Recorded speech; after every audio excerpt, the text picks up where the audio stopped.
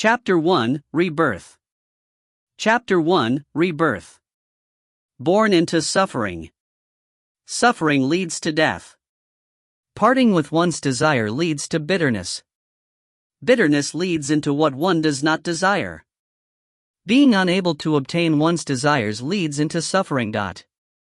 In Buddhism, there are the 8 sufferings. Nye Yen had experienced no fewer than 5 of these sufferings. His whole life since birth had basically been a chronicle of tragedies. Fortunately, it was a short chronicle, because he only lived to the age of 28 before facing his mortality. Perhaps his life ought to have ended at that point. However, at that moment, fate conceived a single turning point. Nye Yen turned over. A feeling of wetness arose from his back as his clothing clung closely to his skin. It was an uncomfortable sensation. He vaguely recalled having been shot in the back and collapsing onto the ground.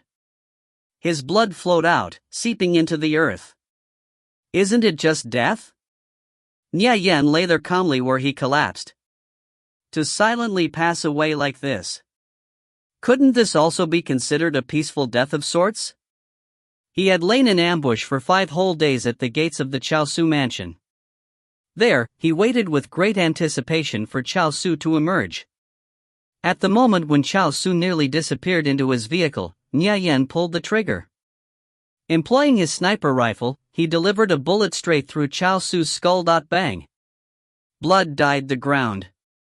Gazing through the scope from a distance, he saw a hole appeared in Chaosu's head, his blood flowing out smoothly. Chaosu's eyes stared vacantly before finally becoming blank as the light in them gradually faded away. Replaying the event in his mind, Nye Yen felt incomparable pleasure in his heart as he recalled the scene of the bullet piercing through Chaosu's head. Naturally, it was because he had been unburdened of his hatred. Chaosu possessed a lifetime of glory and splendor, yet he died at the hands of a nobody like Nye Yen. Even if he became a ghost, Nye Yen wouldn't be too particularly bitter. In the face of death, everyone was at an equal standing. Even if he had the wealth to rival nations, it still hadn't been able to save his life. Chaosu had committed too many evils. It would be hard for him to escape retribution in the afterlife. At the same moment when Chaosu's brains were blown out, Nye Yen came to a realization. His perspective on life underwent a complete transformation. So everything in life could be determined by no more than a single shot of a sniper rifle. Perhaps tomorrow his picture would appear plastered on the front page of the morning newspaper. The headline would read "Millionaire Chaosu Assassinated." Below, a giant mugshot would lay on the page for the common people to revere and worship. Immediately after Nye Yen had assassinated Chaosu, Chaosu's personal bodyguards discovered his location and went in pursuit. They shot at Nye Yen, and a single bullet managed to hit him in the back. He felt a burst of sharp pain. So this is how it feels to get shot.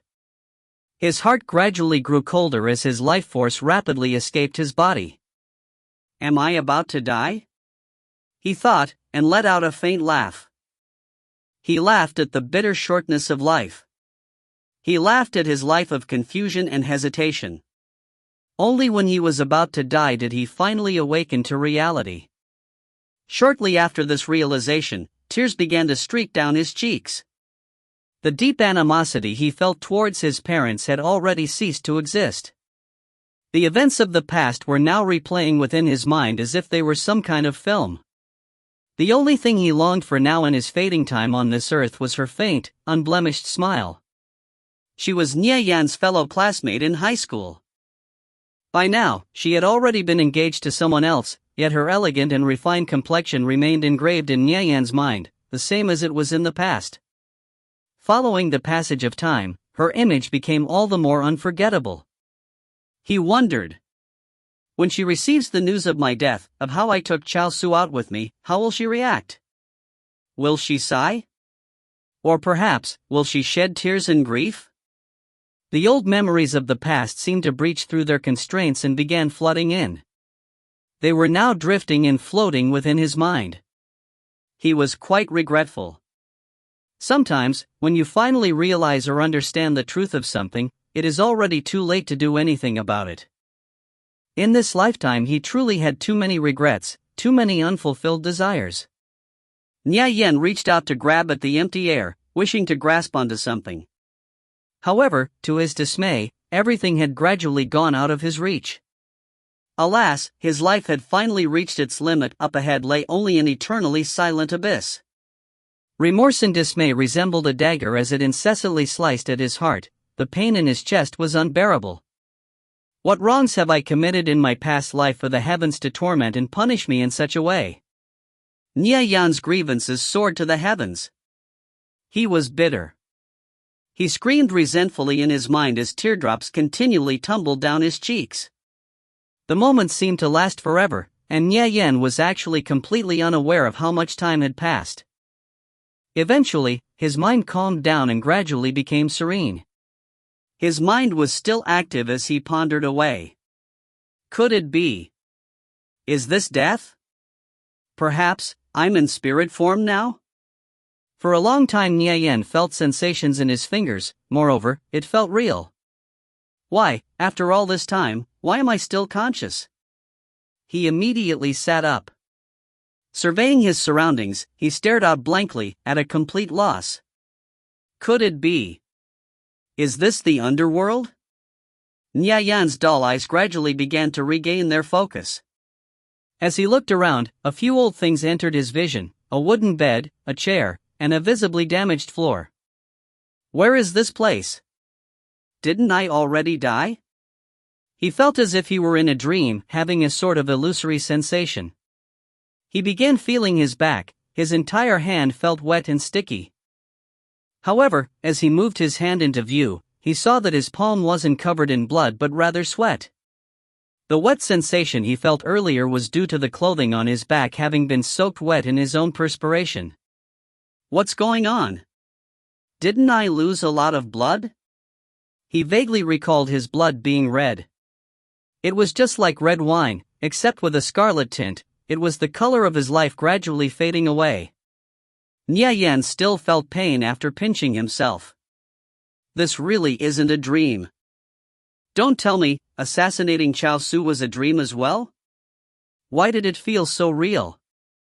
It was just as Zhuangzhou muttered as he awoke from a dream, am I Zhuangzhou who dreamt I was a butterfly, or a butterfly who dreamt it was Zhangzhou? How do I determine what is real, and what is a dream? He surveyed his surroundings with a hint of doubt. There were just too many questions left unanswered. Within the dim lighting, there was a shabby-looking wooden bed, chair, and desk. By the wall, there stood the grandfather clock his old man loved to exaggerate as a priceless antique. Tick-tock, tick-tock, the sound it produced echoed into the silence. Nya Yen recalled that the clock's time had never been accurate, not even once. It was as if his past memories were stored in an old photo album. They slowly began opening up. This room here feels so familiar. Isn't this the house I lived in when I was in high school? Through the gap in the window curtains, sunlight shone in. He felt a stinging sensation as the sunlight entered his eyes, causing his pupils to violently contract. This was a type of dazzling awakening into reality. I'm still alive. Nya Yen stretched his right hand forward. He gazed at its tenderness and slight immaturity before noticing the sickly pale skin tone. What's going on here? Am I myself from 10 years in the past, or am I myself from 10 years in the future? Nya Yen scratched his hair in great bewilderment. Aligning his train of thought, a few fragments from his memories began emerging. Gradually, they became clearer and distinct. This was the year he turned 18. It was summer vacation and his parents weren't home. He had developed a 40-degree fever that summer and nearly died. Only through luck did he manage to keep his life. During that time, his parents had left him with a bit of money. Immediately afterward, they took off without a word of goodbye. They never returned home, not even after 2 or 3 months, and he wasn't able to reach them through their cell phones either. It was as if they had just vanished without a trace. At that time, he believed his parents didn't want him anymore. He was alarmed, terrified, scared. All kinds of emotions began to plague and burden him. In addition to this, he had also developed that high fever. The experience left a deep trauma within his heart. He became timid, cowering at the slightest breeze. It took him until the age of 25 to begin correcting that personality to some extent. Only afterwards, when he grew up, did he find out that his parents hadn't abandoned him on purpose. Rather, they had borrowed money from a family friend and started up a smuggling businesses at the country's borders. At that time, the country urgently needed a type of metal called polonium. It proved to be an important strategic resource. Following every nation's discovery of this metal's usage, they rapidly began placing restrictions on its export and started hoarding the resource for themselves. It was unknown how Nyayan's parents were able to find such a source. Although, in the end, they managed to smuggle the metal back into the country, selling it to the government at several hundred times the price they purchased it for. As a result, they earned a huge sum of money. Their current circumstances at the time were very stressful and nerve-wracking. Thus, Nyayan's parents were unable to contact him through the phone. Furthermore, their matters were classified military secrets. If any information were to leak out, it would result in their deaths. As a consequence, Nyayan and his parents' misunderstanding became buried in such a way. It took many years after the matter had passed for his father to inform him of the truth, and only then did Nyayan forgive the both of them. It was that year when his father had earned his first major payout and used it to establish a smelting company. Furthermore, he undertook and completed several large projects, advancing the company's reputation by leaps and bounds. He resolved his family's plight, and as a result, Nyayan was transferred over to a high-class school within the city. Is it possible? Have I really returned to that time? I can start all over again from the beginning? Nyayan's current emotional state was hard to describe. Pleasant surprise and nervous apprehension interweaved with each other as his emotions swayed all over the place. He was anxious that everything occurring now was simply a dream. Nyayan climbed out of his bed and opened the window curtains. Rays of sunlight were scalding as they released their scorching heat onto his skin. The sensation clearly informed him that at present, he truly wasn't dreaming. He bent his head down to see that beside the windowsill lay his textbooks, arranged neatly on the table: mechanical theory, automation, language, advanced mathematics, AI design, and so on. Nyayan flipped open a few pages. The familiar characters were like a clear stream. Along with his past memories, they rejuvenated his mind. These textbooks represented the youth that had passed by. After reaching his senior year of high school, he transferred to a high-class inner-city school. The projects that his father had undertaken succeeded. From then on, any materialistic desires he had were easily satisfied. His rise into becoming a well-off son of an entrepreneur caused him to turn lazy and idle. By the time he had graduated high school, his academic marks were definitely less than stellar. Afterwards, his father spent quite a bit of money to allow him to attend a famous university. Only, by the time he graduated from university, he had learned absolutely nothing. He wasted every day sitting around idly. When he reached the age of 25, his father's business started suffering from the attacks of the Chaosu Century Financial Group. Several family friends who were also trusted confidants were bribed by Chaosu into betraying Nyayan's father. Thus, his company met with several setbacks in quick succession. Money, once more, had become a concern for the family. His father committed suicide by overdosing on drugs, and his mother fell ill due to the grief. She eventually passed away in the end as well. Only after suffering the pain of losing both his parents did Nyayan begin making progress in his studies, self-studying in numerous courses. However, by that time it was already too late. He had simply missed too many opportunities.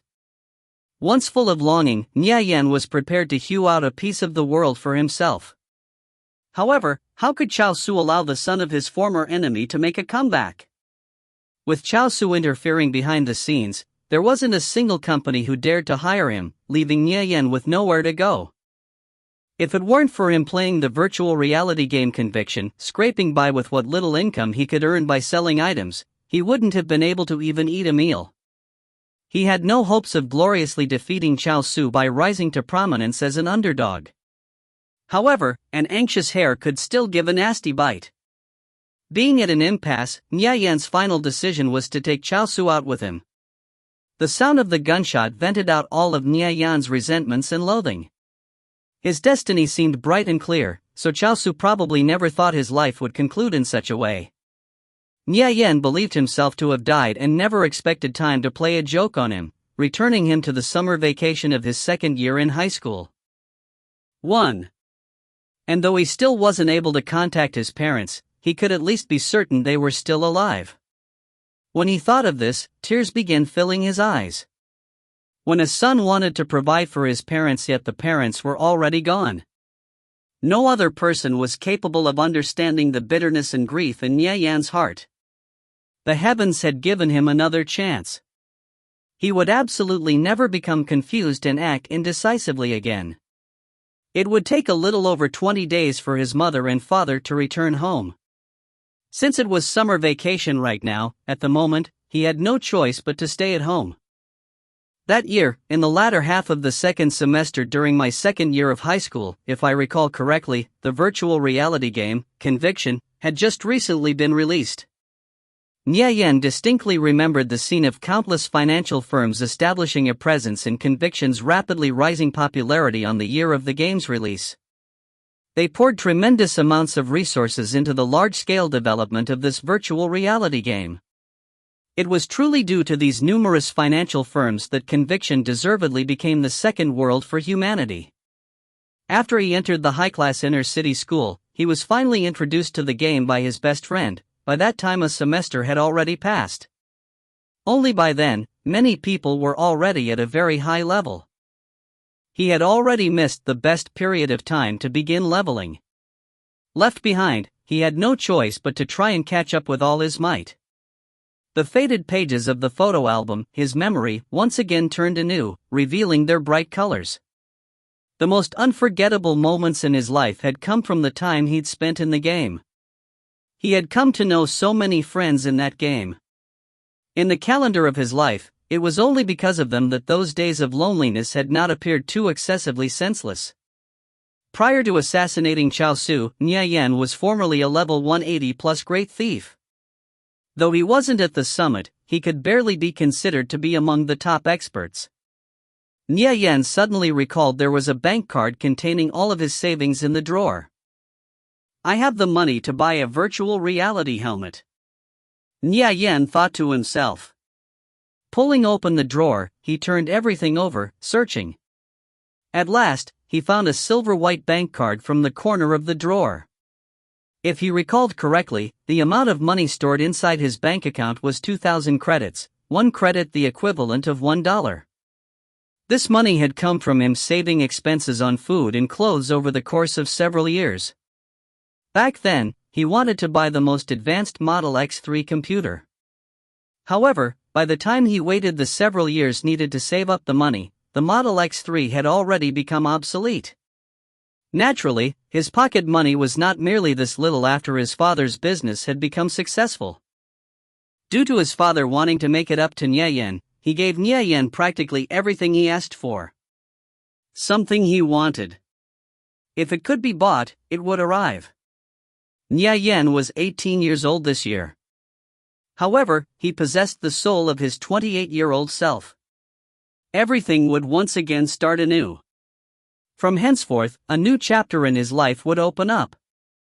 However, without the sufficient capital, he wouldn't be able to accomplish anything. So, he would start from the game.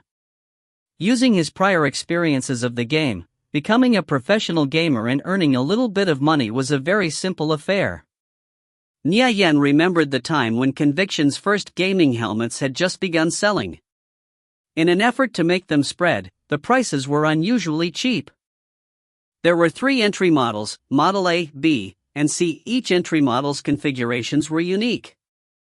The immersion level of the virtual reality helmets ranged from 76% to 98%. A sum of 1,300 credits was enough to afford the cheapest model.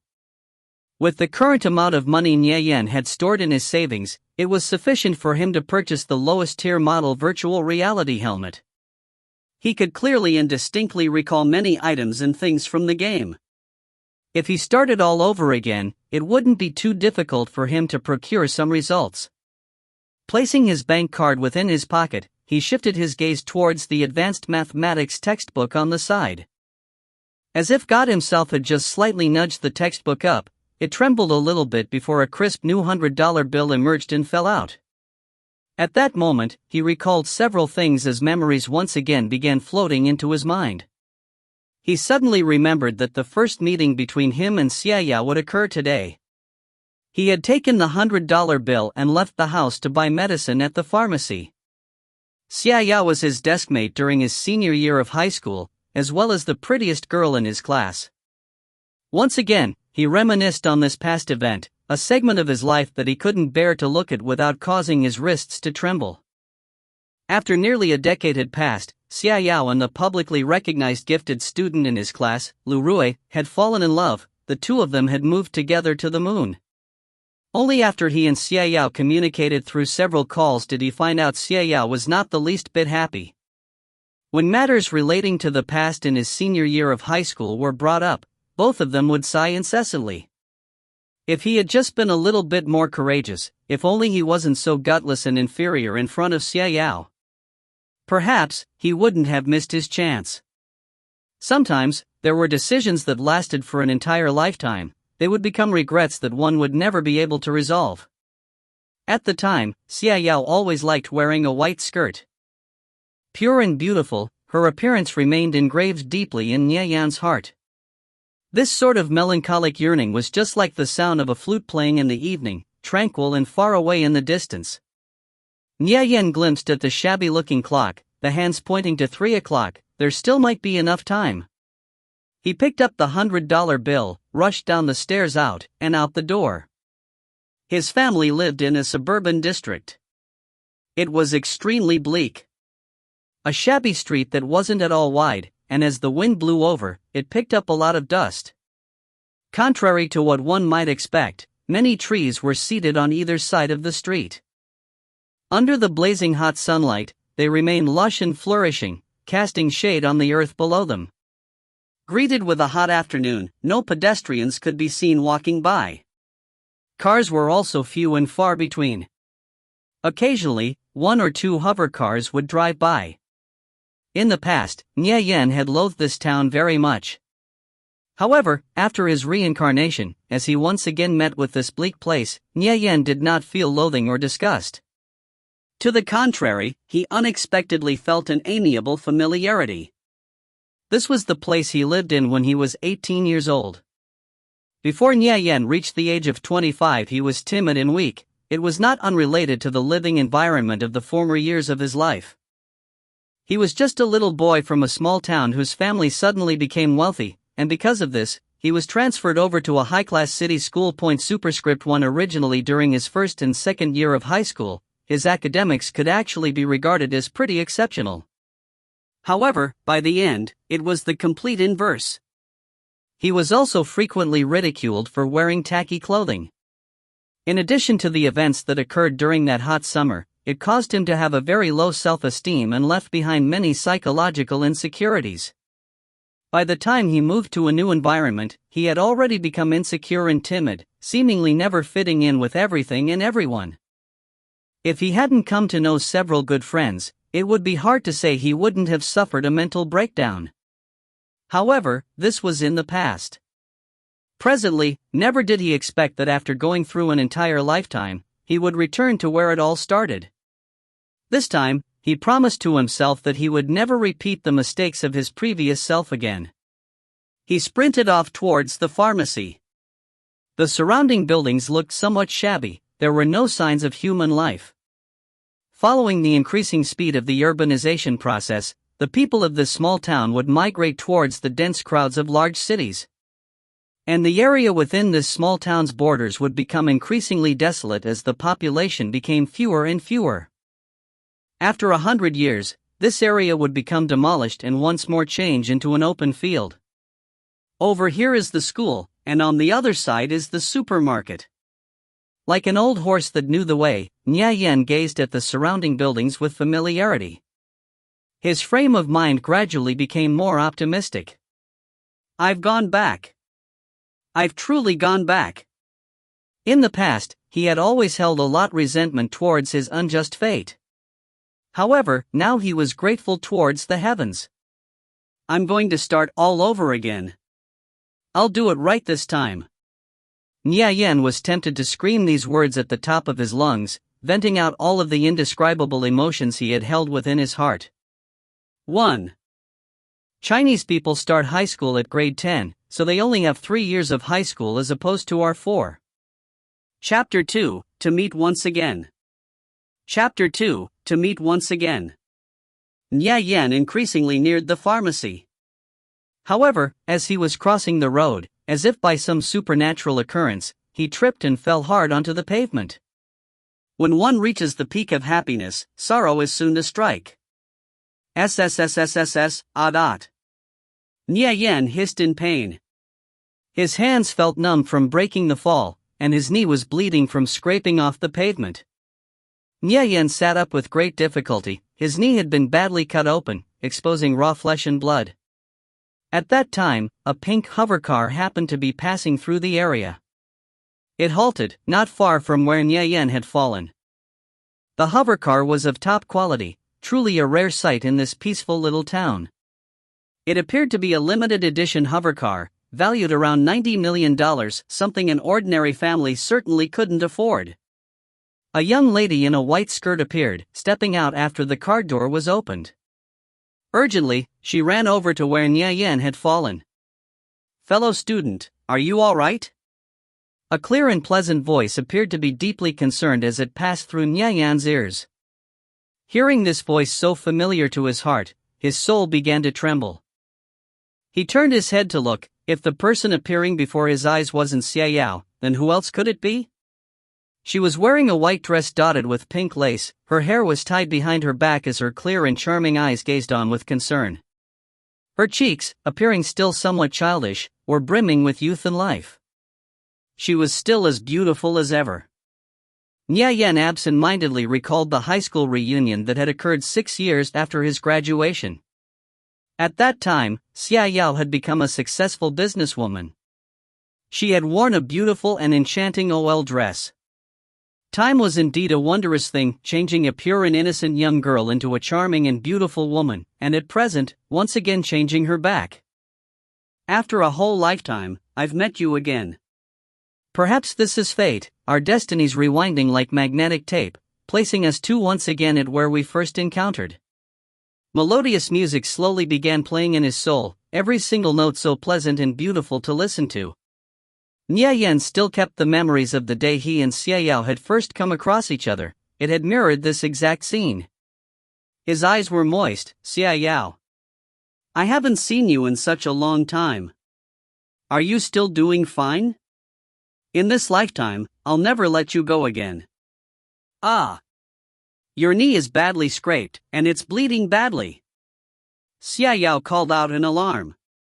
After recalling that the first aid kit in her car still had a few bandages, she quickly ran back to retrieve them. Nya Yan watched as Xia Yao returned to her vehicle.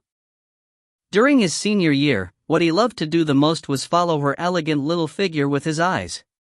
Glancing at her seductive figure, her knee-length skirt revealed snow-white skin that resembled exquisite jade.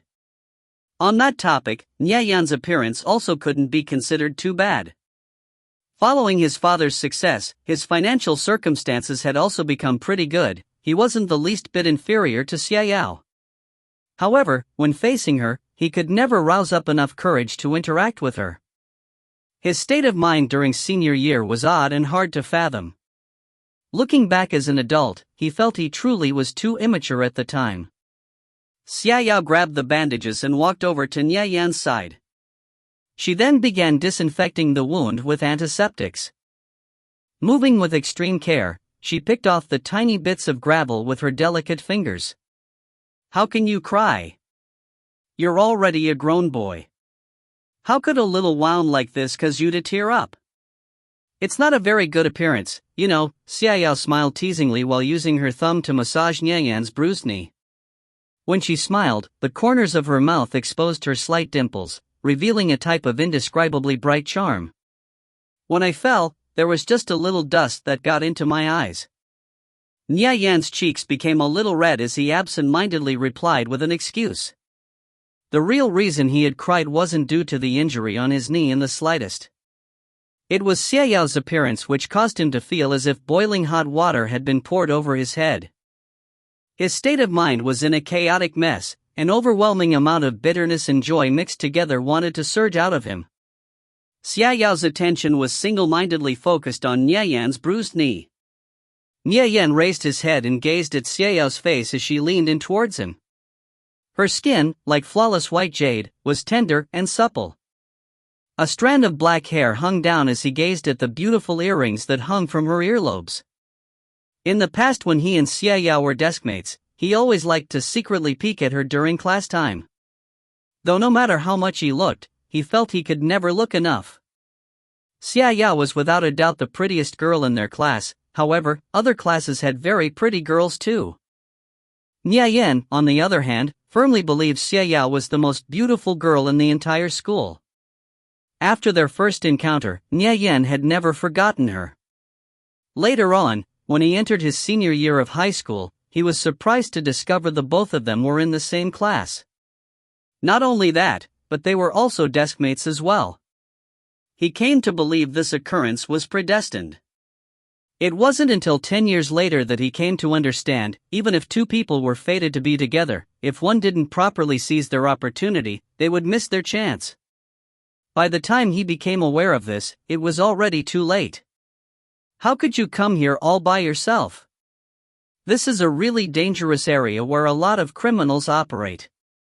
Nya Yan said in a genuinely concerned tone.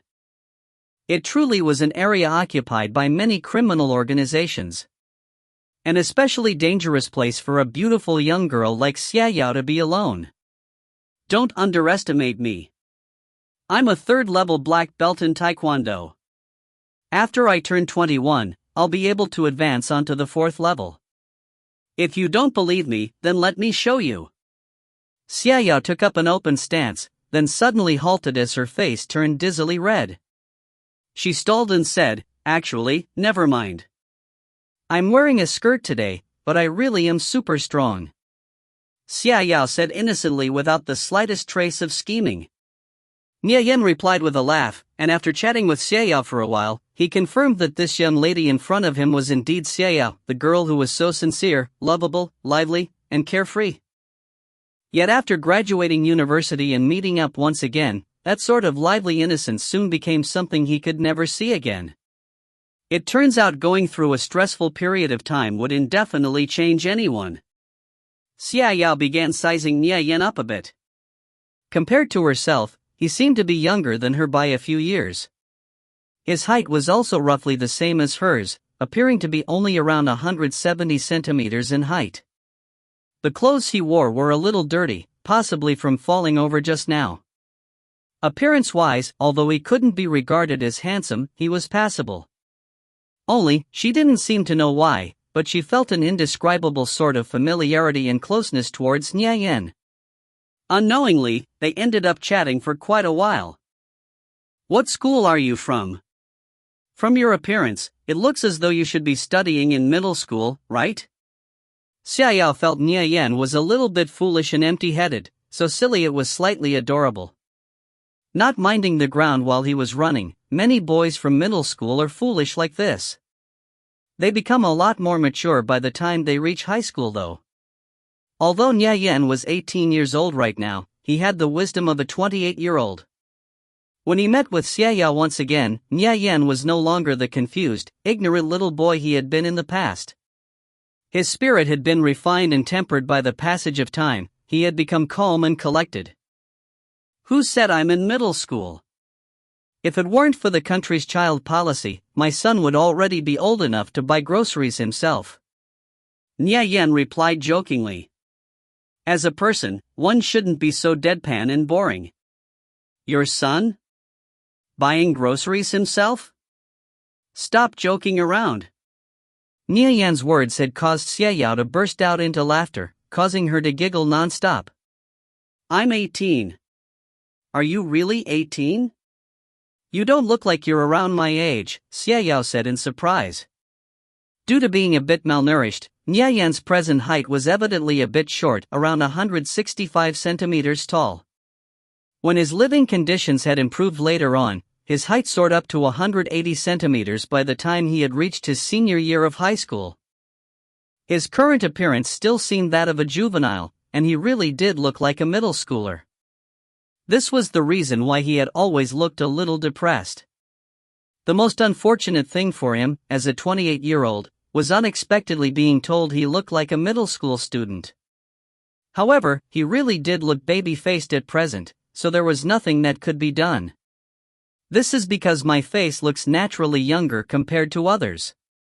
If you're young, you're young. You still won't admit it? Xiaoyao replied, giggling. She came to feel this Niayan was a pretty amusing person. All the boys in her class were always either shy when they met her, never knowing what to say, or haughty delinquents that brought her disgust. The two talked for quite a while. Niayan appeared very comfortable when conversing with Xiaoyao, occasionally teasing her with a few clever quips that made her laugh. Niayan gazed at Xiaoyao's smiling expression that was simply beautiful. It reminded him of the time he had graduated high school. He and Xiaoyao had been deskmates for a year, and he had always believed the two of them could never form any sort of connection. They were two people from completely different worlds. He continued to admire Xiaoyao in secret, gifting Xiaoyao whatever she asked for. However, he had never made a demand for Xiaoyao to remember a lowly person such as himself. Never did he expect that after graduation he would unexpectedly receive a gift from her. Perhaps, he really had left an impression in Xiaoyao's heart. What appeared in the gift was a photograph of Xiaoyao as a 12-year-old. At the time, she was still a chubby little fat girl. It was a picture that would only be shared with someone she considered herself to be close to. After graduation, Niayan remained incapable of forgetting Xiaoyao, and both of them continued to stay in touch. After being reborn, Niayan would never again allow himself to miss his opportunity. Having once more encountered each other, Niayan's state of mind fell into somewhat of a daze. In his past life, and in his current life, he and Xiaoyao shared an unbreakable bond tied by fate. Her clear and limpid eyes stealthily glanced at Niayan's face, sizing him up. Although Niayan wasn't particularly handsome, even looking very ordinary at first, and despite looking very childish, he had a very indescribable calmness. Perhaps it has to do with his personality? My name is Niayan. The Nia written with pair and ear, and the Yen written as word, in language, Niayan said while looking at Xiaoyao eye to eye. Xiaoyao's charming face became flustered as she tried to avoid Niayan's gaze. I'm called Xiaoyao. Niayan shifted his gaze downwards, stopping at Xiaoyao's lips. They were a faint pink in color, soft with a glossy allure. The previous Niayan in his senior year of high school would absolutely never dare to gaze at Xiaoyao's face in such a way. He had only dared to stealthily sneak glances at Xiaoyao's beautiful face from the corner of his eye. My father is still waiting for me, so I'll be leaving first. I felt very happy chatting with you today. But remember, you can only remove your bandage by tomorrow. You definitely can't remove it any earlier. Xiaoyao didn't feel assured, so she repeatedly warned Niayan as she stood up. Niayan attempted to move his knee a bit, and noticed that he was able to do so without issue. The wound was only superficial. I'm all right. I can already walk again, so you should go back now. Also, thank you for today, Niayan replied. Despite wanting to talk with Xiaoyao for a little while longer, he ended up walking back to the curb.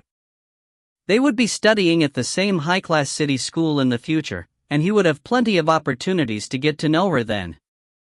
I'll be leaving first then. Bye-bye, Niayan replied smiling, as he began strolling away. As he walked up to the pharmacy, he couldn't help but feel a little sentimental in his heart. After briefly meeting one another, they parted once again. Xiaoyao sat in her hovercar and started it back up. Niayan turned his head and glanced back, but by that time Xiaoyao's hovercar had already departed. They had met in the past like this, completely by accident. However, it didn't go as smoothly as this last time, as the previous him hadn't even been able to form a single coherent word in front Xiaoyao. The Xiaoyao back then had wrapped up his leg with a bandage and left right after. Though it was this chance encounter, caused by his carelessness, that allowed Xiaoyao to leave an inerasable mark in his heart. It was to the extent where he had never forgotten her. Reincarnating is such a wonderful thing, everything could once again start afresh. Nie Yan then came to think, his everything could very likely be snatched away by Chao Su in a couple of years down the road. In his mind rose a strong sense of urgency. He had to become much more powerful to be able to protect everything that he held dear. Thinking about Chao Su, Nie Yan's heart gradually grew colder. This was a loathing that penetrated deep into one's marrow, to the extent where he felt not the slightest hesitation in putting a bullet through his enemy's head. However, for now, all he was currently able to do was seize his opportunity and enter Conviction as quickly as possible, to set up an early foundation in the game. Conviction was unlike any other game, naturally, because it was humanity's second world. The game had transformed the entire globe. Nie Yan could obtain what he wanted by playing Conviction. At the pharmacy, he bought a few packets of cold medicine. As he swallowed it down, he immediately felt his body relax as his fever receded. At present, he felt the medicine's effects were very satisfactory. After he finished up in the pharmacy, he walked over to the department store in the area. He planned to buy a virtual reality helmet. Every department store had a dazzling lineup of products within. They had many kinds of appliances and devices, so many, they couldn't be counted. For the most part, they were all smart devices. There were some products Nie Yan wasn't even able to name. This place had no sales representatives, you only need swipe your card and you'd be able to receive whatever you wanted to buy. Half a day had passed since Nie Yan left his house, and finally, he had reached the section where they sold virtual reality helmets. They were displayed one by one, stacked on top of the wall. It was a feast for the eyes. There were 3 entry models differentiated by thousands of styles, patterns, and designs. The lowest price was 1,300 credits, while the most expensive reached upwards of 1,200,000 credits. The higher the price, the better the configuration.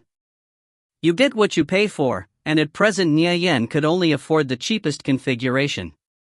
Besides the currently available virtual reality helmets, there were also limited edition ones that could be purchased only by making a reservation.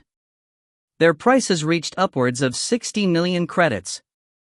Regarding these helmets, at present, Nie Yan could only wish for them in his thoughts, nothing more. Nie Yan swiped his card at the register. He had chosen a light blue colored helmet and furthermore bound it to his identity. Once his identity was registered to the helmet, it could only be used by him from then on. Conviction had only been released 7 days ago, thus the highest leveled player was probably only level 5. So he still had plenty of time to catch up. After having been reborn, he should be able to effortlessly obliterate any opponent in his way in a grand and imposing manner. Step up to the highest peak, and all mountains below will be seen as insignificant. Chapter 3, Haggling. Chapter 3, Haggling. Nie Yan glanced back at the clock, it was already 3:30. Conviction's game servers were open from 5 in the afternoon to 9 in the morning, 16 hours total. In this way, it wouldn't be a hindrance to the common person's work schedule. Thus, everyone's game time was more or less equivalent. Hence, it made it unlikely for any single player to create a large disparity in level compared to the rest of the player base. In addition, Conviction's virtual reality technology exceeded perfection. As a result, it gained increasing popularity, eventually becoming popular all over the globe. It gradually transformed into an absolute necessity in everyone's life. This was the world that had become dominated by virtual reality technology. It had become a perfect system. 5 months later, Conviction would complete this system by connecting virtual currency with the real-world economy, thus completely merging into humanity's livelihood. With such a high rate of player retention, the player base was able to grow to a tremendous amount. It spurred the increasing consumption of virtual reality in the rest of the world. The amount of time the world spent playing Conviction every year was so astronomical, it was to the extent that it surpassed the amount of time they spent in reality. The emergence of numerous new consumer groups caused the creation of a great number of service industries, a vast majority of which targeted the professional gaming community. Almost every financial group had established a presence in Conviction. Following the establishment of his father's business after the company had produced decent earnings, Nye Yan's father also began participating in Conviction's rising popularity. He put up a large sum of money into the game as well. Though in the end, due to suffering a crushing defeat, it resulted in the company and its assets being brought to ruin. This allowed Xiao Su the opportunity to seize even more of an advantage. Nye Yan absolutely wouldn't allow such a situation to occur again. Establishing an early presence in Conviction was essential, and it was crucial that he mustn't fail. Nye Yan needed to first help his father by paving the road ahead.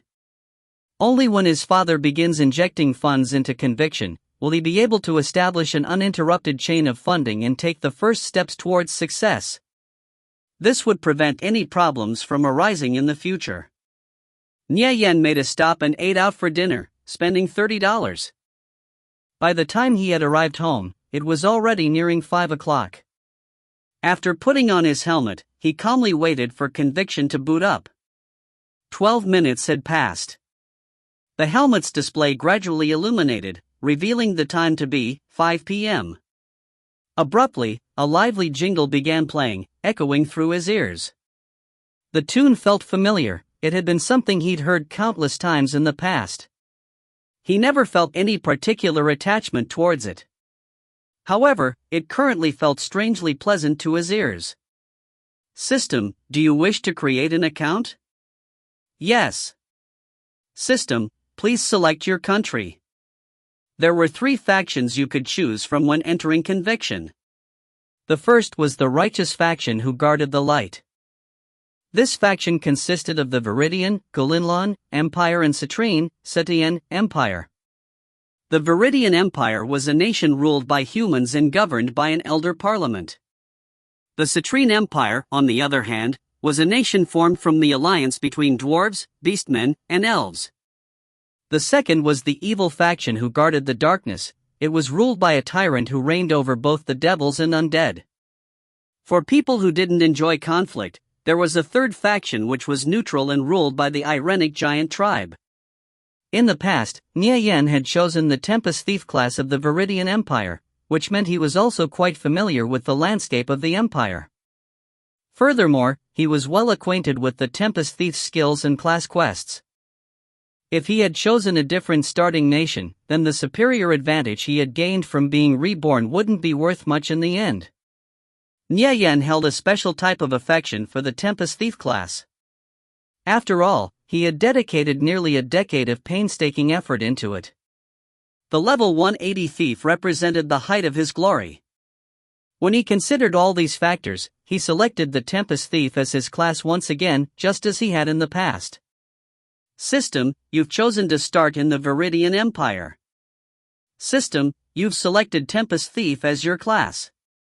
System, please name your character. Nye Yan. Nirvana Flame. Nye Yan chose the same name as he had in the past.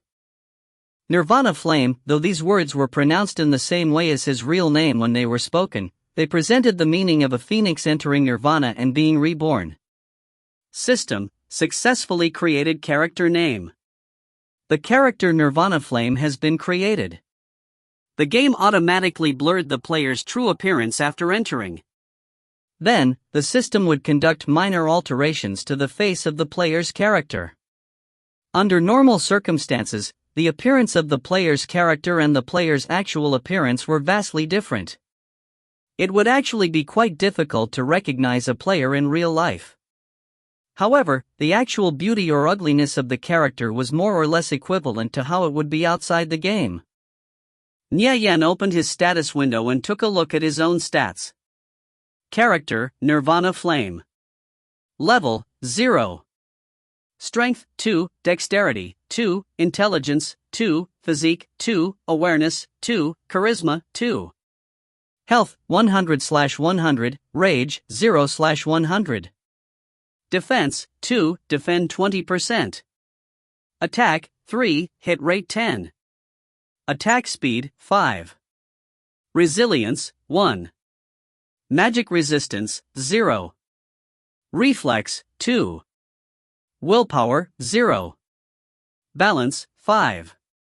Focus 5. Jump 5, short 0.9 meters, medium 1.5 meters, long 3.0 meters. Stealth 0, skill slot empty. Movement speed 5, weight modifier 0. Cloak 5.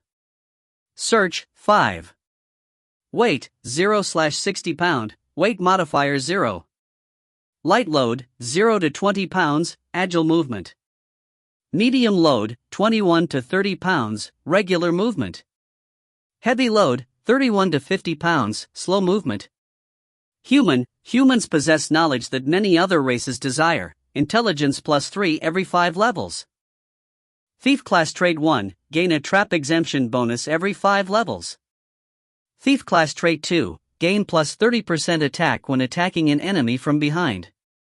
Human thief, excellent intelligence allows human thieves to be proficient in employing all kinds of tools and enchanted items. Masteries, beginner evasion, beginner dagger, beginner cloaking, cloak +2, beginner marksman, bow and crossbow, beginner adept hands. These were the base stats for every type of thief in the beginning of the game.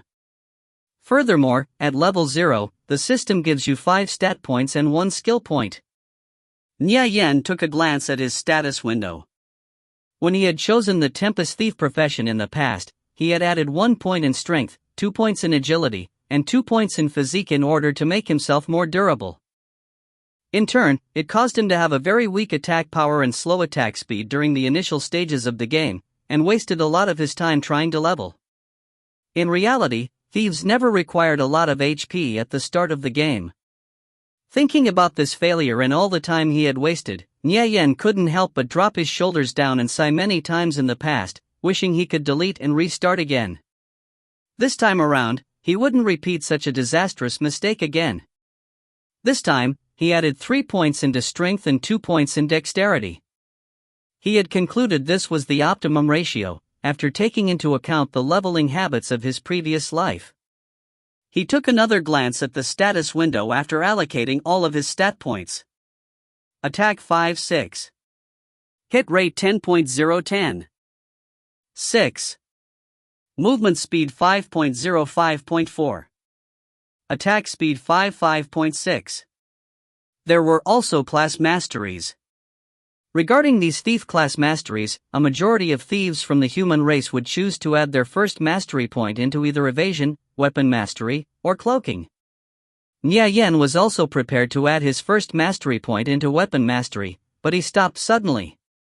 After a moment of careful consideration, he decided to add his first mastery point into marksman.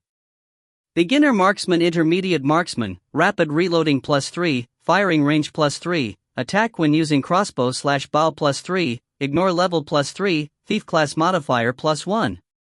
Class masteries were divided into 5 levels. Beginner, intermediate, advanced, expert, specialist. One could not advance further after reaching specialist. However, there were many types of class masteries, and different class were allowed to upgrade different class masteries. Human thieves were proficient in a variety of tools and enchanted items. Bows and crossbows belonged to this category, which is why those with intermediate marksmen received an additional attack bonus when they were used. After assigning his stats, Nia Yan's scenery shifted and he soon appeared at the transfer point within Kalor City. Encompassing the surroundings were rows upon rows of towering buildings. Every building in Kalor City was pure white and possessed an incomparable brilliance. At the center of the city stood a white spire which towered through the skies. Not too far from the spire was an equally magnificent pure white sculpture that stood several hundred meters in height. Holding onto a magician's scepter, it had a solemn and dignified expression. This was, of course, the protector of the Viridian Empire, Jabaya the Great. People were arriving and departing as they moved through the main streets, which were bustling with noise and excitement. Evening in reality was actually early morning within the game. The light of daybreak enveloped and warmed the top of every building as if a blanket of silver-white light had been laid over all of Kalor City. Kalor City was the capital of the Viridian Empire. It was a floating city that lay suspended over the Kalor prairies. From the city, numerous transfer points connected to various other cities, towns, and villages. Selling top-rate white-grade dagger, attack +2. It's better than the novice dagger, attack +1, and only costs 2 copper coins. Only 3 left in stock until they're all sold out. A level 3 arcane mage had currently set up shop near the transfer point. Many beginners were crowding in front of his store. Every new person who enters the game receives 10 coppers in their inventory as their starting capital. Even though they felt their hearts ache, many people still purchased one of these daggers for the sake of training a little bit faster in the initial stages of the game. Nya Yen snorted in disdain.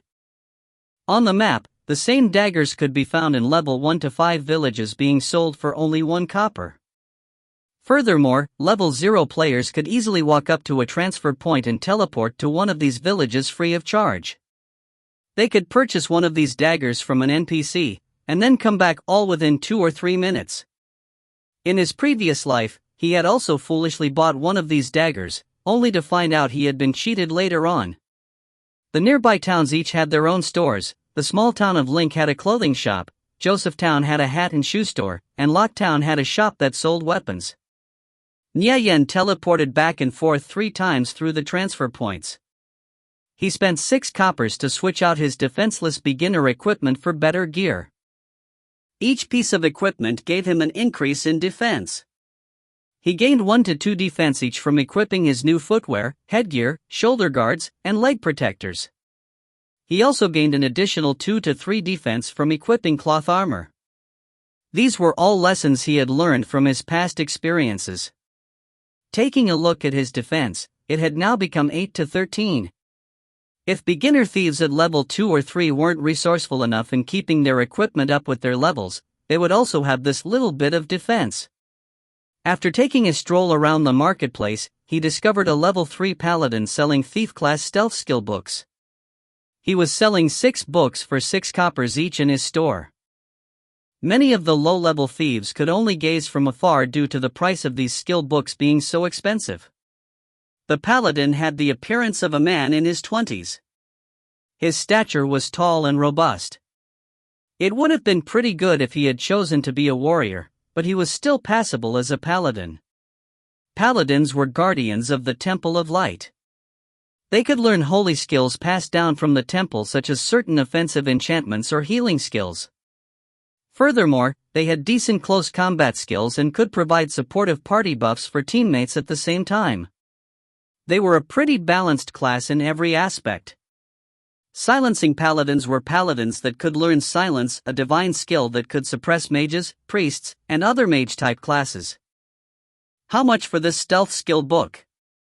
Nya Yen asked as he bent down and picked up the skill book from the cloth mat that was spread out on the ground. The stealth skill was an essential skill for a beginner thief. Luckily, though, the stealth skill book had a very high drop rate from the various monster spawn points, so it wasn't too expensive. You've already seen it, the price is 6 coppers, the paladin replied, pursing his lips into a frown. Aren't you just trying to rip people off? A silencing paladin like you can easily hunt down the fallen shamans around Link Town. You could easily farm out 6 skills books in a day, and still not lose any health. It's definitely much easier to make money this way compared to farming goblins. Aren't you ashamed of yourself, selling at such a high price? 3 coppers, and not a copper more. Nya Yen haggled down the price to half. How could it be as easy as you described? Do you even know much I spend on potions a day? If I sold it to you for 3 coppers, I basically wouldn't be making any money. My lowest offer is 5 coppers. The paladin was shocked by Nya Yan's words and had taken quite a while to reply. He definitely wasn't the type of person who was calculating and skillful at deceiving others. At a glance, this new player in front was definitely a well-informed customer, definitely not someone to be easily fooled. That's because the place you're farming monsters at is inefficient.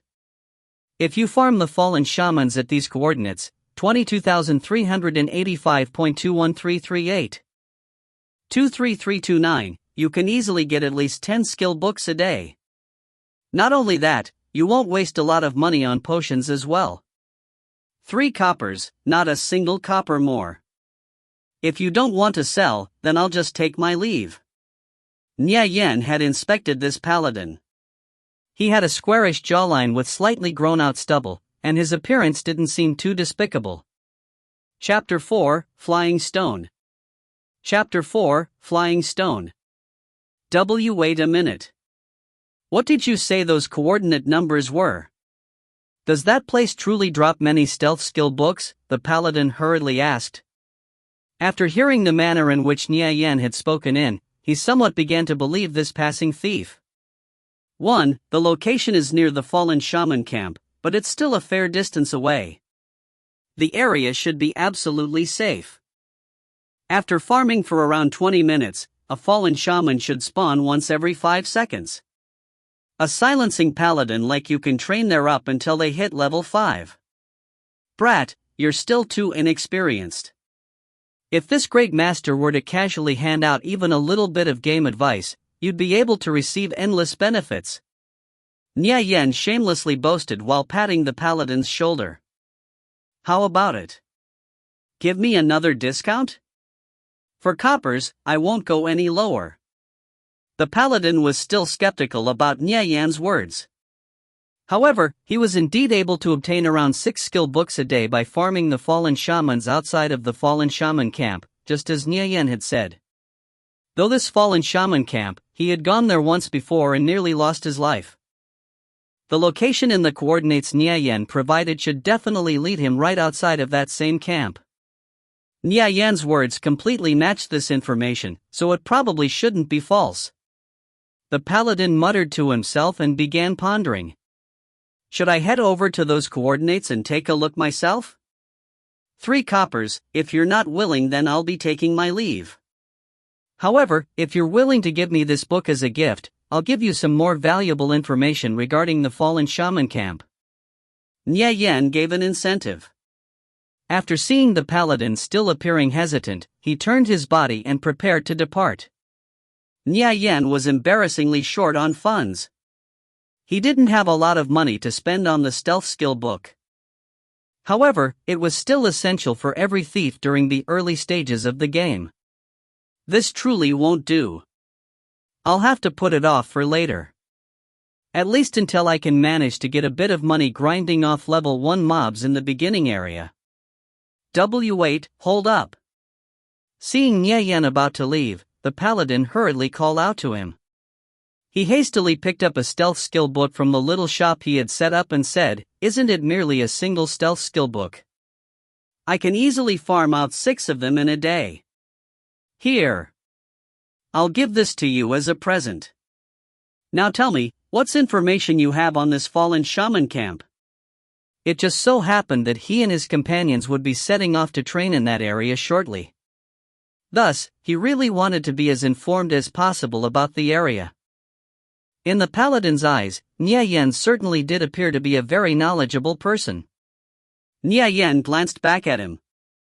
This paladin does seem to be an honest person. I was able to secure a stealth skill book, and I didn't even need to spend a single penny. Recalling this, Nya Yen was in a great mood. Seeing as you're being sincere, don't head over to the coordinates I just gave you.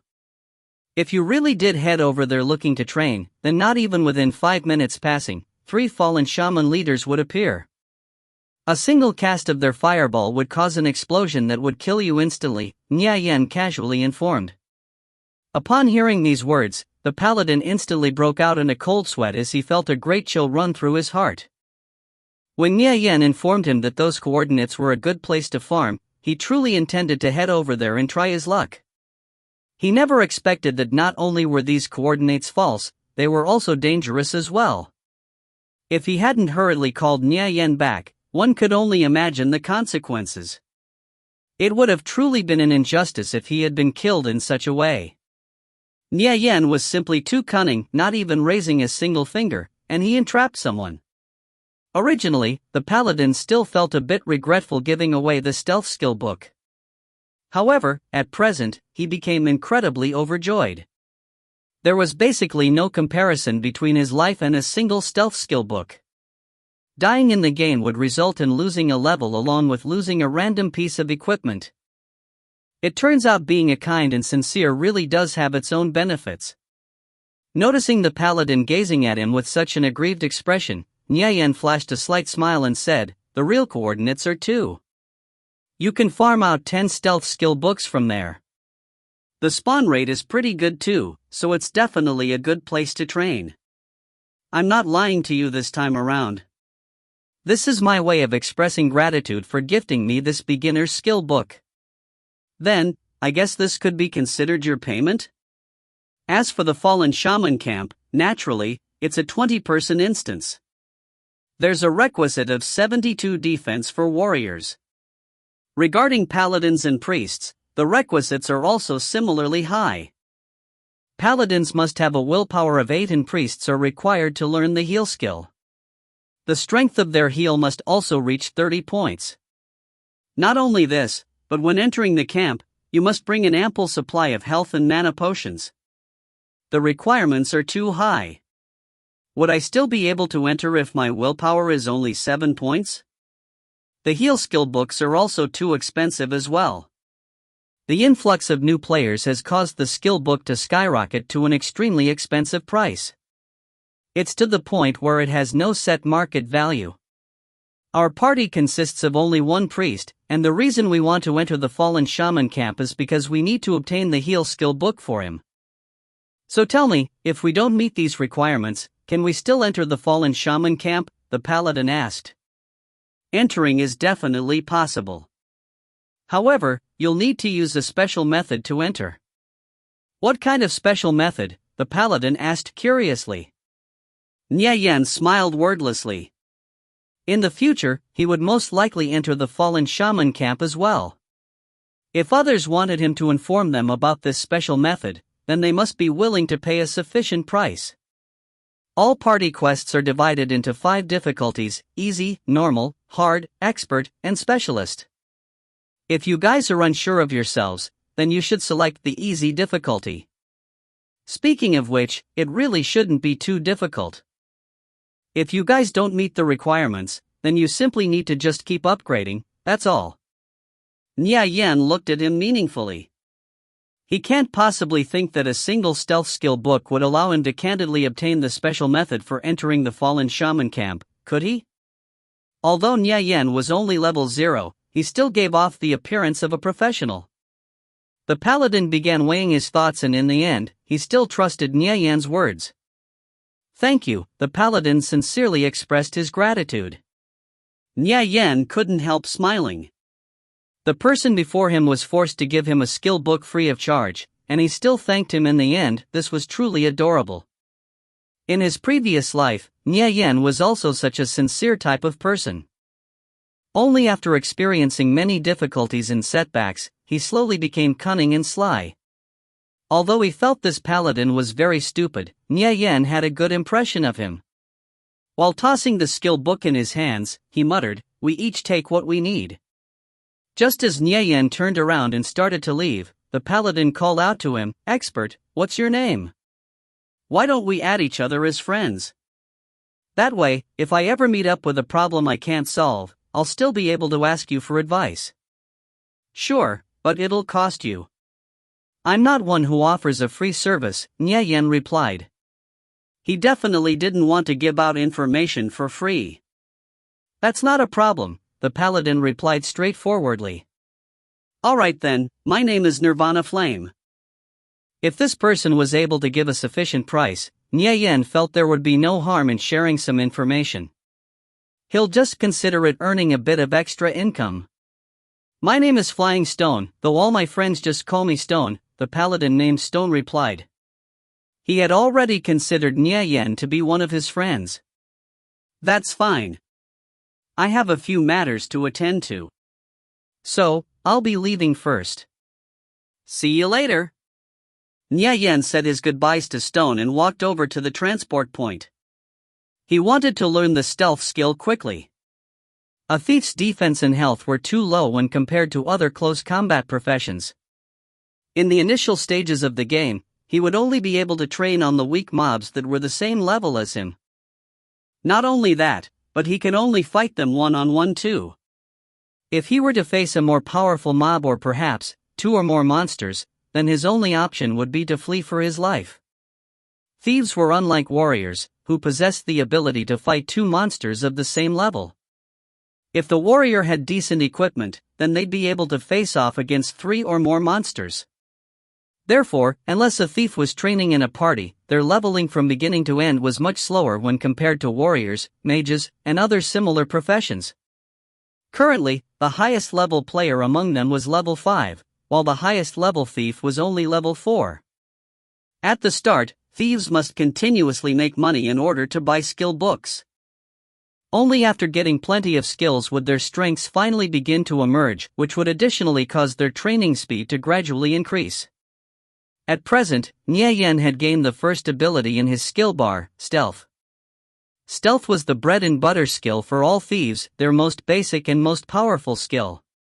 Nye Yen transported over to Telaku town. This was one of the most ordinary towns within the Kalor Prairies. It was an NPC settlement. The houses were made of clay and mud, which exuded prairie-like characteristics. There were many level 2 players in the area. Hence, the place was bustling with movements. The monsters surrounding these small settlements ranged from level 1 to 10. There were level 2 to 3 players everywhere in small towns. They were either trading goods or looking to form parties to hunt monsters. The streets were filled with noise and excitement.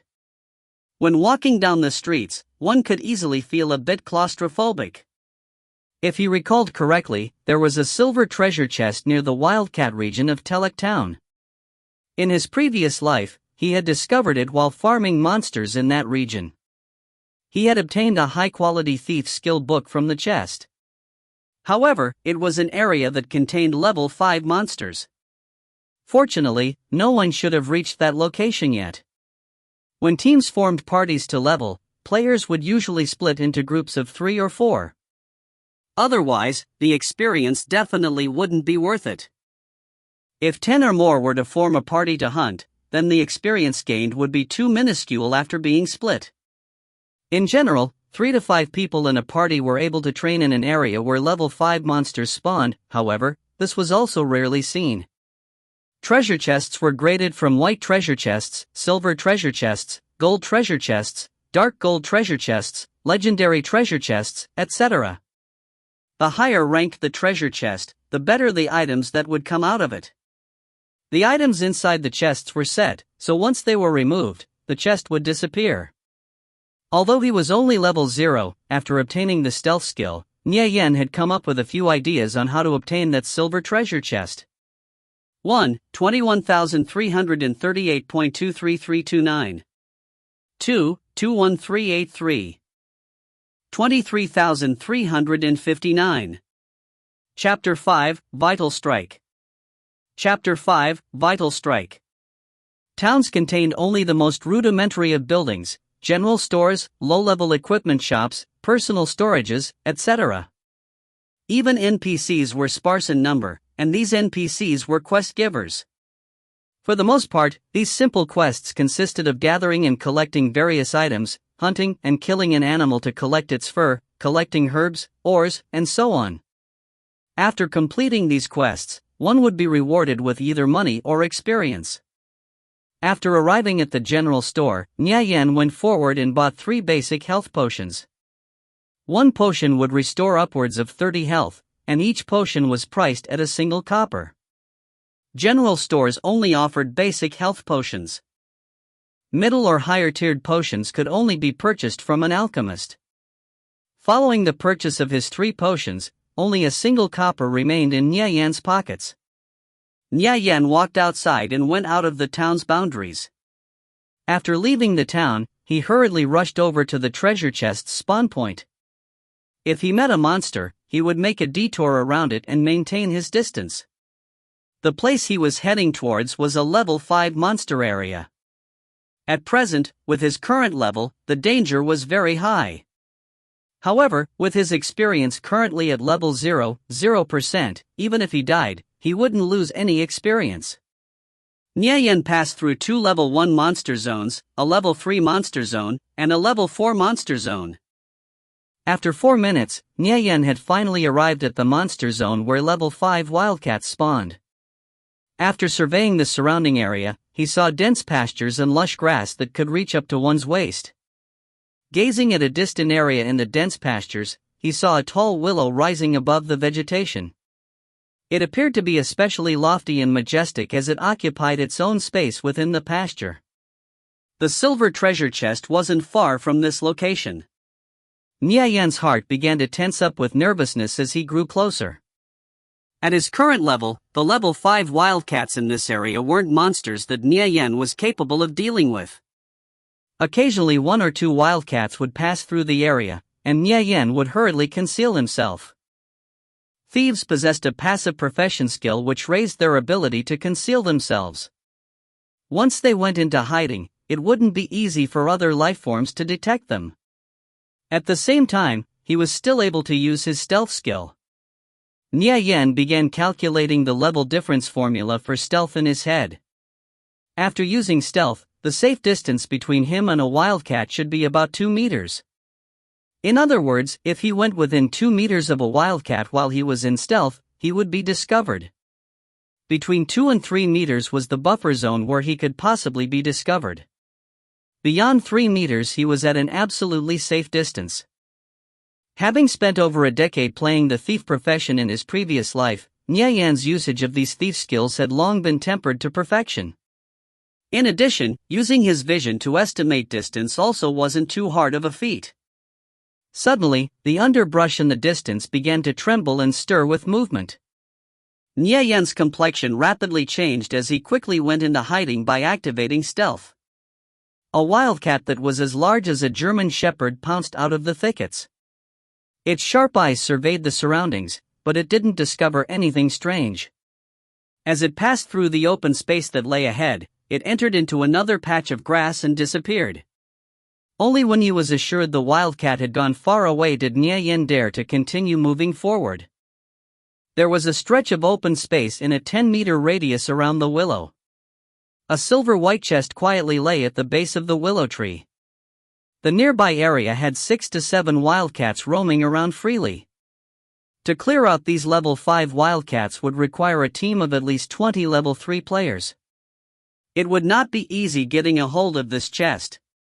Nya Yan observed the movements of these wildcats within the thickets of grass, as he attempted to find a safe route to the willow tree.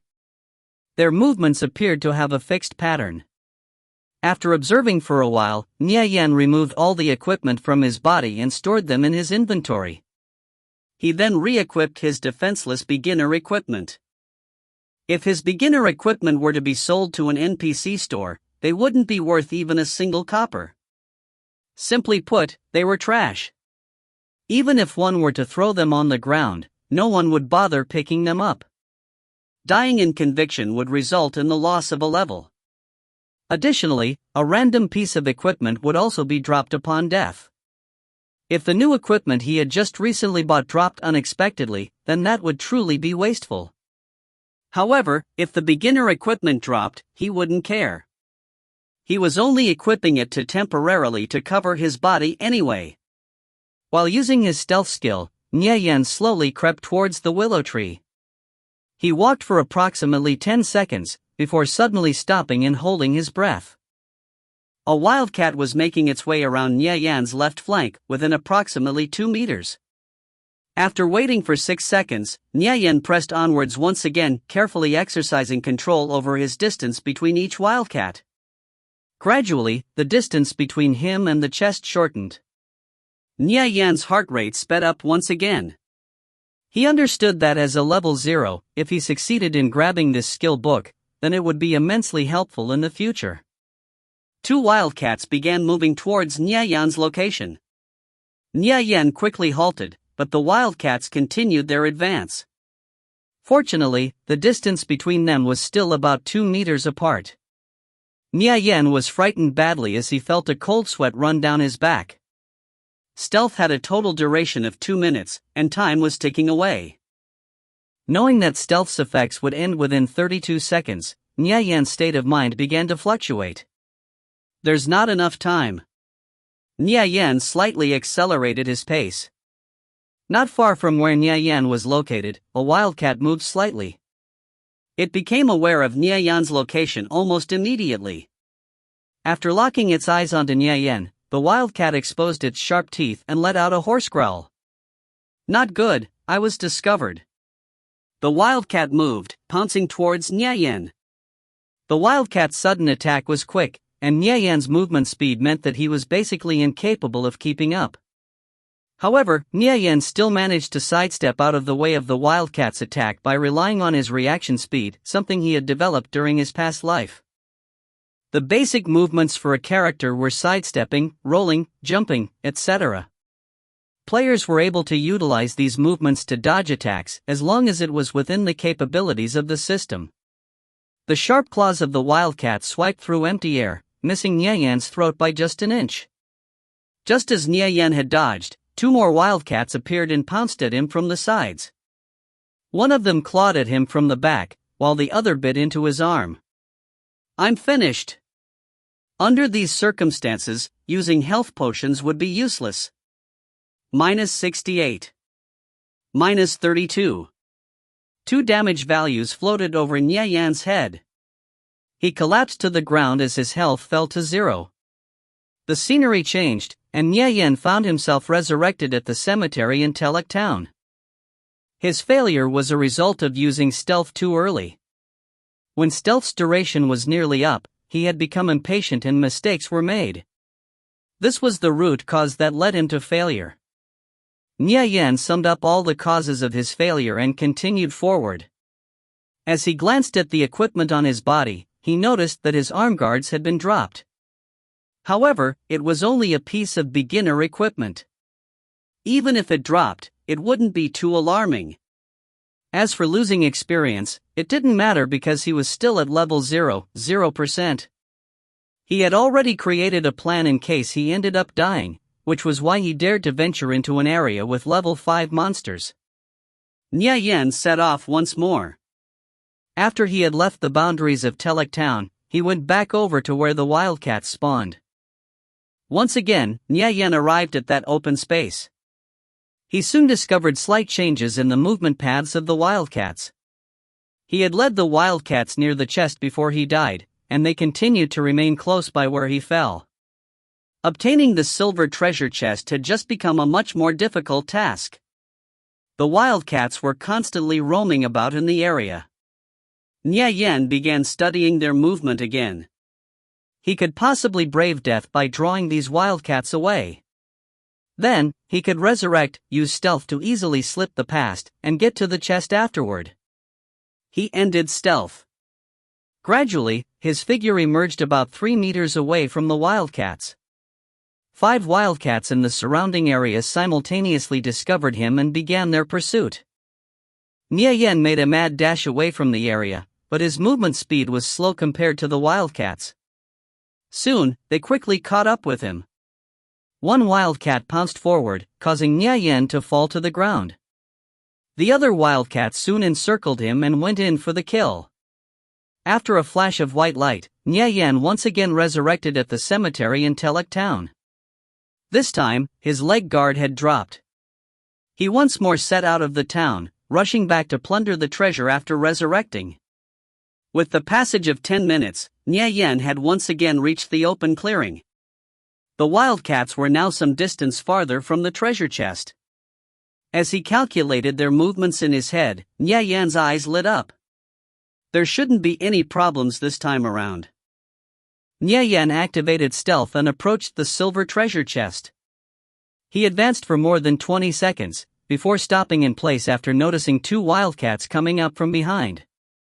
They came close to Nya Yan's location, before gradually walking away. All the wildcats in the area were rather far away from Nya Yan, at about a distance of approximately 5 meters.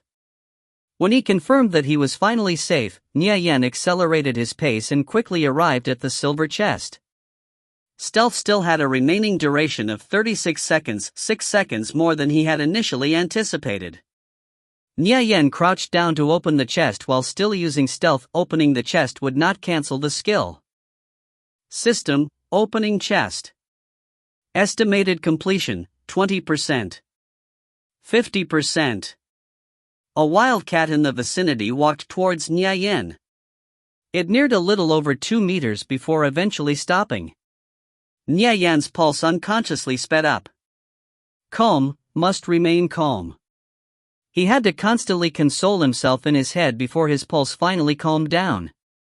The wildcat glanced around for a short while, but eventually turned around and left after not detecting anything. Nya Yan's body eased up and he let out a sigh of relief.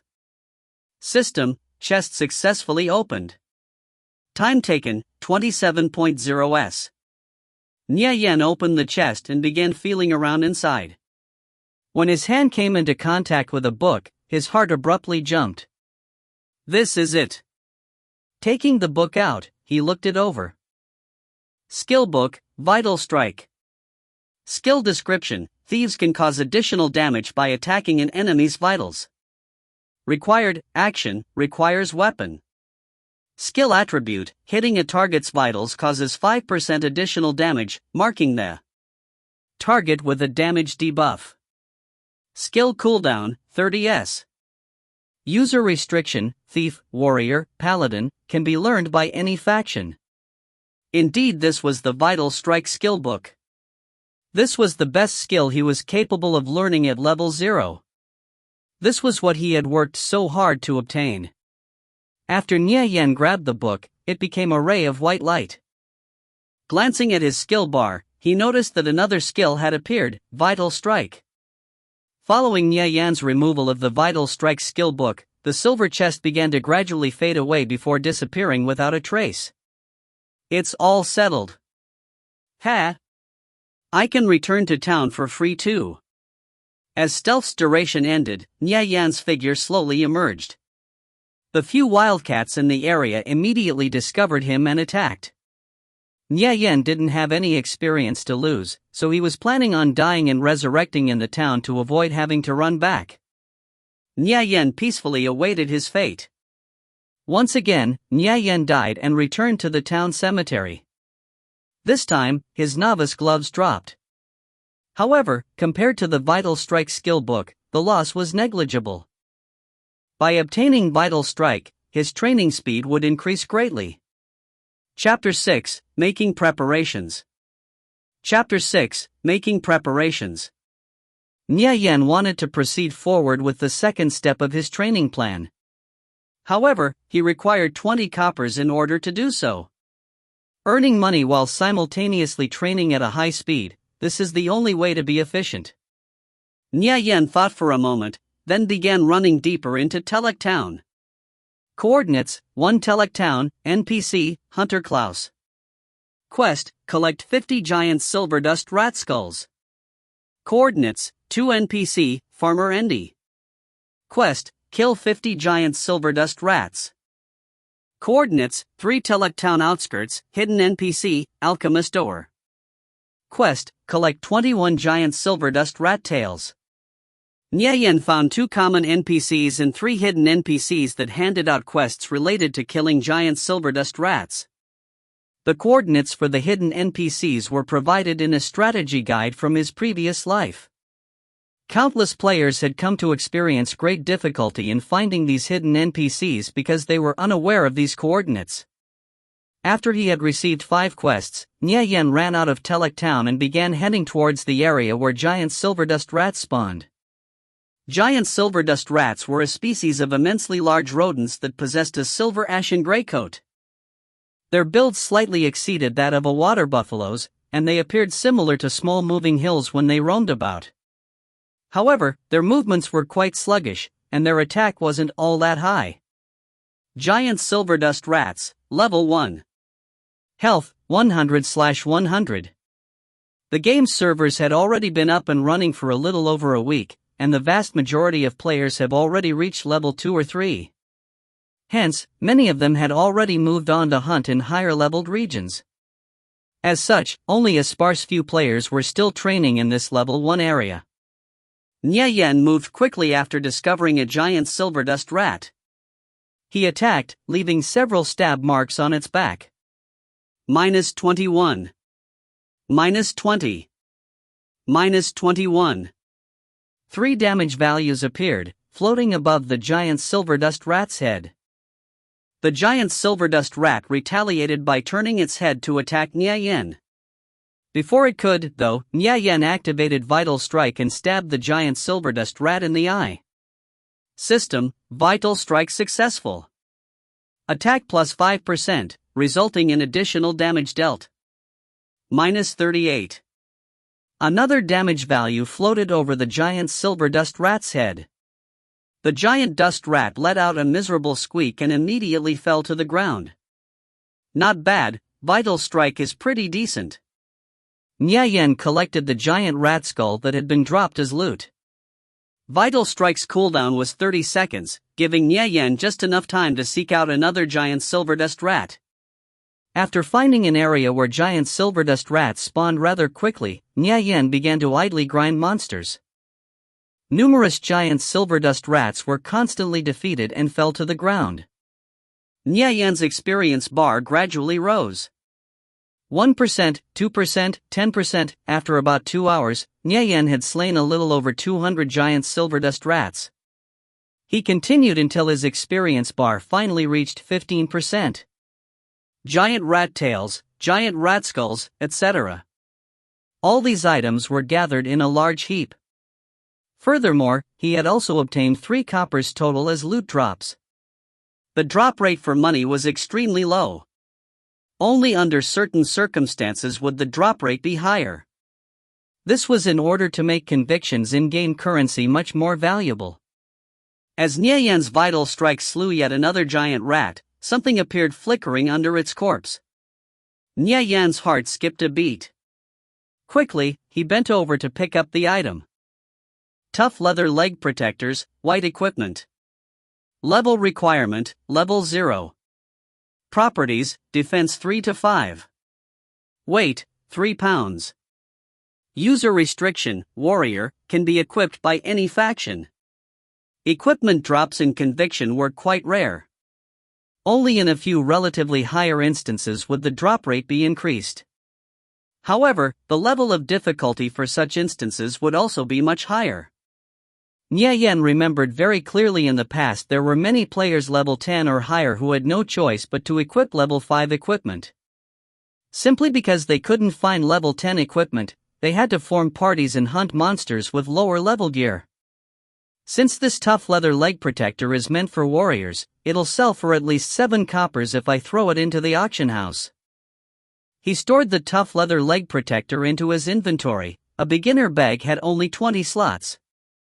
Nyeyen filled his bag with so many items, there now were only 11 slots remaining.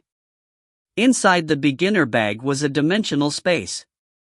Items stored inside this space wouldn't raise a player's weight value. A player's weight value was only affected by the player's equipment. With the 3 coppers that had previously dropped, and by selling off the tough leather leg protector, my funds should be brought up to 10 coppers. Turning in these quests should also give me a few rewards. I ought to have a little over 20 coppers by then. Nyeyen glanced over at his bag space. The 5 quests he had accepted were all completed. So he started heading back to Telek Town, as he no longer needed to hunt the giant silverdust rats. Nyeyen was doing his utmost to catch up. First, he would bridge the level gap between him and the other players. Then he would use his past life's experience to progressively expand his superiority in the game. After returning to Telek Town, Nyeyen handed over all 5 quests, completing his missions. He obtained 600 experience, which raised his experience bar to 55%. Furthermore, he had also received 34 coppers, an amount which exceeded his expectations. The money and experience awarded by those 3 hidden NPCs were several times higher than what ordinary NPCs would have rewarded. Besides the money and experience, he also received 3 basic health potions. Nya Yen put the tough leather leg protector in the auction house and walked towards the weapon shop. Upon arriving outside of the place, he saw a small narrow shop front. However, after entering, the interior space was actually quite large, roughly 5 by 10 meters. Weapons for every profession could be seen lined up on both the left and right sides of the wall. Common equipment for all professions could also be seen hanging from the rear wall of the shop: bows, crossbows, small daggers, etc. The store filled to the brim with equipment was a dazzling display for the eyes. The weapon shop's owner was a fierce-looking blacksmith, appearing to be in his 40s. The weapons I forge are the best within the whole region of the Western Prairies. Respected adventurers, may I ask what you require? Seeing business arrive, the blacksmith came up to greet him in a lively, straightforward tone. Bow or crossbow? Let's see, what kind of bow or crossbow are you looking for? The equipment I have here can meet all the requirements of adventurers who are level 5 or lower. Level 0, one that I can use. Attack plus 3 or more, and firing rate of 12 or more. Nya Yen thought for a moment, and added, the price should be within 30 coppers. Nya Yen originally thought collecting 20 coppers would be sufficient to purchase an ordinary bow or crossbow. He didn't expect that he would exceed his target goal, and earn 37 coppers. After the tough leather leg protector sold, his funds would surpass 40 coppers.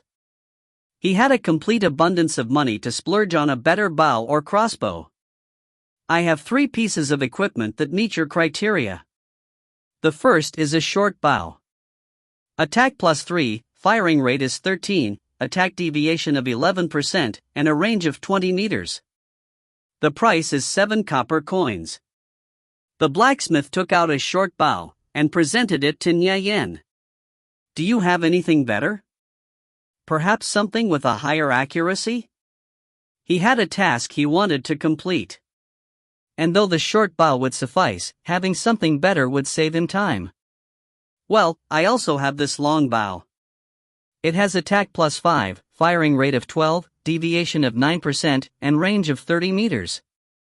The price is 15 coppers. The blacksmith took out a long bow and presented it. Afterward, he took out an exquisite one-handed crossbow. He loaded it with 5 bolts, then propped it up with his arm and aimed it around the shop. If that doesn't please you, then this is my finest piece of work, the one I'm most proud of. A compact crossbow with a triple shot effect, attack plus 5, firing rate of 8. Furthermore, as a result of its supplementary firing ability, the firing rate of a single shot is tested at 15. It has a deviation of 5% and a range 30 meters. The price is 28 coppers. I'll take it. Give me 9 low-grade crossbow bolt quivers as well, Nya Yen said. Each quiver contained 1,000 low-grade crossbow bolts. It was definitely enough. Nya Yen spent 37 coppers to complete the transaction, leaving him without a single copper remaining. He stored the crossbow and 9 quivers he had recently purchased into his bag space. Feel free to come again, respected adventurer. I wish you a safe journey. In his past life, when Nya Yen had first entered the game, he believed the NPCs only possessed simple AI. He amazed at what he discovered. Afterward, he was able to keep his calm much more easily. As Nya Yen left the weapon shop, a system notification appeared. System, your tough leather leg protector has been sold for 8 coppers. Ah, it finally sold, not bad. I now have 8 coppers as my total funds. At least I won't be considered too poor right now. Nya Yen left the boundaries of Telek Town and hurried over towards the level 8 bison spawn area. The bison monsters were even more dangerous than the wildcats. They had extremely powerful attacks, and their movement speeds were also much faster than the wildcats. In fact, they were more than 3 times faster than Nya Yen with his current stats. When facing against these bisons, there was essentially only death and no chance of survival. Currently, there was not a single player whatsoever who dared to face off against a level 8 monster. Even if they were currently the highest level player in the game, they still wouldn't dare. 1. 289.221 2. 231.256 3. 220 389. Chapter 7, Bypassing the Level Gap and Killing the Bison. Chapter 7, Bypassing the Level Gap and Killing the Bison. Passing through a vast expanse of prairie land, Nyayen, at last, arrived at a region of barrens and stone. As far as the eye could see, lofty and oddly shaped boulders were irregularly strewn throughout the area. Within this mess of boulders were narrow cracks and passageways. It should be right here. Nyayen surveyed the expanse for a moment. After confirming without a doubt that these were the correct coordinates, he became especially vigilant and began slowly sneaking around. This region was where bisons actively roamed about. The whole area permeated with a sense of dread and danger. Cautiously, he squeezed himself into one of the narrow passageways within the boulders. Coordinates 1. The topography of this region was strange and eccentric. The narrow passageways within these boulders only allowed enough space for a single person to pass through. As he looked out after going through the narrow passageway, a dark-colored bison in an area at a distance of about 26 meters away entered his vision. Large and robust, its entire body was densely packed with muscle. Above its head, 2 sharp horns resembling the tips of daggers protruded out. Bison Chief, Leader Level 8. Health, 300/300. Nyayen took out his crossbow and held it with his left hand. He began calibrating it, making sure the angle was just right. By lucky coincidence, the Bison Chief was within his attacking range. Due to its body size being so massive, even if it were to discover his presence, it was still unable to traverse the narrow passageways within the mess of boulders. As a result, it was completely incapable of attacking him. This was a typical terrain exploit. This was an exploit his arcane mage friend had discovered within the game. However, at present, the only one who was aware of this terrain exploit was him. By employing this exploit, Nyayen could bypass the level disparity and effortlessly kill this Bison Chief. Nyayen began loading the crossbow with bolts. After 3 seconds, 3 crossbow bolts were completely loaded and the crossbow was cocked and ready to fire. WSH. WSH. WSH. 3 bolts were fired in rapid succession, flying in a straight line right towards the Bison Chief. Put. Put. Put. The 3 crossbow bolts hit the Bison Chief nearly simultaneously. Miss. -1. Miss. 3 damage values floated above the Bison Chief's head. Due to the level disparity between both sides being too large, Nyayen's attacks against the Bison Chief were weak. Most of the time it would be a miss, and even if it did hit the target, it would only cause a little bit of damage. After it had been attacked, the Bison Chief huffed out a large amount of musty air and began its mad charge towards Nyayen's location. Boom! A large crashing sound burst out. The Bison Chief had charged into the boulders and was repelled back. Its attack was unable to reach Nyayen. It could only turn around and circle the boulders, without having any other course of action. Nyayen skillfully finished reloading the crossbow and, like before, shot out 3 bolts in rapid succession towards the Bison Chief. Although the damage was extremely low, under Nyayen's continuous and unrelenting attacks, the Bison Chief's health bar began showing signs of declining ever so slightly. However, it was awfully slow, merely falling by the smallest amount. Every now and then, it even recovered by a slight fraction. Nyayen's rate of fire was quite stable. After suffering his attacks, the Bison Chief bellowed out furiously, precisely because it was incapable of even nearing Nyayen. Everything went as smoothly as expected. Nyayen was attacking the Bison Chief while figuring out the next step in his leveling strategy.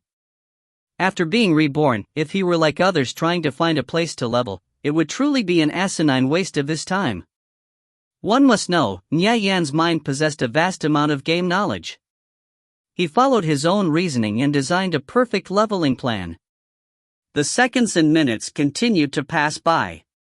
After half an hour, Nya Yan had completely used up all of the crossbow bolts within one quiver, 1,000 crossbow bolts.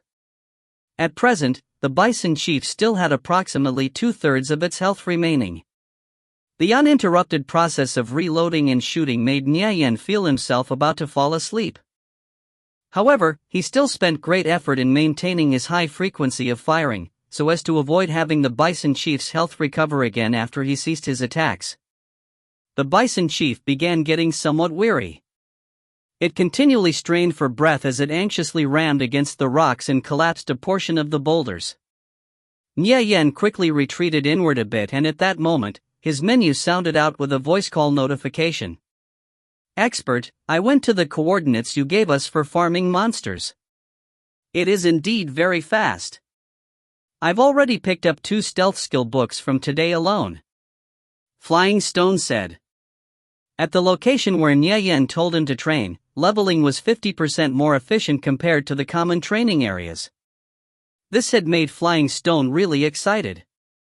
Gifting Nya Yan a single stealth skill book had given him such a treasure trove of a training area, it was definitely a worthwhile trade. That's natural, of course. Fallen Shamans also dropped the Owl Sight skill book. If you find any extra, don't forget to send me one. Nya Yan wasn't the least bit surprised. He had gone through numerous expert strategy guides in his previous life. Small tidbits like these, the amount he remembered was definitely not few in number. In his life, Nya Yan was the type of person who was thick-skinned and furthermore very forgetful. There was an awful amount of things he would go through life forgetting or completely neglecting. However, the only things he remembered the most distinctly were definitely these game strategy guides. Every person had an exceptional memory when dealing with the things they were particularly interested in. If the skill book drops, I'll send it to you through the mail. There's something I've been wondering about. How did you find out about this training spot? Stone asked through the chat. When he had met Nya Yan, the latter had been nothing more than a level 0. I used to play on a warrior account, however, I deleted it to create a thief. Nya Yan casually gave out an excuse without thinking. Naturally, he didn't want anyone to know the secret was that he had been reincarnated. So it was like that. Your warrior account must have been really high-leveled, huh? Why'd you end up deleting it? In a few days, one of my friends wants to form a group to enter the Fallen Shaman camp. Expert, what are your thoughts on this? Stone asked expectantly in his message. Nya Yan certainly did appear to be a person who was very knowledgeable. Furthermore, his several friends were indeed only able to fight to the Fallen Shaman camp's outer area and couldn't advance any farther. The Fallen Shaman camp is a high difficulty instance. Instances are divided into special instances and basic instances. When a special instance is cleared by players, it disappears and becomes an ordinary area. As for basic instances, if they were cleared by players, they can still be repeatedly entered afterward. However, the equipment drop rate is much lower and the profits earned weren't that high either. The Fallen Shaman camp is classified as a basic instance. It's divided into 5 difficulties: easy, normal, hard, expert, specialist. The higher the difficulty, the better the equipment that would drop. If a party were to clear this instance, they would have to wait 5 days until they could enter and clear it again. A full walkthrough on how to clear the Fallen Shaman camp will cost you 2 silvers, no bargaining, Nya Yan replied. 2 silvers were the equivalent of 200 coppers. Towards new players, this was definitely an extravagant sum of money. However, since Stone's friends were able to form a team to clear the Fallen Shaman camp, 2 silvers shouldn't be regarded as much. I'll go back and discuss it with my friend. Stone was a little skeptical. He couldn't possibly have a complete Fallen Shaman camp walkthrough, right? Such a thing doesn't even exist online. On an average run, Profits from clearing the easy difficulty of the fallen shaman camp should be about 3 silvers.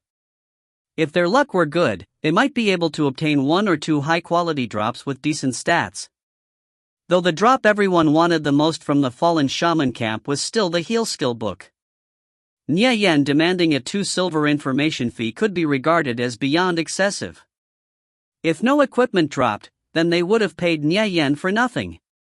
The difficulty of the fallen shaman camp was a little high. After their party gets wiped out a few times, they'll naturally realize the fee Nye Yen had commissioned wasn't the least bit expensive at all.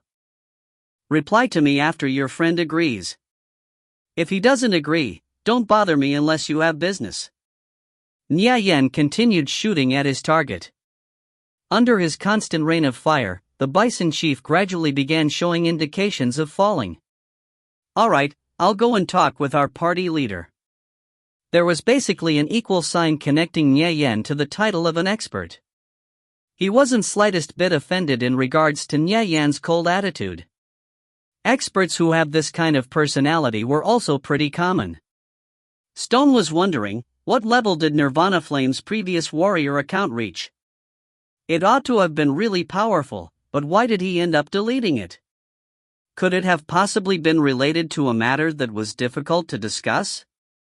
Flying Stone finished speaking. Doot. A busy signal came from the voice chat.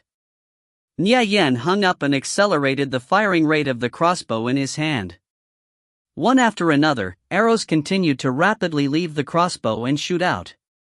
Firing for 1.5 hours, he had consumed around 3,600 crossbow bolts. Moo. At long last, the bison chief let out a final agonizing cry before staggering to the ground. The massive body smashed heavily towards the earth, and Nye Yen could even feel the vibrations under his feet. Nye Yen estimated a bit, if he had used the short bow, killing the bison chief would have taken at least 5 hours in addition to consuming over 10,000 arrows. Fortunately, this single-handed crossbow with its additional skill saved him quite a bit of time. 2 white lights shone upon Nye Yan's body as 2 clear and melodious tunes sounded out, each one represented a single level up. System, you've successfully slain a bison chief. Plus 1800% experience for killing a monster above your level. You have received 8,290 experience points. Nye Yen glanced at his experience bar. He had reached level 2 with 21% of his experience bar already filled. The experience gained from killing the bison chief was definitely enormous. After finally completing his task, Nye Yen put away the crossbow in his hand and walked over towards the bison chief's corpse. Searching under the bison chief's dead body, he found that it dropped 5 coppers. In addition, he also managed to pick up a dagger. Nye Yen glanced at the dagger's stats. Horn dagger, bronze. Properties, unidentified. Nye Yan's eyelids jumped up in excitement. It was a bronze-grade dagger.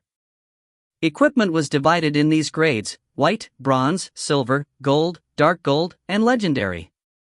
Occasionally there would also be green-colored sets. Only equipment at bronze grade or above had additional properties. The monsters within Conviction are classified into these rarities: leaders, sub-elites, elites, and lords. These monsters were uncommon and very few in number, as well as spawning infrequently. Equipment with additional properties only had a 1 in 1,000 chance of dropping. The majority of players could only make do by wearing white-grade equipment. Due to this, equipment with additional properties were all fairly precious, and their prices would skyrocket to the extent that they were unbearable for ordinary players. Bronze-grade weapons normally had additional 20% attack above that of ordinary weapons. Furthermore, they also came with additional properties. The equipment that a level 8 Bison Chief drops should be level 5. At present, the price of a level 5 bronze-grade dagger is at least 3 silvers or higher. Furthermore, an average level 3 player's total assets, for the most part, was only about 20 coppers. If one had assets valued at the level of silvers, they were definitely a very well-off person. According to his plans, he gathered the Bison Chief's drops and stored away the bronze-grade dagger into his bag space. Nya Yen retreated from the narrow passageways within the boulders and headed back towards Telek Town. Telek Town's only appraiser was a short-statured white-bearded old man with narrow triangular eyes. He was very shrewd, making everyone who saw him feel very unnerved. However, he was the only appraiser in all of Telek Town. Nya Yen opened the trading window. "Youngster, do you need me to appraise any items?" the short old man asked. "A dagger." Nya Yen put up the horn dagger into the appraisal window. "The appraisal fee is 10 coppers. Do you still wish for an appraisal?" Nya Yen's heart skipped a beat. This horn dagger's appraisal fee was 10 coppers. Typically, the appraisal fee for an item was 5% of the item's price, and this was only the NPC's price for the item. The market price was frequently more than 6 times higher than that.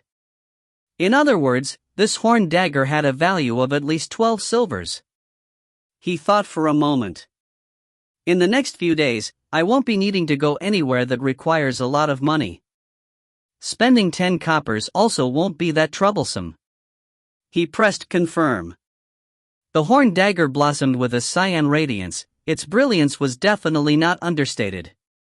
This radiance was a distinctive characteristic of bronze-grade equipment. The horn dagger's handle was cambered with the texture of wood, with an awfully sharp blade in the front. It was much thicker compared to ordinary daggers and possessed the unique characteristic of being shaped like a bull's horn. Horn dagger, bronze. Level requirement, level 5. Properties, attack 16 to 19, strength plus 5. Attack speed, 2.3. Weight, 1 pound. User restriction, thief, can be equipped by any faction. This horn dagger gave a bonus to his strength stat. These 5 points in strength were equivalent to 5 points of attack. Then add on to the fact that the dagger's base attack was already higher than an ordinary level 5 dagger's by 3 or 4 points, it meant this horn dagger was better than an ordinary dagger by nearly 10 points. The influence of these 10 points of attack, speaking from a new player's perspective, was indeed very large. "Looks like I've picked up a reliable level 5 dagger," Nya Yen thought. 528.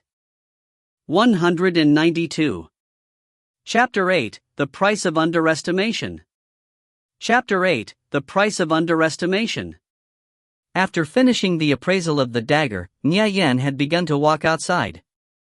Lowering his head, he took a glance at his skill bar. There were only 2 skills there, Stealth and Vital Strike. A perfect thief should have numerous skills piled up at their disposal. A thief could make do without equipment, however, they absolutely could not do without skills. Of the several areas where thief skill books could be farmed in the beginning stages of the game, Nya Yen knew all of them like the back of his hand. However, he would be unlikely to take the great effort and pain of farming them out. If a skill book could be farmed out, then it could also easily be bought in the marketplace. Were there any other places where I could find rare beginner skill books? Nya Yen smacked his forehead. How did I manage to forget that? With regards to professions such as a thieves, if they wanted to possess sustainable fighting strength, they would often select either alchemy crafting or the bandage skill. Alchemy crafting allowed a player to manufacture every kind of health potion, drug, etc. In the middle of a battle, a health potion that could instantly restore lost health was tantamount to a second life for a player. Afterwards, when a battle was over, drinking a recovery potion allowed a player to quickly restore their health and throw themselves back into combat again, thus accelerating their training speed as well. As for the bandaging skill, in comparison to a health potion, it was a bit lacking. The common bandage skill could not be used during a skirmish. Nya Yen knew of a location where a rare skill, Combat Medic, could be learned. Unlike bandage, it could be used while in combat. At higher levels, if a person wished to purchase middle or higher tiered health or recovery potions from the marketplace, their expenditure would be quite large. After all, their prices were quite costly. For most players, health and recovery potions were items they could only acquire by digging through the gaps between their teeth. Unless one were rich, the average player wouldn't be seen commonly using health or recovery potions. However, Nya Yen was different. His head was filled with many ways to earn money quickly and easily. He didn't need to worry about money. Later on, health and recovery potions were all things he could easily buy from the marketplace. Thus, it wasn't necessary for him to waste his time learning alchemy crafting. However, if he learned this combat medic skill, it would greatly enhance his survivability. Thinking to this, Nya Yen suddenly had an idea. I'll put that off for later. I should learn the combat medic skill first. Nya Yen spent 2 coppers and bought 2 basic underwater breathing pills from the NPC general store. Right after, he rushed towards Lake Rando, which wasn't too far of a distance from Telek town. After passing through several level 2 to 3 areas, he had met many players that had formed parties to hunt monsters. They often occupied a single region in their own area. Warriors, paladins, etc., all these close combat professions worked to draw monsters. Right afterwards, the mage would unleash an unceasing barrage of spells towards these monsters. Some parties would even bring their own priest. Most priests didn't currently have the heal skill. Their ability to deal damage wasn't as good as mages either. For the most part, they were dirty experienced leeches.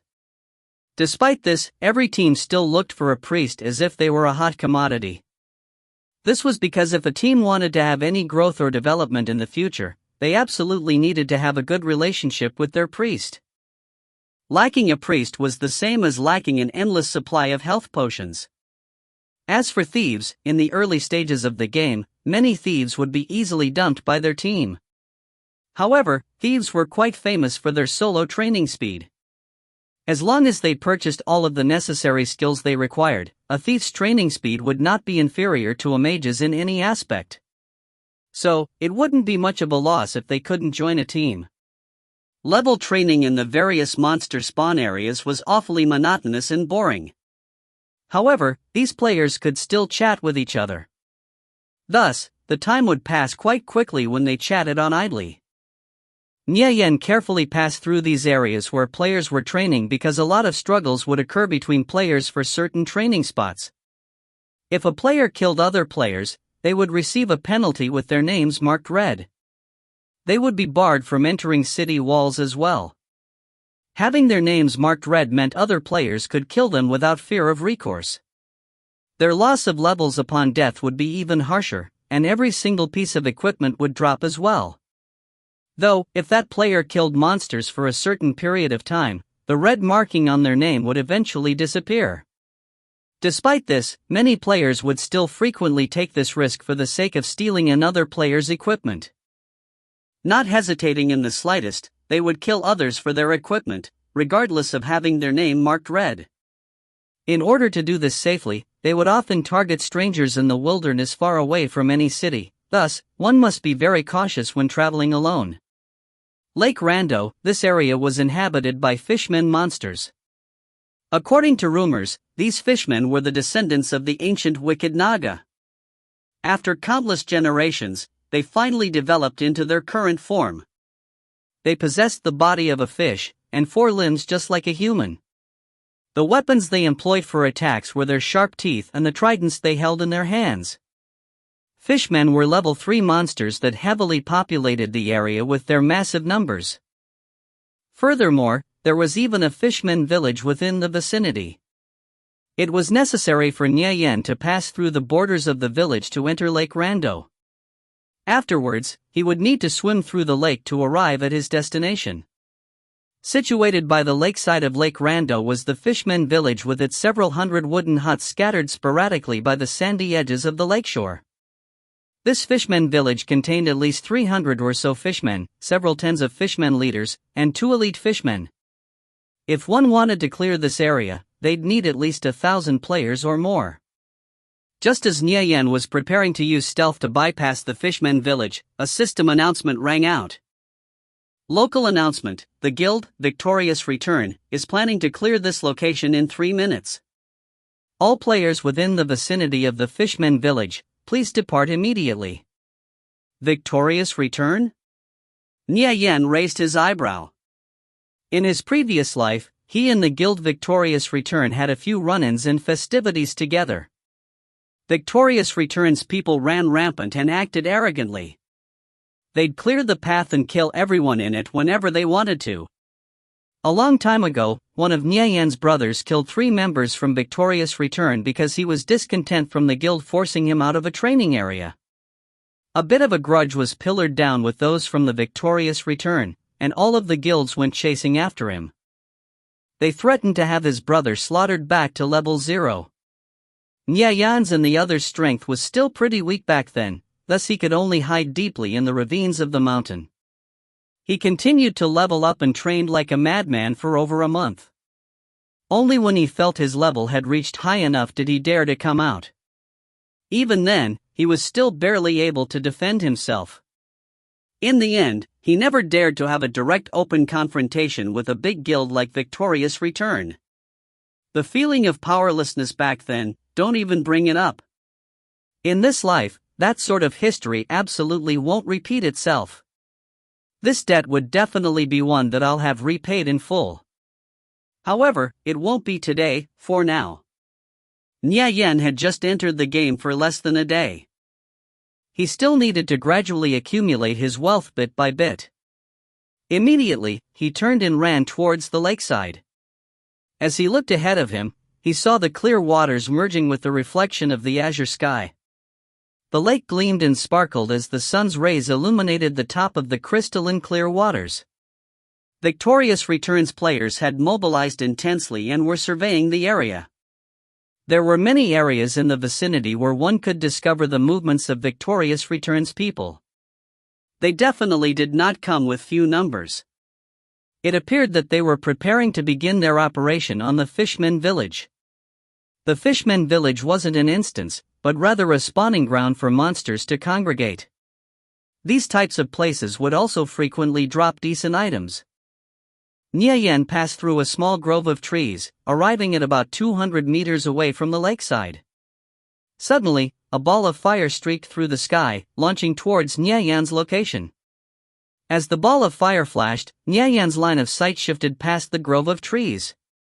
His eyes fell upon the body of an elementalist wearing a red robe. The opposing player was a level 3 elementalist from Victorious Return. Mages were divided into 3 types of classes: elementalists, arcane mages, and holy mages. Elementalists had the ability to control ice, fire, and lightning. Their power was the elements. Arcane mages were able to control arcane might, and finally, there were the holy mages. They were the least selected profession. Their skills were the most difficult to train in, however their power was definitely the strongest. They could cast and unleash the power of divine spells. The killing power of fire spells was the highest among the spells at an elementalist's disposal. By the time Nyayan had noticed the fireball, it was already too late. Boom! The fireball exploded on Nyayan's body.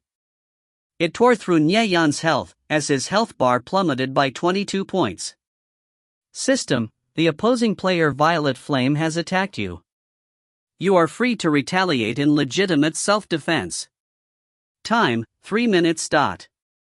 When coming across a mage, you either run up to them and engage them in close quarters combat or hurriedly ran away. After confirming there were no other players from Victorious Return nearby, Nyayan dashed towards the elementalist named Violet Flame. A mage's strategy was to maintain as great of a distance from the enemy as possible and bombard them with magic spells. The elementalist Violet Flame leapt back using the spell Flame Burst and cast Fireball once again. Afterwards, he turned around and fled in an attempt to gain some distance from Nyayan. When facing incoming magic in a fight, players were usually able to dodge the spell by rolling. However, if they dodged the spell by rolling, they would undoubtedly give the opposing elementalist the opportunity to gain some distance. Nyayan directly confronted the elementalist's fireball and continued to charge forward. Boom! The fireball exploded on Nyayan's body, causing him to lose 27 points of health. Each time Violet Flame cast a spell, there would be a delay in the casting of the spell. There were some essential factors in casting magic. Gestures, language, material, and magical tools were all required in casting different types of magic. The requirements for casting different spell were distinct. Some only required for you to perform a chant to cast the spell. Some required gestures and others required chants, gestures, and materials, all of these components at once in order to cast a spell. Every spell had different requirements in order to be cast, and the casting time would vary as well. Casting a spell used syllables and gestures as units, 1 syllable per second and 1 gesture per second. 10 syllables formed into a set of syllables and 10 gestures formed into a set of gestures. Syllables and gestures could also be layered over each other, meaning they could both be done at the same time. The casting time for the Flame Burst spell was 2 syllables and 2 gestures for a total of 2 seconds.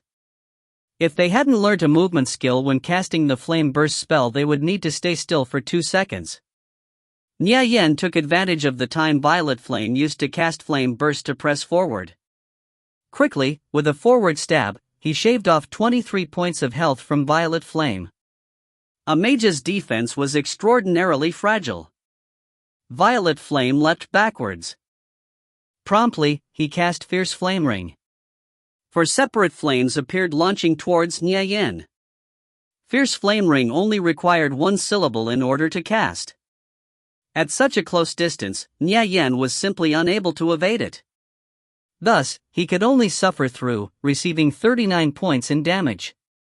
With a flick of his finger, he took out the basic health potion from his belt and downed it. Violet Flame's actions could be regarded as standard for a mage. However, his movements were quite rigid and clumsy. Every mage would tense up when a thief neared them in close proximity. As the Fierce Flame Ring was flying through the air, Violet Flame took the opportunity to draw back. Nya Yen added many points into dexterity. In terms of speed, thieves were still quite remarkable. This time around, his speed gained him an advantage as he continuously wrapped around Violet Flame. He lunged out with 2 consecutive stabs, causing Violet Flame to lose 36 points of health. Once more, Violet Flame cast another fireball towards Nya Yen. Conviction's combat system counted 3 seconds per round, and any magical spell that took less than 3 seconds to chant would be uninterruptible unless the caster died. Even though it was a close combat battle, Violet Flame would still be able to counterattack Nya Yen. Under Fireball's high damage, Nya Yen was left with 25 health remaining. Violet Flame wanted to retreat back to pull some distance. Brandishing his staff, he began reciting another spell incantation. The fire elements rapidly began moving towards his staff and coalescing into a round mass. It appeared Violet Flame still had 51 health remaining. For the time being, he was safe because Nya Yen merely had 25 health remaining.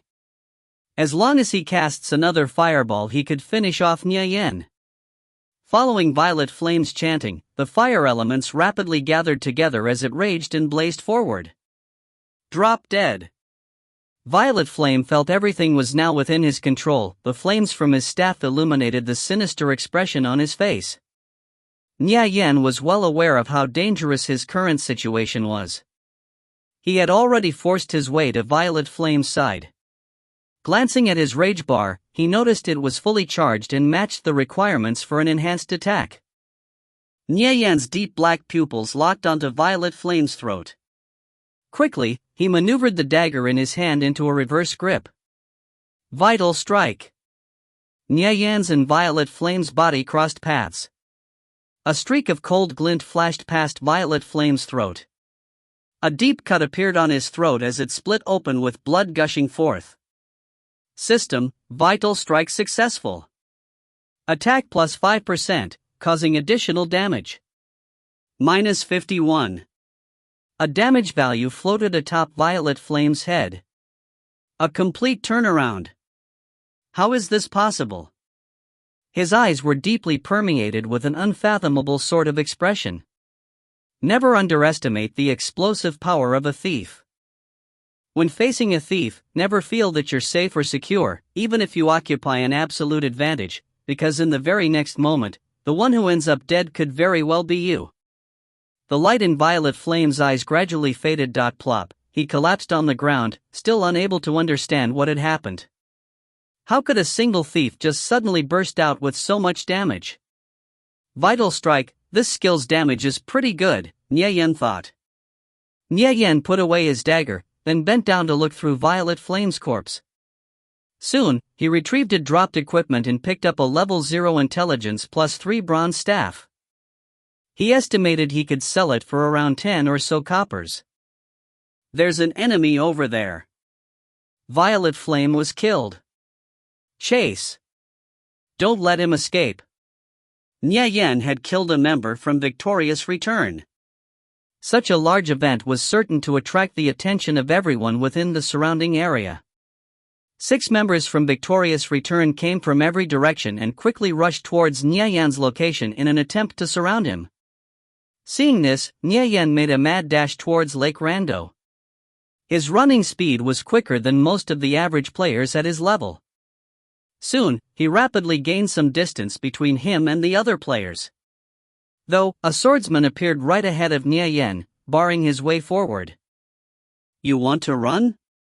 It's not going to be that easy. Linear Slash. Chapter 9, Fishman. Chapter 9, Fishman. The berserker jumped high into the air. Borrowing the force of gravity, he sent his sword cleaving towards Nye. By the time Nye saw the berserker's bastard sword whistling through the wind, it had already neared his forehead. Nye leaned his body to the side as the sword brushed past. Within conviction, long-range attacks would automatically lock onto their target, who could only roll to dodge. As for melee combat, one could sidestep to avoid certain attacks. The most important requirement while sidestepping to dodge head-on attacks was to have good reaction speed. The timing had to be extremely precise. In his previous life, Nye had already trained this ability to an extremely proficient level. After he dodged the berserker's attack, he made a mad dash towards the lake. As his sword slashed through empty space, the berserker stared out blankly with a look of shock. That guy's reaction speed is quick, being able to even dodge an attack like that. By the time he turned his head, the berserker had discovered that Nye had already run out a far distance. Seeing this, he held his sword out and gave chase. Third brother, what's going on with you? You can't even stop a single person from running away. To his side, a fighter came running over and voiced out his complaints. That thief's movements were too quick. I wasn't able to stop him at all. The fighter quickly glanced over at Elementalist Zihua's, Violet Flame's, corpse. Zihua was an extremely reclusive fellow, however, his skills were definitely not weak. Yet he still died by the hands of that thief. Looking back, it appeared that the thief was not as simple as he first appeared. Everyone! Gather up and bar his way forward. Both the fighter and berserker accelerated their pace. As he drew increasingly closer to the lake's surface at about 5 or 6 meters away, Nye fished out the basic underwater breathing pill he had bought prior and popped it into his mouth. He wants to dive into the lake to escape. Don't let him get to the water. In a moment of mutual understanding, both the berserker and fighter simultaneously leapt forward. The fighter and berserker were both professions of the warrior class. Their attacks after borrowing the momentum of their leaps were much more fierce and quick compared to other melee professions. Sudden assault. Flame slash. The fighter brandished his sword and charged forward, quickly advancing towards Nye. As the berserker cleaved downwards, his sword ignited and became enveloped in raging flames. Nye and the two were still a bit of a distance apart. As he turned his head to look back at them, he immediately felt his face assaulted by the flames of the sword stroke. Suddenly, from the corners of his mouth, he revealed a strange smile and then leapt backwards. His back entered the waters first, as he plunged deeply into Lake Rando. Right after, concentric ripples began slowly dispersing through the surface of the tranquil lake waters. The fighter and berserker rushed over, finally stopping at the lakeside. The berserker prepared to jump into the lake waters, but the fighter pulled him back and stopped him. Forget it, there's no need to chase after a cornered enemy. Besides, none of us have any underwater breathing pills. The fighter thought back to the strange smile Nye Yan had shown just moment prior. This was the root cause of his unwillingness to enter the lake's waters, for fear that Nye Yan could possibly have some sort of malicious plan for them in the waters below. Ultimately, he was fearful that it would cause them to be left buried under the lake bed. Forget it, just like that, the berserker replied in an extremely depressed tone. Just consider it was bad luck.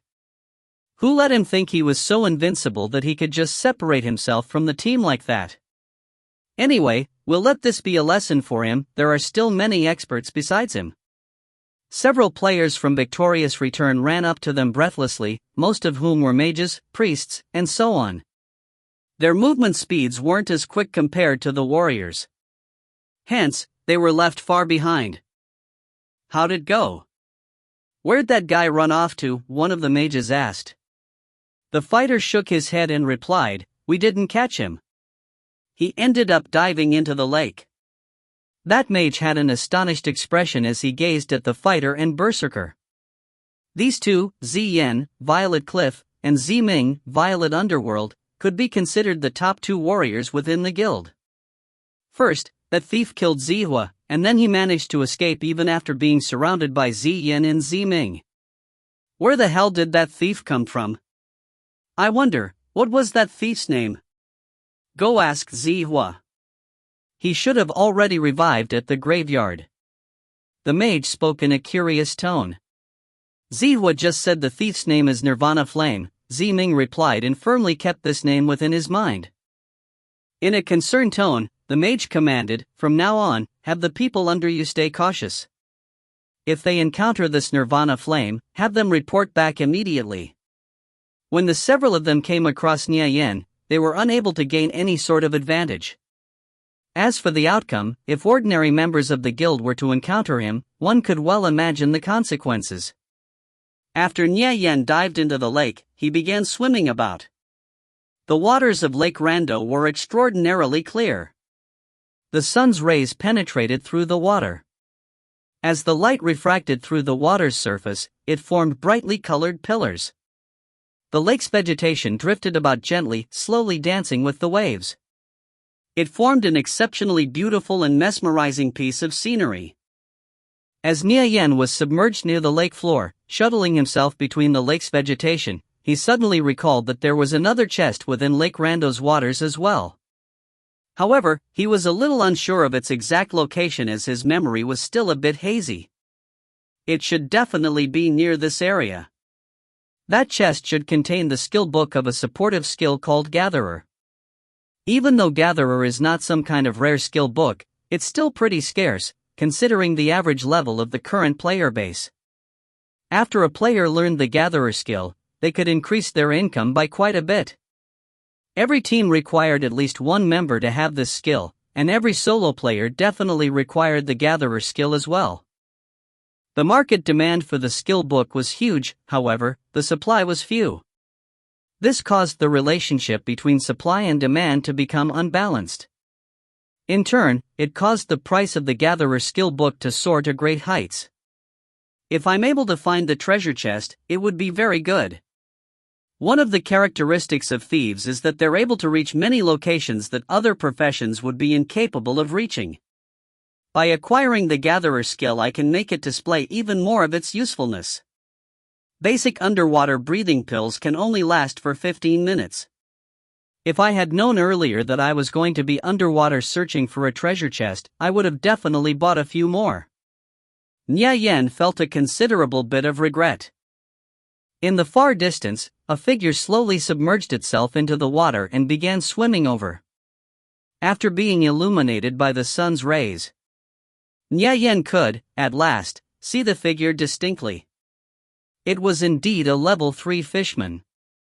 It had the body of a fish, its 4 limbs continuously moving to and fro.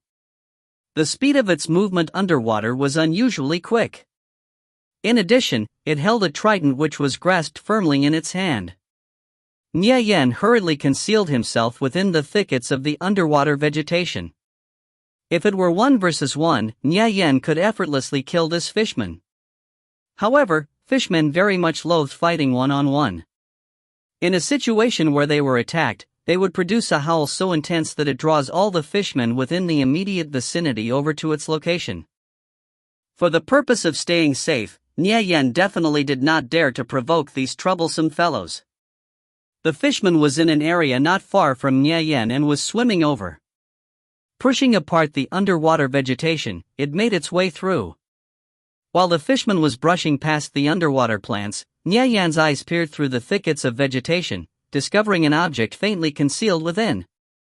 Glancing at the fishman who had swum a far distance away, Nie Yan carefully swam past. This was an area heavily surrounded by fishmen activity. If he were discovered, it would become dangerous very quickly. Nie Yan brushed past the vegetation. After searching for a while, he finally found a small wooden crate within the vegetation. It was the lowest level of treasure chests, white grade. However, he was unsure if it was the one from his memories that he was looking for. After opening the wooden crate, Nie Yan went about digging through it. Surprisingly, the sensation he felt in his hands when he touched the object in the chest wasn't that of a skill book, but rather that of a smooth pearl. Nie Yan examined this object's properties. Murloc Water Aversion Pearl, special item. Additional effect, allows the user to breathe underwater. Once activated, allows the user to breathe underwater for 30 minutes. Cooldown, 12 hours. It was the most basic of special items. Although the item wasn't anything particularly great, it would allow Nie Yan to save on a few basic underwater breathing pills. So, he would still be able to use them in the future. It seems this place doesn't contain only a single chest. After thinking about it, it should be right. Within such a large lake, the developers definitely wouldn't place only a single treasure chest. Nie Yan continued his search through the thick plant growth, traveling back and forth. After finding the water aversion pearl, he spent quite an ample amount of time searching for treasure chests underwater. There were some movements in one of the thickets not far from him, causing Nie Yan's heart to jump with fright. Hurriedly, he ducked into the undergrowth next to him and concealed himself. A single fishman appeared swimming through the vegetation, not far from Nie Yan. It leisurely swam past the gaps between the aquatic plant life. In the next moment, another fishman came swimming towards Nie Yan's location. A single fishman appeared swimming through the vegetation. Not far from Nie Yan, it leisurely swam past the gaps between the aquatic plant life. In the next moment, another fishman came swimming towards Nie Yan's location. Then another fishman appeared and another one. The fishmen were appearing with increasing frequency. Damn it, did I end up stumbling upon a fishman lair? Or maybe it's just my luck that I ended up coming across a school of fishmen swimming by. One of the fishmen neared him, the distance between them became increasingly shorter. Nie Yan felt a lump in his throat, his mind full of anxiousness and urgency. He firmly grasped onto the dagger in his hand. Hiding seems like it's going to be impossible now. I can only hope for an opportunity to escape. Only, my swimming speed can't be compared to that of a fishman. I'm not confident that I can really escape. The number of fishmen within the vicinity were simply too many. If all of them came over, the only path Nie Yan would have left to take was death. If I were to blame someone, I can only blame myself for getting too greedy. For the sake of finding treasure, I completely forgot about the dangers. One of the fishmen arrived in the area about 3 meters away from him. It seemed to have noticed something. Halting in place, it raised up the trident in its hand. Kia! Croak! The fishman opened its mouth and produced a bizarre call. Nie Yan gazed at his surroundings. At least 10 or so fishmen emerged, surrounding the area he had hidden himself in.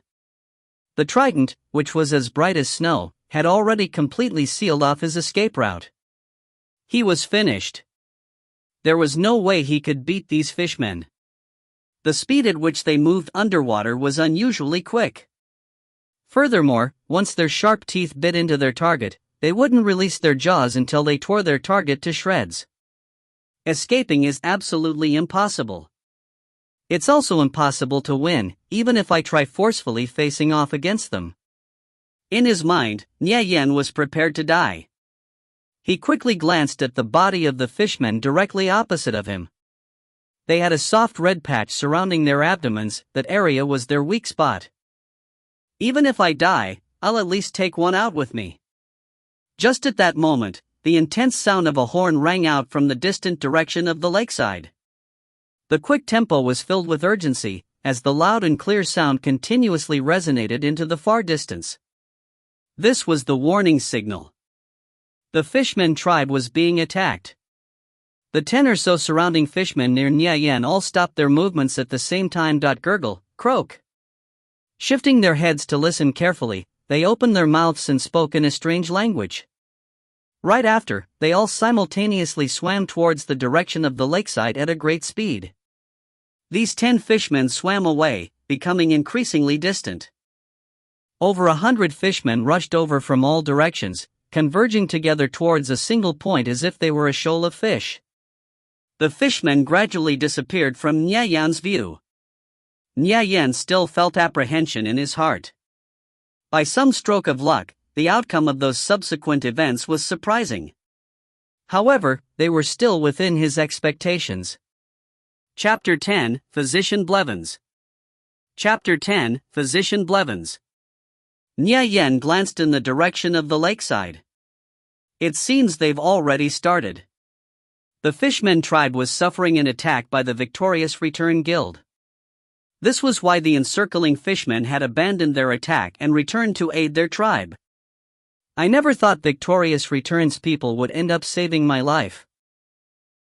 This world is so wonderfully strange. After all the fishmen had swum away, the surrounding vicinity was now completely safe. Hence, Nye Yen stepped up his search for nearby treasure chests. Eventually, he noticed another treasure chest hidden within the thick underwater vegetation. It was a white treasure chest, just like the last. The surrounding landscape, everything here coincides with the one in my memories. This is the location. Nye Yen opened the chest. Digging through it, he felt a skill book make contact with his hands. It was the Gatherer's skill book. As he held it in his hands, it turned into a streak of white light. The skill bar for supportive abilities had another skill appear, Gatherer. Pretty decent harvest. However, I don't know if there are any other treasure chests within this area. It would simply be a waste of time to keep searching. It doesn't matter, I still know many other locations where I can find treasure chests. When I level up a bit, I can go pick them up at any time. Nye Yen swam, shuttling back and forth between the aquatic plants. If he encountered a monster, he would avoid them by staying a far distance away. After about 10 minutes of swimming, he noticed a single island in the middle of Lake Rando. Only after noticing this did he swim towards the surface. System, you've discovered an island within the center of the lake. Reaching the shore, Nye Yen checked his coordinates. As he was investigating the surrounding area, he discovered a person sitting in the far distance, fishing by the shore. This NPC was a very odd old man. He would make a request to every single player who encountered him to retrieve fine silk. For every bundle of fine silk that was brought back, the player would receive 1 silk cloth. If fine silk was sold to an NPC, it would amount to 3 coppers. However, silk cloth could only be sold for 2 coppers. If one continued on like this, there would be a loss in profit. Even after continuously exchanging with him, this old man would still do absolutely nothing to compensate the player. There were many players who would complete this task. However, every one of them would continue to receive losses, never to receive a reward of any sort. Nye Yen also did this task in his previous life.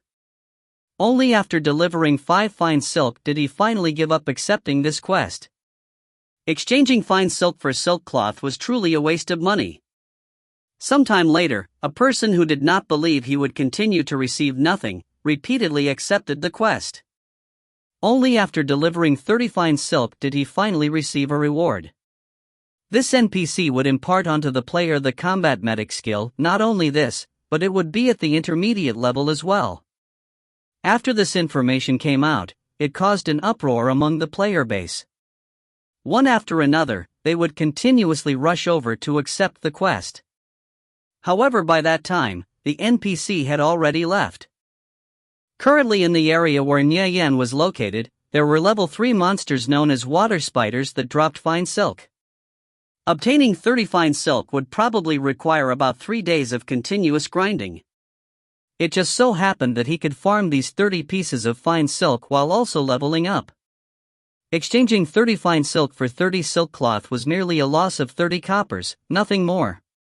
Compared to an intermediate combat medic skill, it was truly a negligible amount. Nye Yan walked over to the old man. The strange old man muttered loudly to himself, around this time of year, the Hilton stronghold would be besieged by the devil creatures that arise from the remote underground. There are numerous warriors who defend the stronghold. For the sake of safeguarding this lush and prosperous land, they pay with their blood and lives. The wounded suffer in anguish every day and night. To them, yesterday is the same as tomorrow and tomorrow is the same as yesterday. He turned his head towards Nye Yan and asked, "Youngster, now tell me, would it better if I fished here on the shore, or would it be better if I fished while on the waters?" The old man had gray hair and appeared somewhat senile with his age. Numerous wrinkles were spread across his face. As if withered, his skin looked similar to tree bark. Sagging like the folds of his skin, his ashen-gray cloak hung low by his fishing rod. From his impression, Nye Yan's felt this NPC was a funny muddle-headed old man. He always asked a series of strange and odd questions, and it was fine as long as you somewhat answered them. However, at present, when Nye Yan heard the old man's words, yesterday is the same as tomorrow. Tomorrow is also the same as yesterday, they had a new type of meaning. This old man wasn't an old fool. Rather, he was actually quite wise. It was fine if you answered the question in whichever way you liked. However, as if goaded on by some supernatural force, Nye Yan answered, "As long as you're able to catch fish, shore or water, what difference does it make?" Hearing Nye Yan's answer, the old man's eyes flashed with a strange glint. Noticing the change in the old man's expression as it fell upon his eyes, Nye Yan became increasingly convinced this old man in front of him definitely wasn't simple. Time is akin to an illusion and moves like a pendulum. The months and years are wasted doing nothing and suffering eternally repeats. In the end, everything returns to dust. Even if those brave warriors are able to defend this vast great world, they won't be able to escape the pain of illness and the reaper of death. In the end, what meaning is there to life? The old man sighed. The meaning of life is to stubbornly prevail, to live without regrets, Nye Yan said, while deep in contemplation. These were the insights he had gained this life after living through his previous one. He continued replying to the old man's question. All their loved ones, their fellow brothers, all of them are here alongside them in this vast world. They continue to resist the attacks of their enemies for the sake of bringing them happiness. They stake their lives in order to defend this conviction. That is their honor and that is their glory. In doing so, the God of Light will protect them. Nye Yan speculated that this old man was very likely one of the NPCs from the Hilton stronghold, who left and journeyed outside in search of fine silk. Listening to Nye Yan's words, the muddled expression in the old man's eyes became clear. "Young man, I need a lot of fine silk. Is it possible for you to help me obtain it?" the old man asked.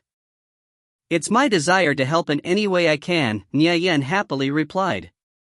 These were the exact words he had waited for. "System, you've received a task. Physician Blevins has entrusted you the task of retrieving fine silk. Nye Yan began to recall.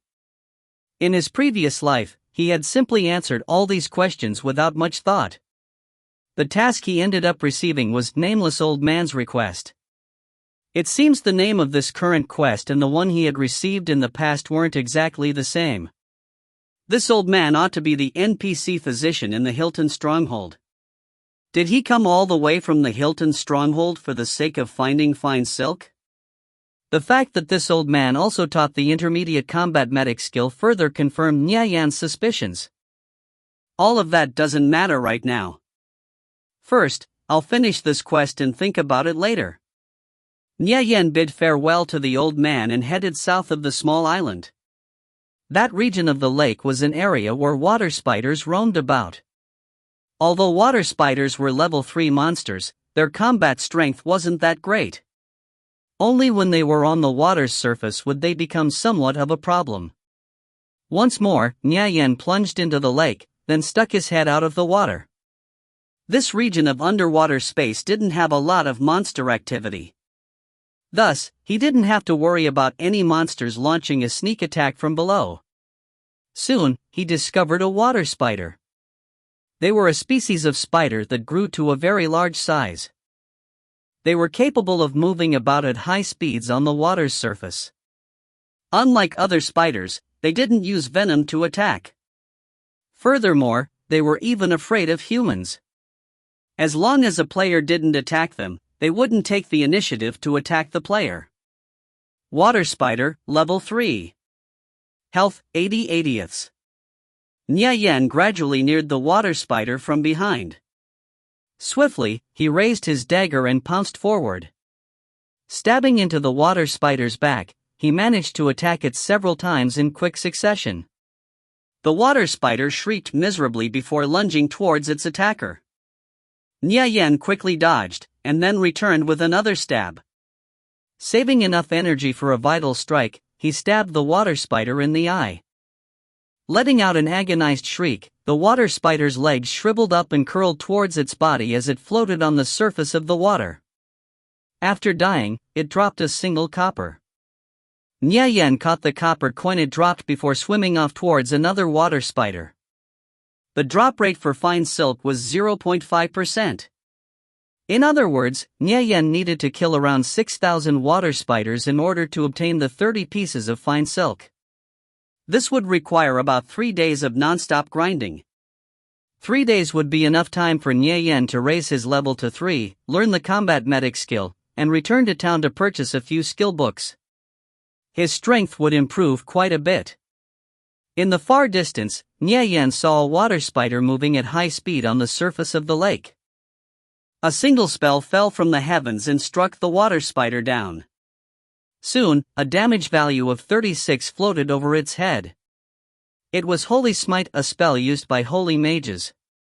There's another person in this area? Nya Yan became vigilant and went on high alert. Looking far off into the distance, he noticed a person being pursued by a level 3 water spider. It was quite far away, so Nya Yan could only see that this person belonged to the holy mage profession. Not only this, but the holy mage was a woman as well. She was clutching a blue-colored staff in her hand and was wearing a white mage robe over her body. However, he was still unable to clearly distinguish her features. It seemed that she was in a bit of trouble. Nya Yan stayed silent for a moment. Afterwards, he dived underwater and swam towards her. If she was a hostile player, he would kill her without hesitation. However, if there was no enmity, he would lend her a hand. That holy mage was dealing with the pursuing water spiders. By coincidence, she was also swimming over in his direction. At last, Nya Yan's head broke out of the water. He was now approximately 5 meters away from her. Noticing another person, Nya Yan, popping out of the water, the holy mage tensed up. Immediately, she changed directions and swam over to another location. She was currently being chased by several water spiders. If she encountered a person who took pleasure in kicking others while they were down, it would undoubtedly mean her death. Both parties were already in close proximity. When the holy mage turned her head around, Nya Yan could clearly see the other person's appearance. She was a beautiful-looking young woman. Her hair was tied back in a ponytail, with a single lock of hair hanging down from the side of her face. Her cheeks were white, and her eyes were as clear as water. Although conviction altered a player's appearance, they were only slight adjustments. The overall attractiveness of the player would not be altered. Hence, their level of attractiveness would fundamentally be the same as it was in reality. This was also one of the reasons why conviction drew people in. Nya Yen was able to clearly see at a glance that the holy mage across from him was a real beauty. The holy mage worryingly gazed over at where Nya Yen was located, their two eyes converged. She turned around and continued to fend off the water spiders. Simultaneously evading 3 water spiders was definitely a little challenging. However, she still remained very calm. Using a haste scroll on herself, her speed immediately increased by several fold. After recognizing the opposite party's appearance, Nya Yan's mouth opened so wide a chicken egg could fit in it. How did I end up meeting her here? He couldn't help emotionally sighing at how minuscule the world was. The beautiful woman across from him was called Yao Yao, Dark Mystery. Come to think of it, in his past life, the two of them actually had a rather complicated and ill-fated relationship. Never did he expect that they would meet again here. It appeared lovers or enemies could truly not avoid meeting with one another. Perhaps this type of chance encounter was meant to be. Nya Yen and his friends were going to enter an instance. However, they were short a mage. Thus, one of his friends brought Yao Yao into the team. This was the first time they had met. Afterwards, they gradually grew closer when they found more opportunities to party up later on and had many more adventures together. Old friends are the same as before, Nya Yen sighed with deep sorrow. Chapter 11, Assassinate Skillbook. Chapter 11, Assassinate Skillbook. Yao Yao was continuously placed in dangerous situations. Seeing this, Nya Yen quickly swam over in her direction. Yao Yao became even more nervous when she saw Nya Yen swim over. There were 3 monsters chasing her from behind. Perhaps if she relied on her excellent skills, then she would be able to slowly whittle away their health until they died. Even then, her hopes of survival wouldn't surpass 10%. However, if Nya Yen were to take advantage of her situation, she would essentially have no chance of living. Noticing the 3 water spiders repeatedly launching themselves at Yao Yao, Nya Yen increased his pace and closed in from behind. Gradually, he overtook one of the water spiders. With his dagger in hand, he leaped out of the water's surface and stabbed at the center of its back. Yao Yao turned around and followed Nya Yan's attack by casting Holy Smite. The spell connected and blasted the water spider's body, killing it in the process. She gazed over and stared at her savior. Since Nya Yen had helped her deal with the water spider, Yao Yao presumed he didn't have any malicious intents. Nya Yen directed his attention to another water spider, one that had only half of its health remaining. Using Vital Strike, he stabbed the spider in the eye and dealt 52 damage. In the blink of an eye, only one of the 3 original spiders remained standing. What a powerful attack! Yao Yao stared in astonishment at Nya Yen. In her mind, out of all her friends, she had never met anyone as strong as him. Looking again, he seemed somewhat unfamiliar. After Nya Yen finished killing the second water spider, he immediately swam over to the third. With 2 people against only a single spider, the situation immediately appeared to be much more relaxed. Yao Yao brandished the staff in her right hand and cast Holy Strike. The attack landed on the remaining water spider's body. Thank you. Seeing that the 3 water spiders were completely wiped out, Yao Yao faced Nya Yen and expressed her gratitude. However, she still remained on alert, just in case Nya Yen decided to suddenly attack. No need to be polite, it was only a slight effort. Hi, I'm called Nya Yen, Nirvana Flame. Nya Yen smiled brightly, and began to recall, in the past Yao Yao had been a very gentle and understanding girl. She was a very considerate person. Though she was a little headstrong as well, for a girl, it wasn't too hard of a shortcoming to accept. My name is Yao Yao, Dark Mystery. Evidently, she still remained quite cautious. She had never met Nya Yen before, so it wasn't very easy for her to let her guard down. Nya Yen wanted to add Yao Yao as a friend and find out what she was doing here. However, so as not to make it appear too sudden, he wouldn't ask these inappropriate questions immediately. After all, Yao Yao was still a girl. Despite understanding that she remained cautious when facing him, Nie Yen still firmly believed that from his understanding of Yao Yao, the two of them could still become friends like before. Back then, after he became acquainted with her in the game, it was always her who would stay by his side, comforting and encouraging him whenever he felt really depressed or frustrated. The two of them still remained friends. However, a certain relationship had unwittingly occurred between the two of them. From thenceforth, the complications between the two could not be broken nor tidied up. Yao Yao quietly observed Nie Yen. Looking at him, he gave the impression of being very young, and he didn't seem like a bad person. The two people didn't exchange any words afterward.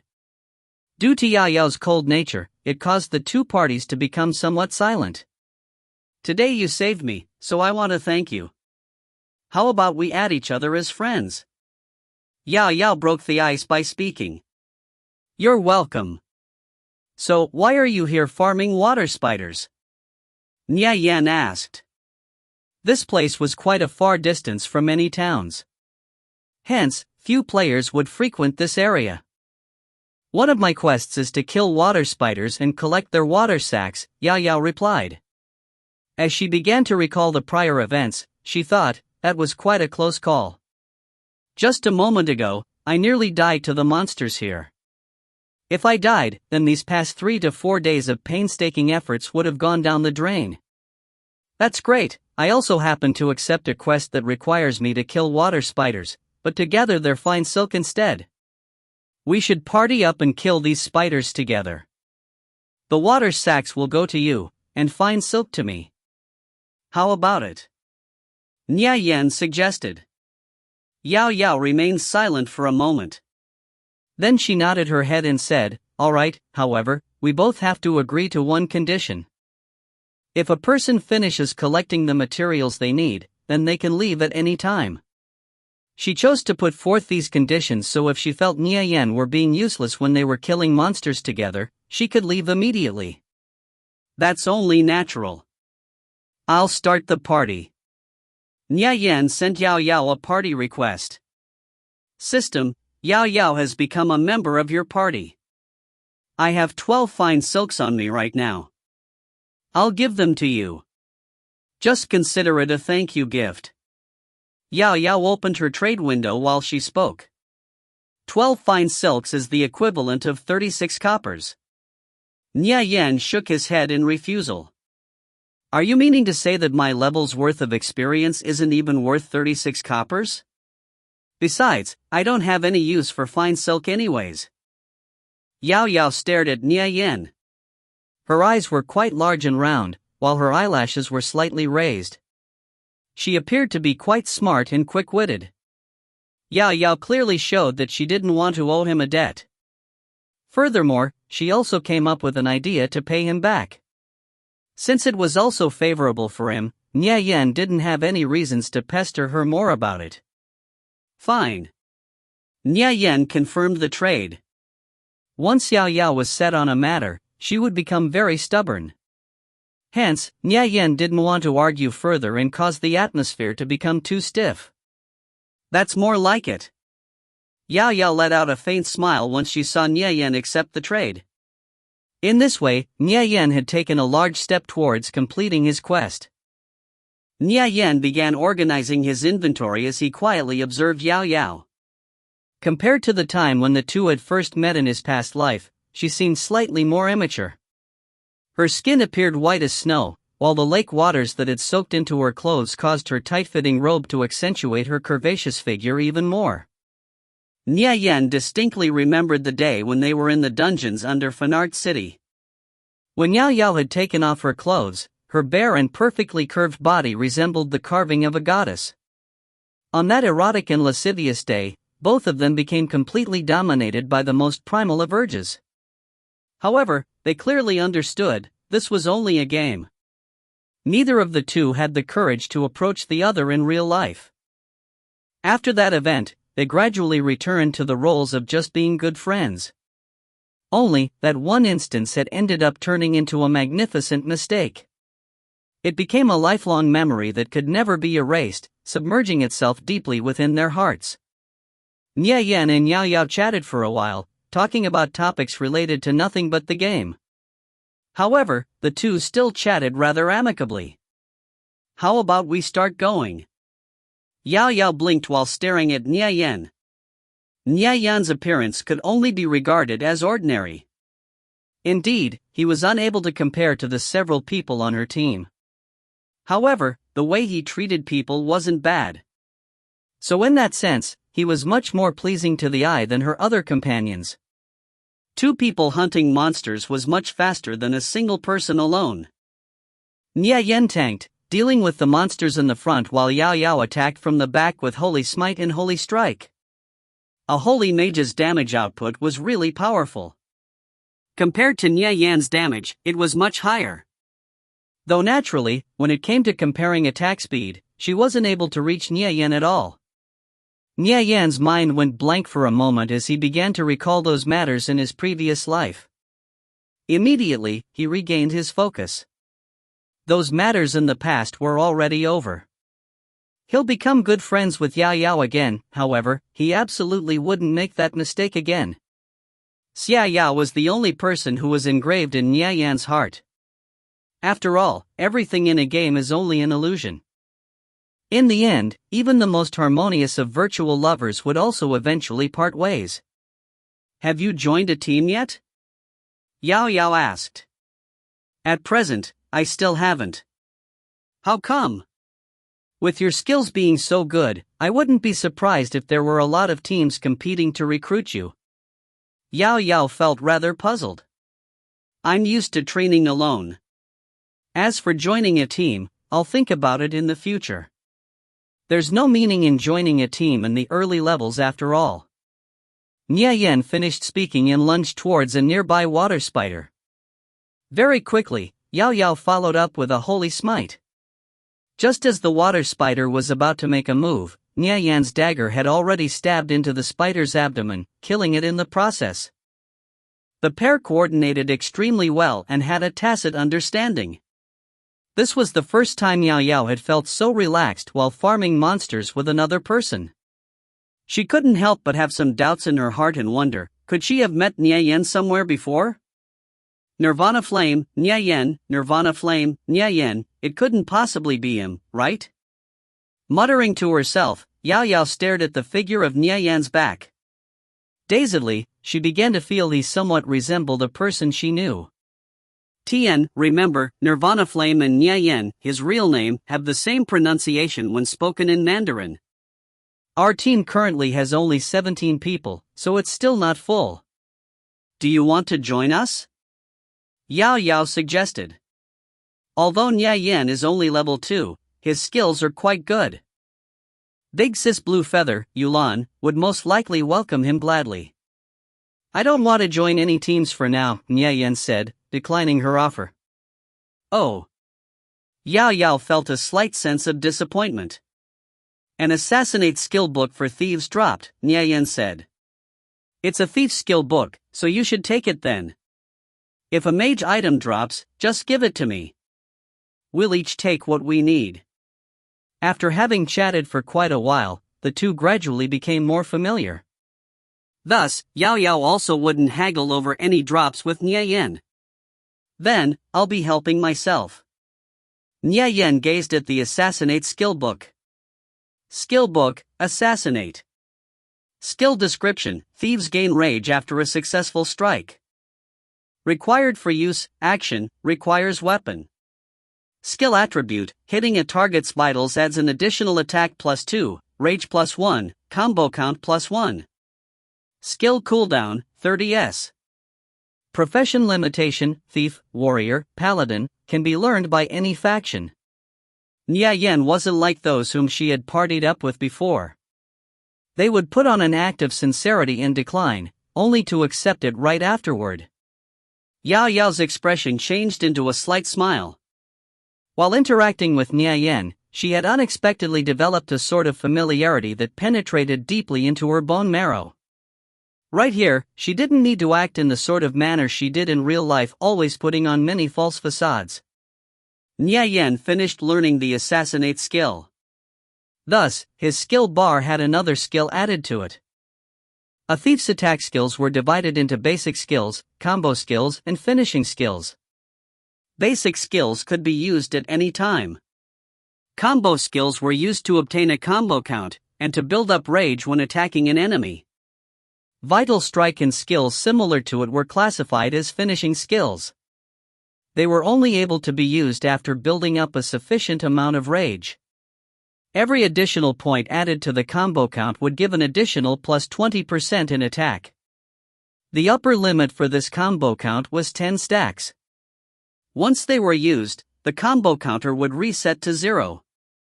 As such, this was the beauty of the existence known as the combo system. If two thieves possessing the same skills were to match up, the damage an expert level thief would deal was often 2 to 3 times higher than the average thief, sometimes even more. Under ordinary circumstances, it was considered quite normal for a thief to have twice as many basic skills and combo skills than finishing skills in their skill set. After obtaining Assassinate, Nya Yan's rage was now able to build up at a much faster rate. One normal attack followed by Assassinate would build up enough rage to use Vital Strike. Nya Yan and Yao Yao became increasingly skillful in their coordination. Thus, the two of them acted more daringly as they accelerated the rate at which they hunted monsters. During the times when there were many opponents, Nya Yan would be dealing with 3 monsters at a time while Yao Yao frantically cast spells from behind. Her staff never stopped moving, continuously firing off holy smites and holy strikes. When she was out of mana, she would drink a mana recovery potion. As long as one wasn't interrupted by an attack from the enemy, a basic mana recovery potion would restore 60 mana in 30 seconds. The price was also inexpensive, so it was extremely cost-effective. How many water sacks have you collected? 52. How much more do you need? 8 more. It seems you'll be finished collecting them very soon. You probably haven't learned alchemy crafting yet, right? After you've handed in your quest, go to Most Town 1. That place should have a hidden NPC who issues the quest called Rare Herbs. After you've completed the quest from the NPC, you'll be able to learn perfect alchemy crafting, Nya Yan said. Perfect alchemy crafting's effectiveness was a lot more powerful when compared to common alchemy crafting. Ah. I'm going to complete my quest so soon. Yao Yao suddenly felt a sense of loss in her heart. Hunting monsters together with Nya Yan was far more enjoyable than leveling alone. At the very least, she had a companion to chat with. 329.31. Chapter 12, Extra Income. Chapter 12, Extra Income. Why learn alchemy crafting? Yao Yao, Dark Mystery, asked in a puzzled tone. Mages who don't learn alchemy crafting are certain to become poor beggars by the time they reach a high level. After all, magic potions are extremely expensive. The innate skill of a human mage is that they are able to skip a grade when creating magic-type potions. It would simply be too much of a waste if a mage didn't learn alchemy crafting, Nya Yan replied. Alright then, I've recorded the coordinates. Thanks for the recommendation, Nya Yan. After noticing the movements of a water spider just ahead of him, Nya Yan began swimming towards its location. It was in an area about 5 meters away. Though suddenly, he stopped and swam no further. The water spider in front of him wasn't exactly the same as an ordinary water spider, its build was slightly larger than average. Water Spider Leader, Level 3. Health, 160/160. It's a leader monster, Nya Yan turned his head and said to Yao Yao. Can we beat it? Yao Yao asked. Nya Yan was more knowledgeable than her. So somehow, she was starting to get used to asking Nya Yan whenever she had a question. Just barely. Only, it's going to be slightly difficult. Nya Yan surveyed the nearby area. The open water didn't have any terrain they would be able to make use of. Not to mention this region was a haven for water spiders. If it's too dangerous, then we should let it pass, Yao Yao added. It would simply be too much of a loss if they ended up dying and dropping a level. For it would take 2 to 3 days' time at minimum if they desired to train back to their current state. Do you have any underwater breathing pills? Nya Yan asked. The water spider was a type of creature that could only move on the water's surface. Hence, they were unable to dive underwater, a fatal weakness of theirs. I don't have any more. I didn't carry enough and ended up using them all before. Yao Yao's expression had turned a shade of red. She hadn't expected that, while on this journey, she would be required to use up so many underwater breathing pills. If she did have enough pills, she also wouldn't have met with such dangers. She could dive underwater whenever she encountered danger, and there would have been no problems at all. I still have one more pill with me. Take it. Water spiders can't dive underwater, so you'll be the one attacking it first. If you're forced into close quarters with it, then dive underwater immediately. I'll be in the distance shooting crossbow bolts to draw it away. Once it's gone far enough, resurface and continue casting. When its health nears 0, we'll regroup and face it then, Nya Yan said after contemplating for a moment. Using this method, they could gradually whittle at the water spider leader's health until it died. I didn't see it before, but that head of yours is truly useful. Yao Yao couldn't help but stare at Nya Yan. In his hands, any sort of problem simply became a cakewalk to resolve. When I was younger, my IQ was tested to be at 206. Matters such as these are a mere trifle.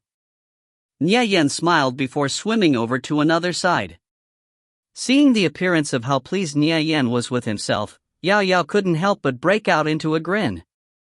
Really, this guy, give him a little praise and he gets so happy. Seeing that he was about 20 meters apart from the water spider leader, Nya Yan signaled Yao Yao. She waved her staff and cast Holy Smite. The spell struck the spider leader's body, dealing 15 points of damage to its health. Health, 145/160. What's with this leader monster? Its defense is actually higher by a lot. Hiss. The spider leader let out a strange screech and began sprinting towards Yao Yao. Before the spider leader was able to reach her location, she could still cast one more spell. She began to activate Holy Strike. Boom. A beam of light exploded forth, falling from the heavens and smashing down onto the spider leader's body, causing it to lose 16 health. Health, 129/160. Once Nya Yan finished arming his crossbow, 3 bolts fired out in succession. Put. Put. Put. All of them hit their target. -6, -6, -6. Health, 111/160, 3 damage numbers floated above the spider leader's head. Afterwards, he continued to rearm the crossbow. Having finished casting Holy Strike, Yao Yao saw that the spider leader had charged close to her position. Almost immediately, she dove back into the water. After Yao Yao had dove underwater, the spider leader had no means of getting to her. The spider leader was skittering back and forth fretfully on the water's surface, where Yao Yao had submerged. WHSH. WHSH. WHSH. 3 bolts arrived at their target, hitting the spider leader's head. Health, 93/160, Nya Yan immediately attracted its attention, and the spider went sprinting towards his location. Nya Yan anxiously resupplied his crossbow with bolts. Before he could even finish fully reloading, the spider leader had already rushed in front of him. He hurriedly swapped his crossbow for his dagger. Assassinate! Nya Yan struck out with Assassinate, stabbing the spider leader in its flank, dealing 12 points of damage to its health bar. Health, 81/120. The spider leader leapt forward and struck him, causing Nya Yan to lose 60 health. What a strong attack! If I suffer another hit, I'll undoubtedly die. Nya Yan originally wanted to fight it out for another round. However, when he was facing a danger of this degree, he didn't dare take the risk. In the next moment, he dove into the water. The spider leader's next strike hit empty air. Raising its sharp stinging legs, it stabbed into the water below. Its legs were similar to arrows raining down and entering the water's surface. One struck Nye Yan and pierced directly into his shoulder. -32. A damage value floated atop Nye Yan's head. The spider leader had succeeded in hitting with one of its attacks. Soon after, another leg came piercing towards Nye Yan. Nye Yan did a quick roll within the water. The spider leader's all-like leg pierced through the water, just past Nye Yan's cheek, causing a large streak of bubbles to emerge. Close call. Only after Nye Yan dived a bit deeper, did he finally leave the spider leader's attack range. He had a little less than 20 health remaining. Next time he wouldn't confront the spider leader head-on. Sacred Art. Taking advantage of the spider leader's attention on Nye Yan, Yao Yao cast her strongest spell, dealing 27 damage to its health. Health, 54/120. Are you alright? Yao Yao asked in a worried tone. She saw two very large damage values float over Nye Yan's head. I'm fine. The water spider leader's attacks are too powerful. By all means, do not get hit by one of its attacks, Nye Yan said while still having some lingering fears. He had underestimated the spider leader's attack capability and nearly died. Okay, I understand, Yao Yao answered back and continued to brandish her staff. Under her unceasing bombardment of attacks, the spider leader's aggro shifted back to Yao Yao. Once more, it charged in her direction. Holy Smite. Holy Strike. -15, health, 39/160. -16, health, 23/160. After Yao Yao finished casting another round of spells, she once again dove underwater. The spider leader irritably skittered around the water's surface. Nye Yan then fired off another 3 bolts, hitting the spider leader in its butt. Health, 5/160. So after kiting it back and forth, the spider leader's health bar was gradually drained clean. Following Yao Yao casting one final sacred art, the spider leader's health bar dropped to 0. Its body floated above the surface of the water, shriveled and curled up. The entire process was simpler than they had imagined. Seeing the water spider leader meet its death, Nye Yan finally relaxed and sighed in relief. After killing it, his experience bar rose to 52%. What item did it drop? Nye Yan asked. Come and see. Yao Yao put the 2 items she just picked up into the trade window. Fine silk gloves, bronze grade.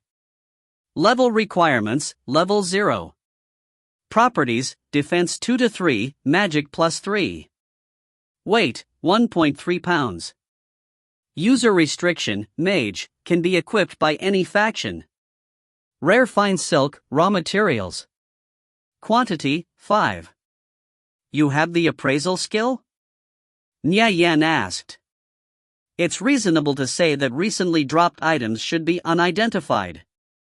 He would have never expected that Yao Yao, with her level being so low, had already learned the appraisal skill. Yao Yao nodded her head and said, correct. I learned the most basic appraisal skill.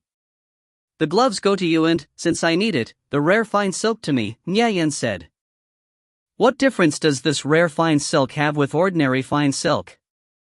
I wonder, will Physician Blevins accept this rare fine silk, or not? And, I won't be polite then, Yao Yao said. Fortunately, those gloves were just what she needed, having magic +3 as a property. To a mage, an increase in magic was the best property they could wish for in a piece of equipment. If it were placed in the market, it would go for at least 50 or 60 coppers. If one calculated, Nye Yan had received the raw end of the deal. Yao Yao felt slightly apologetic, but recalling that Nye Yan had also picked up the Assassinate skill book earlier, she became less flustered. Yao Yao placed the rare fine silk in her trade window. Afterwards, both of them pressed accept.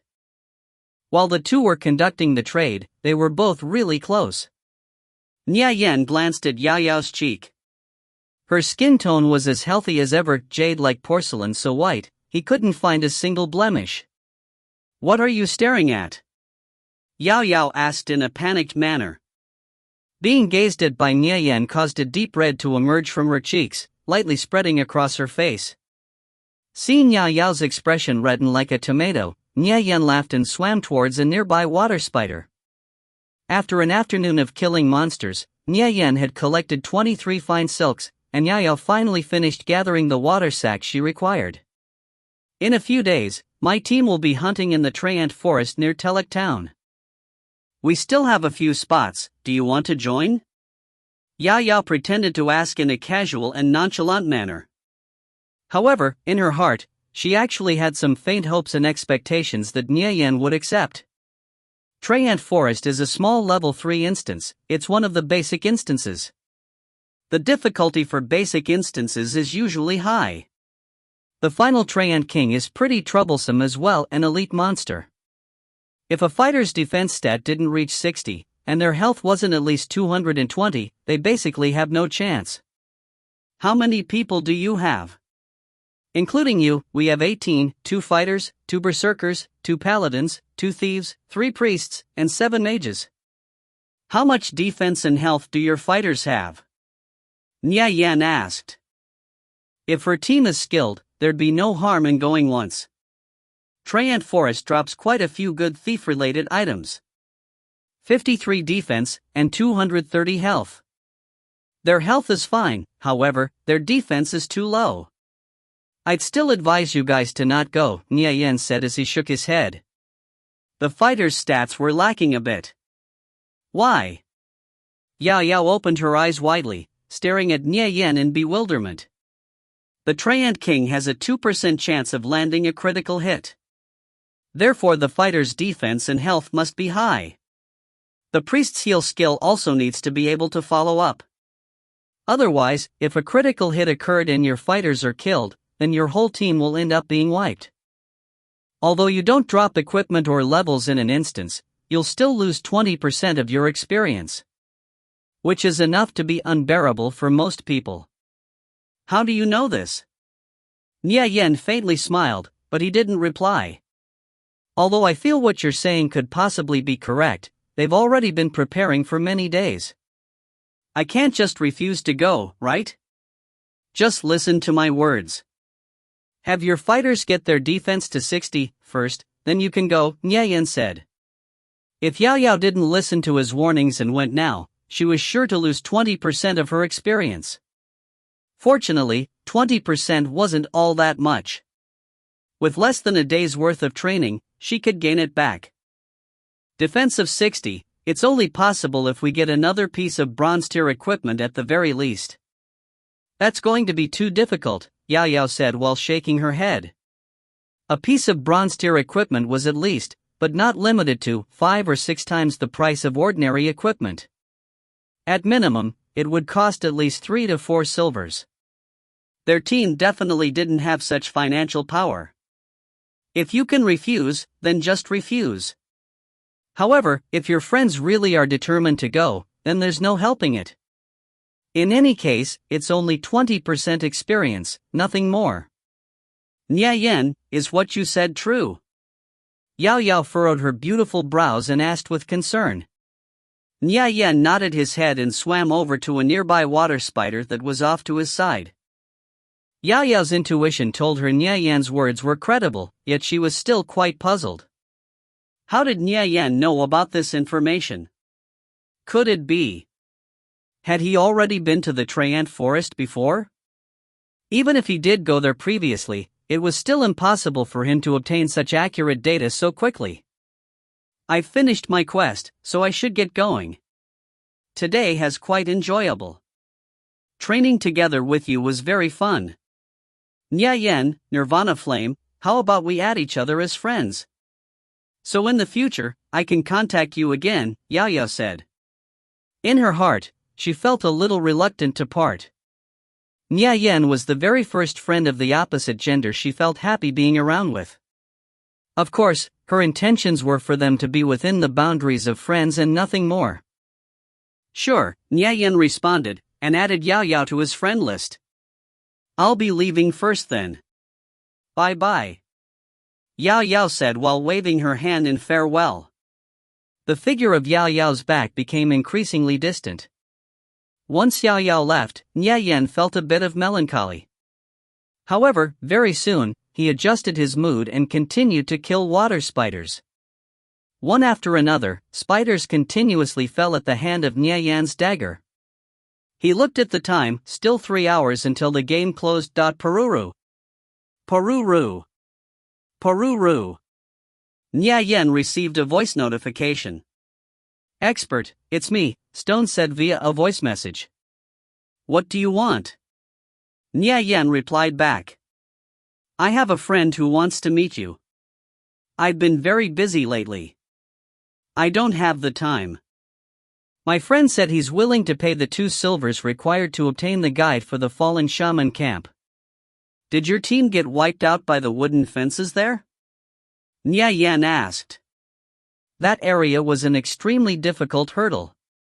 If you didn't know the trick to get through, then passing was extremely difficult. How'd you know? Stone asked in surprise. Nye Yen had guessed correctly. He became more certain Nye Yen had definitely beaten the fallen shaman camp in the past. Of course, I know. You guys want the fallen shaman camp guide? That's fine. First send the money over to my personal storage. A personal storage was the same as an account. Players themselves were free to access their own storage. They were even allowed to send money and items to another player's storage, but they were not allowed to take anything out. I'll have to ask first, Stone said. It was evident he wasn't the one making the decisions. After a moment, he sent another voice message to Nye Yen. My friend said we're able to send 1 silver in advance as a down payment. If your guide truly is effective, then we'll send the other half of the payment. Nye Yen thought for a moment and said, alright, that's fine. Due to Nye Yen having hit the mark several times on the things he spoke of, the other party was willing to do this trade. However, by paying first, they were taking on a huge risk. If by chance Nye Yen was actually a swindler, it would be the same as if they flushed their money down the toilet. Thus, they chose to send the first half as a down payment. System, player Flying Stone has deposited 1 silver into your personal storage. The money. I've already sent it, Stone messaged again. He was a little bit nervous. If Nye Yen really was a scammer, then their 1 silver would completely go to waste. The first hurdle you'll face is by the wooden fences. There are 7 fallen shamans in that area. Don't send your warriors to tank. At level 5 and under, they'll be completely unable to resist a volley from 7 fallen shamans attacking together. Instead, send your thief over to the willow tree outside the fence and station them there. Tell them to use their bow or crossbow to shoot at the fallen shamans to the left. Remember carefully, there cannot be any mistakes in where you shoot. Only then will you be able to draw out 3 fallen shamans and kill them. After you've gotten rid of them, the remaining 4 should be much easier to deal with. The second important location is off to the side of the altar. There's a fallen shaman priest located there. When facing him, if you're not careful, you'll end up aggroing the fallen shaman leader as well. Once every 5 minutes, the fallen shaman priest will start walking around. Wait until it walks past the altar and arrives next to the obelisk. Then, have your fighter draw it outside to about 5 or 6 meters away, where you'll surround and kill it. Afterwards, you'll be able to kill the fallen shaman leader. If you still have any problems, just send me a message, Nye Yen said. This was taking in others' money to help them avoid disaster. In any case, it was just a small instance. Very soon, someone would come along and beat it. So it was quite good that he managed to exchange some information for a bit of spending money. What's more, it was 2 entire silvers. That's all? Stone asked in a daze. That's all. Just this little bit of information was worth 2 silvers. Nye Yen had earned this money a bit too easily. However, this method for overcoming the hurdles was summed from the experiences of countless players. An average team needed to go through this instance at least several times before they could get a feel for it. In that perspective, perhaps the guide wasn't that expensive after all. Chapter 13, Golden Electric Eel. Chapter 13, Golden Electric Eel. Kalor City Transfer Point. At present, a group consisting of 20 or so players were gathered together in a heated discussion. I definitely think that guy's a swindler. How could he possibly know the strategy for the fallen shaman camp? That person shouldn't be a swindler. Otherwise, how was he able to correctly guess where our party was wiped? Only by having a deep understanding of this instance, could he have known where we would fall apart. Everyone had differing opinions. Hence, it was very hard for them to come to a conclusion. Stone, what's up? Has he said anything? Asked a warrior on the side. He was Sleepy Fox, the captain of the team. Stone then proceeded to pass Nyayan's words on to them. A priest pondered to himself for a while, before looking at his teammates and asking, "Do you guys think his words are trustworthy?" "Hard to say," replied a teammate beside him. The several hurdles they had to pass in the fallen shaman camp were too difficult for them. It was to the extent that they had all been wiped out before even having a chance to encounter the fallen shaman priest. We can't say for sure whether or not this Nyayan, Nirvana Flame, has already beaten the fallen shaman camp with a team. He really is an expert. Remember the area where I was farming, near the fallen shaman camp? It was he who had told me about it. He said that he used to have a warrior account in the past, but he deleted it and made a new thief account. I have a feeling his old warrior account was around level 4 at the very least. If not, how could he know so much? Flying Stone said as he argued in Nyayan's defense. In regards to Nyayan's words, Stone held a firm belief in him. So we're gonna try his method then? Everyone, begin your preparations. We'll be setting off in 10 minutes, the priest called out as he came to a decision. Big Brother Fox, are we actually going? Another mage asked. I believe his words hold some degree of credibility. Otherwise, he wouldn't be so knowledgeable of the fallen shaman instance. Let's give it a try. If that person ends up being a swindler, then I'll make him pay the price, said Sleepy Fox in a confident manner. Truth or lie, he was still able to distinguish the two. If it weren't for them getting wiped at the instance prior to this, he wouldn't have allowed Stone to contact Nyayan for help. Nyayan was still killing water spiders and gathering fine silk. The whole process was rather mundane and boring. He was in the middle of fighting against a water spider, one that was already on the verge of being defeated. Hiss. Eee. The spider let out an intense high-pitched cry. In the distance, 6 water spiders were alerted by the noise. Their movements showed that they were heading to flank Nyayan. Simultaneously dealing with 2 spiders was his limit. Any more, and he had absolutely no chance of winning. Nyayan leapt forward. With a single vital strike, the lone water spider that had been surviving on low health was killed. As the spider fell, a single copper dropped from its corpse and floated into Nyayan's hand. By that time, the 6 charging water spiders had already neared him. Without delay, Nyayan dived into the water below and swam towards the lake floor. Upon arriving at their destination, the 6 spiders skittered about on the water's surface as they tried to find traces of Nyayan. However, Nyayan continued to swim a fair distance away. After about a minute, he felt himself start to suffocate. He turned his head and looked up to the surface of the water. Unexpectedly, the amount of spiders roaming around his location had increased in number. If he were to go up at this moment, he would certainly die. For the sake of not drowning, Nyayan had no choice but to activate the underwater breathing ability of the water aversion pearl. He prepared to resurface after finding an area with fewer water spiders. A ray of light was cast down upon the lake, illuminating its serene depths.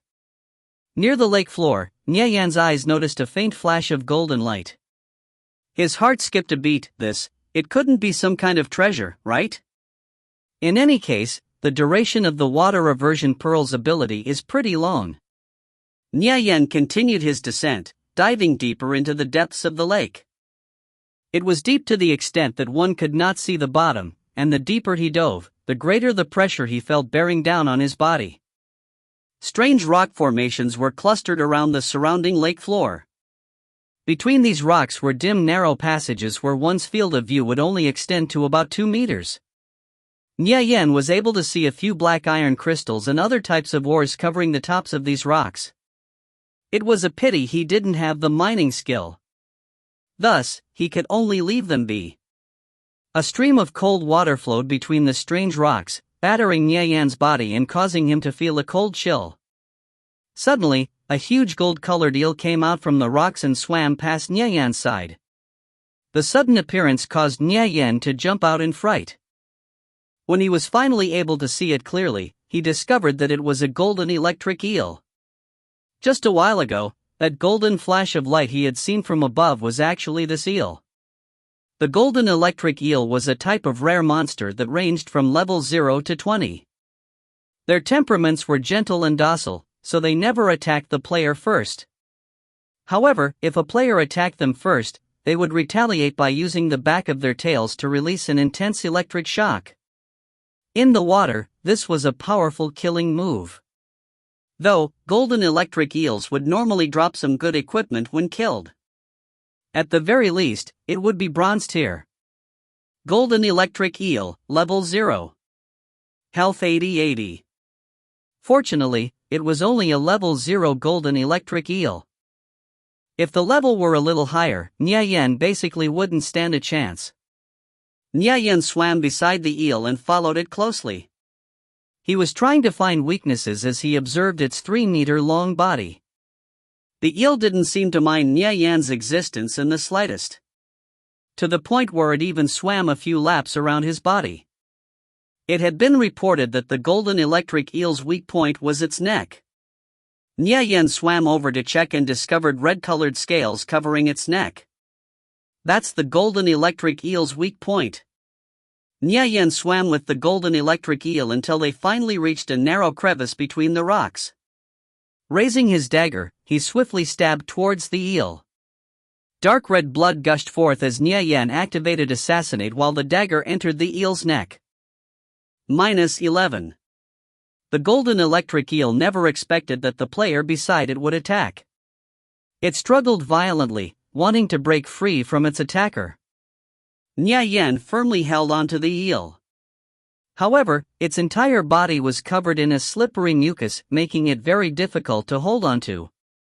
The golden electric eel swung its tail and a powerful electric shock bombarded Nya Yan's body. -32. When the electric current struck, it felt as if 10,000 ants were stinging him all at once. He was unable to move as he felt his whole body go numb. The golden electric eel's attacks have a paralysis effect. In his absent-mindedness, Nya Yen noticed that the golden electric eel was trying to escape. Once again, with dagger in hand, he stabbed into the eel's body. The dagger was embedded near the eel's spine. He tenaciously held onto his dagger. The golden electric eel swam forward, dragging Nya Yen with it. Once again, another electric shock blasted his body, causing a damage value of 23 to float above his head. Golden electric eels were a special class of monster. They were even a bit stronger than leader monsters. If the eel's level had been just a little higher, then Nya Yen would have already lost his life a long time ago. Feeling himself almost lose consciousness, Nya Yen forcefully shook himself awake. The eel swam at an extremely fast pace as it moved through the narrow crevices between the rocks. Blood kept gushing forth from its wounds, dyeing the surrounding water red. After a while had passed, the golden electric eel once again let loose an electric shock, battering Nya Yan's body and dealing 16 damage. The amount of electricity within the golden electric eel's body was limited. Consequently, the more times it released an electric shock, the weaker its power would become.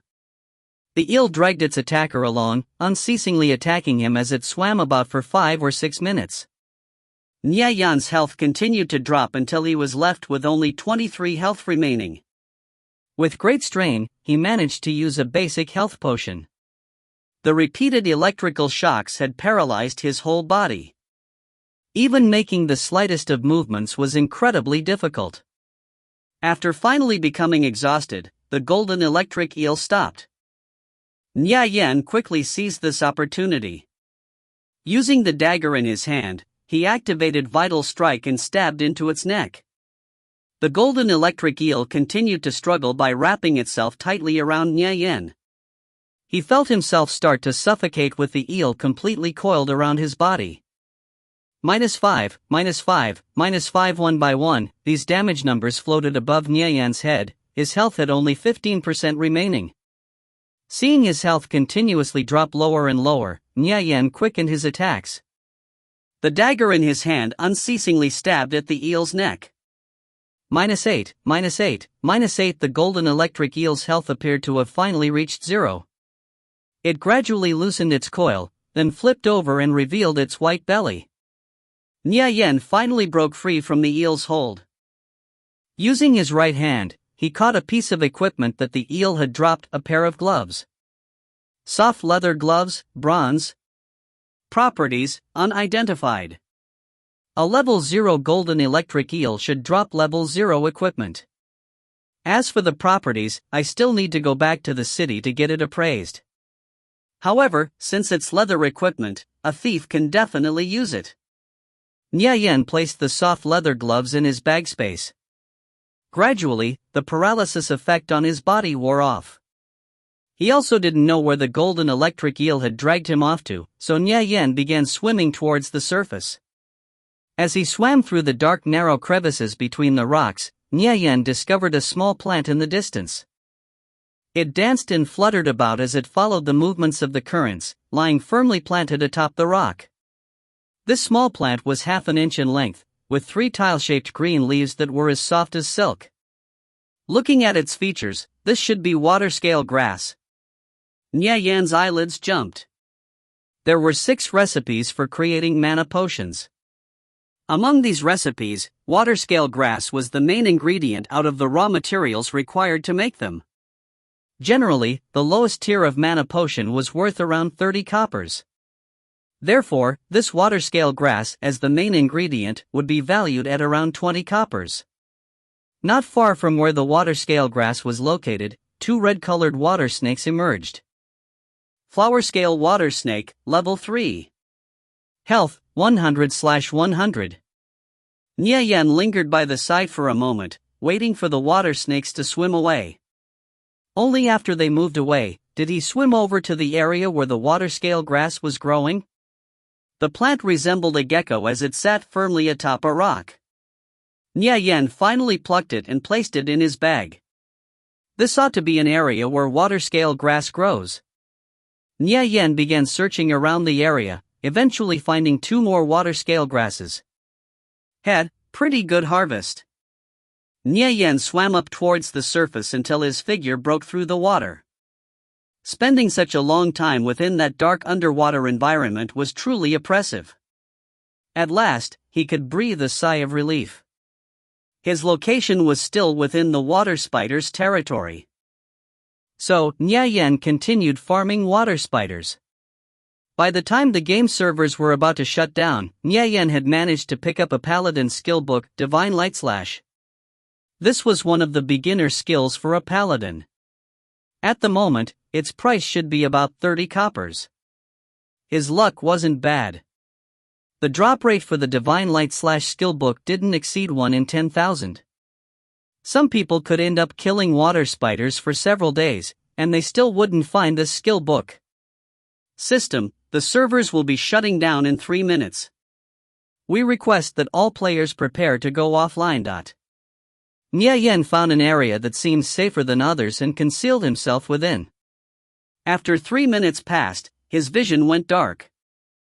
By the time he logged off the game, it was already 9 in the morning. A new day had begun, and people were getting ready for work. Due to the implementation of a 3-hour workday, 1 hour of work in the morning and 2 in the afternoon, their schedules were fairly relaxed.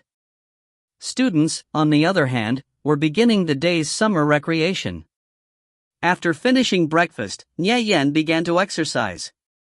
His old man, having a military background, had harsh and strict expectations for Nye Yen. Thus, his foundations were pretty good. Back then, he persisted for 2 years in tempering his body for the sake of assassinating Chao Su. He employed special forces training that he had gotten from the internet.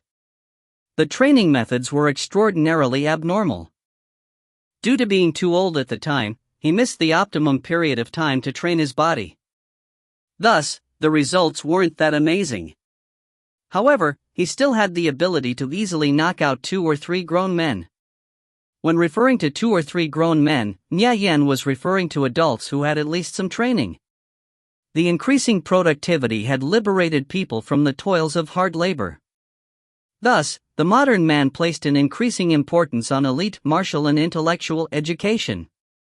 Beside the core academic courses, electives such as kickboxing, taekwondo, and boxing could also be taken. Since people studied martial arts from a young age, everyone's physical fitness was pretty decent. At the very least, they would know a few martial arts techniques. Today, there was a never-waning abundance of huge martial arts tournaments of all kinds. Speaking precisely, the present society is one that promotes the martial spirit. He didn't have any equipment at home, so he could only do a few basic exercises. In the future, when his family would have more money, he could buy equipment and body-enhancing medicines. The effects would be much more distinct. He exercised for an hour and did 20 minutes of martial arts training. Afterwards, Nye Yen began to review his schoolwork. In this day and age, making use of one's knowledge was of the utmost importance, and the knowledge contained in textbooks covered just about everything.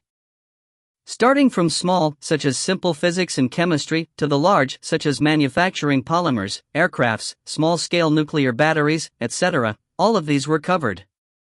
If he managed to put all of the knowledge within these textbooks to use, let alone manufacturing aircrafts, even constructing a mecha wouldn't be a problem at all. People in this age, with advancements of bioelectric stimulation in medicine, had an average IQ of 160 or higher. On the higher end, a person's IQ was even capable of reaching 260. However, throughout their whole lives, these people would still be completely unable to master all of the accumulated knowledge left behind by their predecessors. During high school, scoring 50 or 60% on a test paper could already be considered not bad. There wasn't a failing grade in these tests. However, every test mark would be recorded and entered into an individual's overall evaluation. Nye Yen, when he was in his first and second year of high school, was ranked among the top 3 in terms of academics. However, after he transferred from his school to a high-class one in the city, his achievements could only be ranked at the bottom. In this world, perhaps you could do plenty of things if you had money. However, knowledge is what secured a person's position indefinitely. Perhaps Nye Yan's father, using his money, could pave a future of brilliant prospects for him.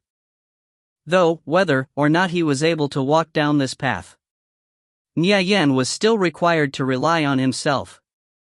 Chapter 14, Close Friends. Chapter 14, Close Friends. Nye Yen studied for an hour, then went back to training. Whenever he was hungry, he would take out a portion tube of nutrition tonic from the fridge and then go back to studying. He continued this cycle of studying, training, and eating until 1 o'clock in the afternoon. Ring. Ring. The phone in Nye Yan's home rang out. Hello. May I ask who this is?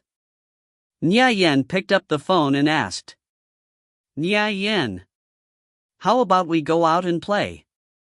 I'm almost suffocating to death by staying at home. The voice Nye Yen had just heard belonged to Tang Yao. The pages in his memories once again began turning. Tang Yao was his best friend. The two had known each other since they were in diapers.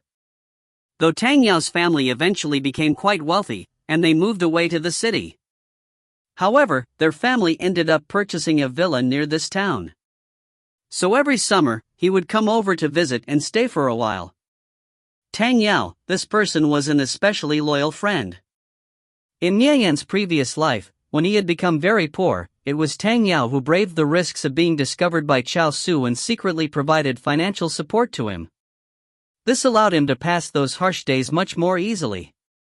However, Tang Yao had one fatal weakness: he loved frequenting bars and womanizing. One time while drinking at a bar, he got into a fight with another man over a woman and ended up being beaten to death by that person.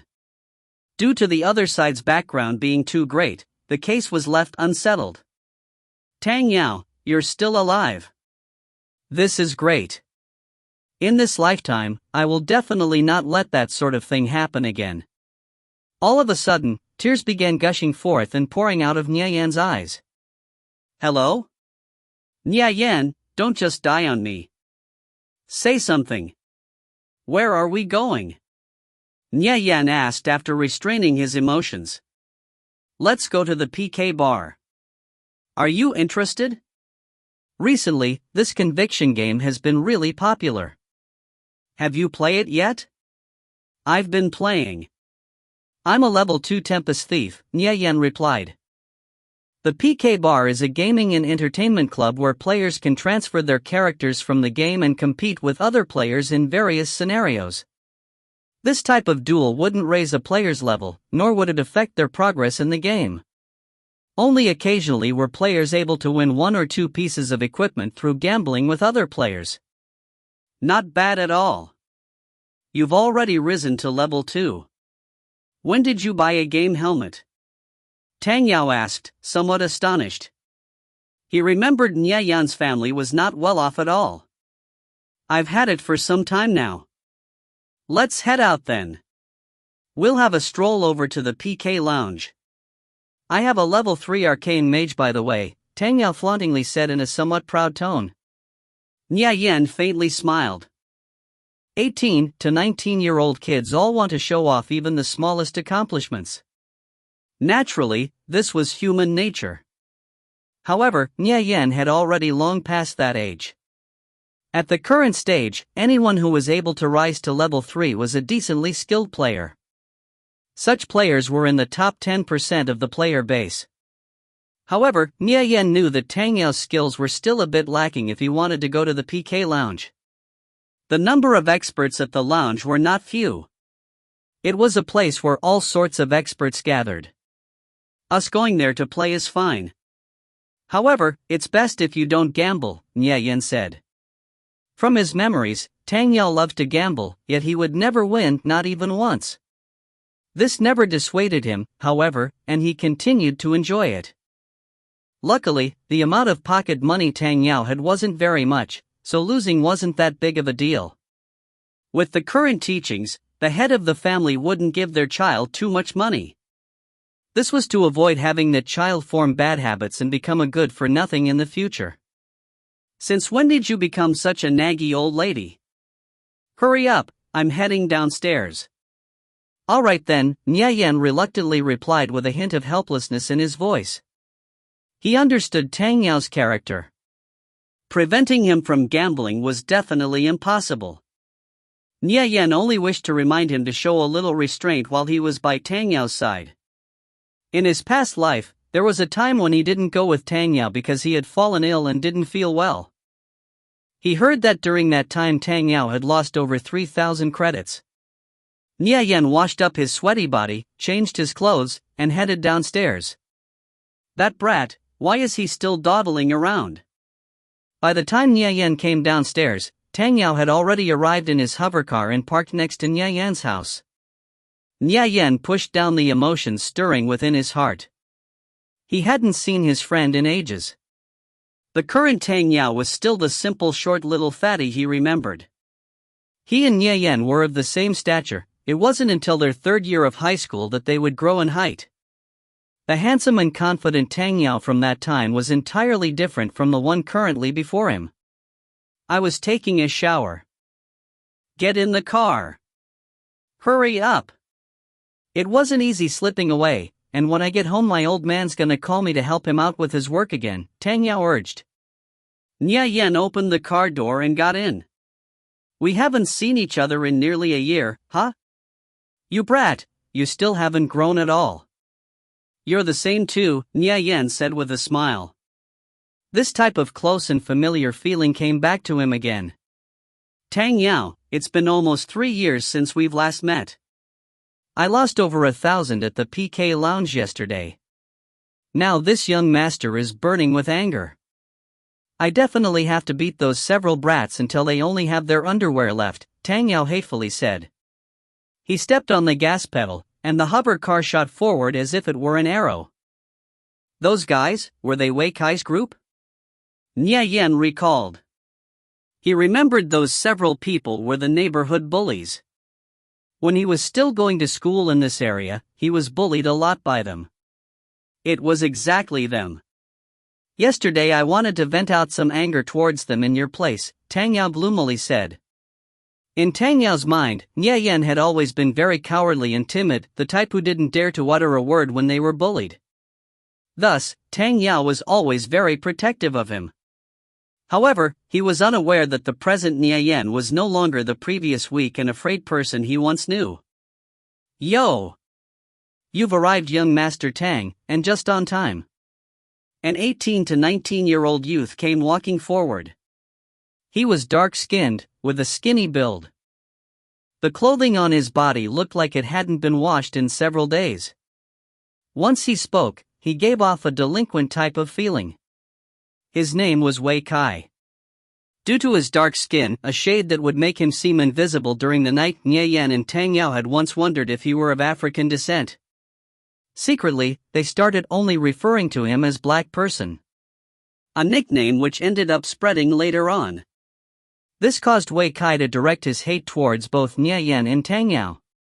However, he was still a little afraid of Tang Yao, as Tang Yao's father was the CEO of Linzhou Airline, someone he couldn't afford to offend. Consequently, from time to time, he would look for Nya Yen to start trouble with instead. There were also 5 others following behind him, though they were a bit younger. They were all a part of his group. Oh, this brat Nya Yen also came. TSK. He still hasn't learned enough of a lesson from last time. Those several brats grinned maliciously as they stared at Nya Yen. In his previous life, Nya Yen heard that Wei Kai caused some trouble and was exiled to another planet. Afterwards, there was no more word of him. The current Nya Yen, after reincarnating, could barely be bothered to keep these few delinquents in his mind. Regarding the bullying he received back then, what meaning was there for him to collect his debts now? No need to worry, you have me here with you. They won't dare do anything to you. Tang Yao spoke in a low voice and attempted to comfort Nya Yen. Nya Yen nodded his head. Tang Yao couldn't help but look at Nya Yen. The latter seemed especially calm today, this brat. Looks like he finally gained some courage. Less bullshit. Did you bring the money? Tang Yao said to Wei Kai. No worries, I brought 2,000. However, you'll be the one paying for our entry fee today. Wei Kai took out a bank card, shaking it in his hand. Only 100 or so credits and you're making such a hassle about it.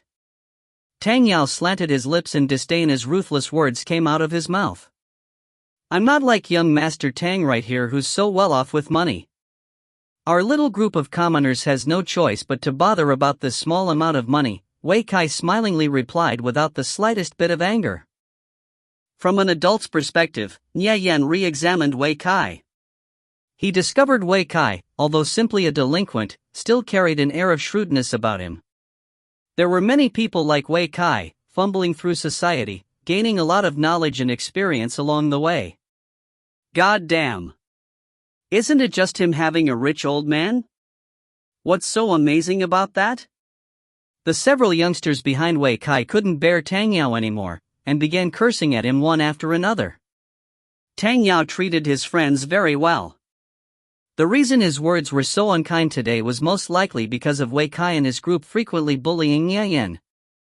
Tang Yao ignored those several youngsters and walked up to the counter. He took out 200 credits, placed them on the reception desk and then said, "Boss, open up a private room for us. No need to return the change.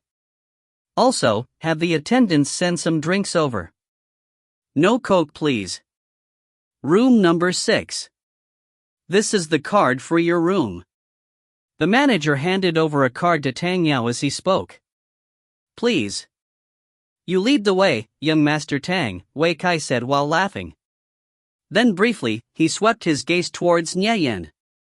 Their eyes locked, as they met face to face. Nye Yan stared back at him calmly. Wei Kai was mildly surprised. Today, Nye Yan appeared to be distinctly different than how he was in the past. Previously, whenever Nye Yan met him, he would be timid and afraid. Yet today, he was unusually calm. The group of people went over to room number 6. Nye Yan and the rest entered the room. The interior was separated into 2 areas. Each area had 5 platforms with recliners and machines. Players could hold 1v1, 2v2, 3v3, 4v4, and 5v5 battles. If they wanted to hold larger team battles, they were required to rent out a larger room. Nye Yan and Tang Yao entered one area and closed the door. Their area and Wei Kai's were separated by a glass wall. What level is Wei Kai? Nye Yan asked Tang Yao. A level 3 berserker, Tang Yao replied. Yesterday they had fought 10 matches, and Tang Yao only won 3 of them. After he returned home, he had his father's underling find him an arcane blast skill book, as well as a bronze tier mage robe which he exchanged for his own. He was well prepared to beat Wei Kai in a few matches, and thoroughly return all the losses he had received yesterday. 10 matches. The prize for every match was 200. What skills do you have? Nye Yan asked. For good or bad, Nye Yan had played Conviction for many years. Even if you've never eaten pork, you'd still be able to recognize a pig. So although he never played Arcane Mage before, he had faced them countless times in battle. As such, he somewhat understood their abilities. Arcane Missiles, Arcane Fireball, Arcane Blaze, Arcane Blast, and Magic Return. Tang Yao spoke without thinking. He never considered Nye Yan to know a lot about Conviction, as he had already trained up to level 3, while Nye Yan was only level 2. What's your health and mana? 120 health, and 150 mana, Tang Yao replied. His equipment could be considered decent for a level 3 arcane mage. Has Wei Kai learned Provoke yet? Nye Yan asked. He was really confused. With this set of skills, just how did Tang Yao manage to lose in his previous life? He's learned it. No wonder. Nye Yan suddenly understood. After a berserker learns Provoke, if they were able to use the skill well, they could easily suppress an arcane mage. It's about to begin, Tang Yao said as he put on his game helmet. Tang Yao was most likely going to lose. Nye Yan thought for a bit. He would continue observing for a while more. If Tang Yao started losing badly, then he would make a move. They swiped their IDs over the machine and then put on their game helmets. The machines here would automatically extract the player's character information from Conviction and duplicate it. They were able to conduct battles here, and since the data was only a copy, it would have no relation with Conviction. Everyone entered the game. Nye Yan and those 5 youngsters were placed in an auditorium, and the arena chosen was random. It appeared the first one would be in the mountains. The mountainous terrain was especially advantageous for arcane mages. Tang Yao and Wei Kai both finished their preparations. Following the sound of a system prompt, the two began the battle. Hey, brat. Long time no see. A level 2 Tempest Thief, huh? Not bad. Are you interested in having a match? The one who spoke was one of the boys from Wei Kai's group. Nye Yan faintly remembered that this guy's name was Shurfone, Stone Mountain. A level 2 battle thief. There was an essential difference between battle thieves and tempest thieves. Battle thieves had a more elegant title called knight errants. They were the same as tempest thieves in that they both had the stealth skill. However, when fighting, they placed a greater emphasis on combat. Usually, they used weapons such as daggers and had decent close combat abilities. The properties of professions are all unique. There was no division of strongest and weakest professions. Conviction had no weak professions, only weak players. Nya Yen shot a glance at Shifeng and said with indifference, "You're still unworthy. Picking such a skillless profession like a knight-errant, you have poor tastes. Seems you're missing a beating. Do you believe this grandfather won't give you one once we leave the game?" Shifeng cursed back at him. He didn't expect that Nya Yen, who had always been a yes-man, would dare to speak rudely to him. Nya Yen raised his eyebrow. They were just a few brats, nothing more. What did he have to fear? Even though his current body's health was a little weak, to the point where it was poles apart from his previous peak condition, by relying on his fighting skills, he would be able to deal with these kids who had barely reached adulthood, and still have energy left to spare.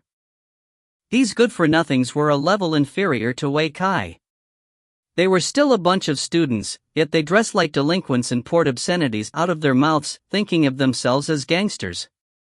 They were very childish. Though, in reality, being a gangster was also a type of profession that required skill to make a living. If you have the guts, then come out and fight me next match. Only one match? The stakes for this gamble are too small. I'm not that interested, Nya Yen said. Wasn't it too simple of a task to take care of Shifeng? The brat's grown up, huh? I have 300 here on me. Let's have a match. How about it? Shifeng took out a bank card. Nya Yen, this brat's becoming more and more courageous. If I don't teach him a lesson, he truly won't know how high the heavens are and how thick the earth is. I'll only play one game. I've got 700. Nya Yen brought out his bank card. He swiped it to show the amount of money in the card was 700 credits. This amount of money, to the 18-year-old Nya Yen, was an amazingly huge sum of money. Any of you guys have money? Lend me a few hundred. Shifeng turned his head and spoke to the friends beside him. I've got 200. I've got 100. I've also got 100. After borrowing 400, Shifeng finally had 700 credits. He hung out with Wei Kai, but after all, he was still a delinquent and never had much money on him. Nya Yen glanced at Tang Yao and Wei Kai's battle. In the mountainous terrain, Wei Kai wasn't able to fully display his berserker's abilities, and the match was won by Tang Yao. The next match was in open plains. Tang Yao would likely lose this one. Let's go then. Nya Yen withdrew his glance, then spoke to Shifeng. The scenery of the two people switched over. Soon, they appeared in a jungle. Thick vegetation surrounded them everywhere, and the two were separated by about 50 meters. Little brat. Watch this grandpa teach you how to respect others. Nya Yen faintly laughed. He didn't even bother having a verbal showdown with Shifeng. Shifeng muttered, whispering to himself, "Why is Nya Yen giving off a feeling that would make others feel unsettled today?" System, match start. Nya Yen and Shifeng both activated stealth. Stealth didn't equal invisibility. When a thief uses stealth, their body would melt into the background. If one didn't observe carefully, it was really hard to detect. However, if one concentrated their attention, they could still make out the flaws in the camouflage. Stealth was based on a thief's dexterity and their ability to hide themselves. Being discovered would depend on the other player's eyesight. At this time, the two were approaching each other. Nya Yen's footsteps were light and gentle. If he came across leaves and branches, he would carefully move around them. He left no footprints behind. After playing thief for so many years, if he were to be discovered by a novice like Shifeng, he'd be losing too much face. Nya Yan's eyes moved like electricity as he scanned the area. On a branch in the far distance, there was a trace of unusual movement. Focusing his gaze, he was able to distinctly make out the vague figure of a person. He had quickly discovered his opponent's position.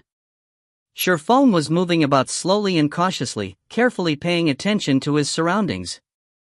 However, to him, It seemed as if Nie Yan had disappeared completely.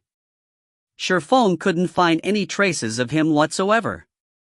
A thief's ability to conceal themselves was very closely related to their surroundings.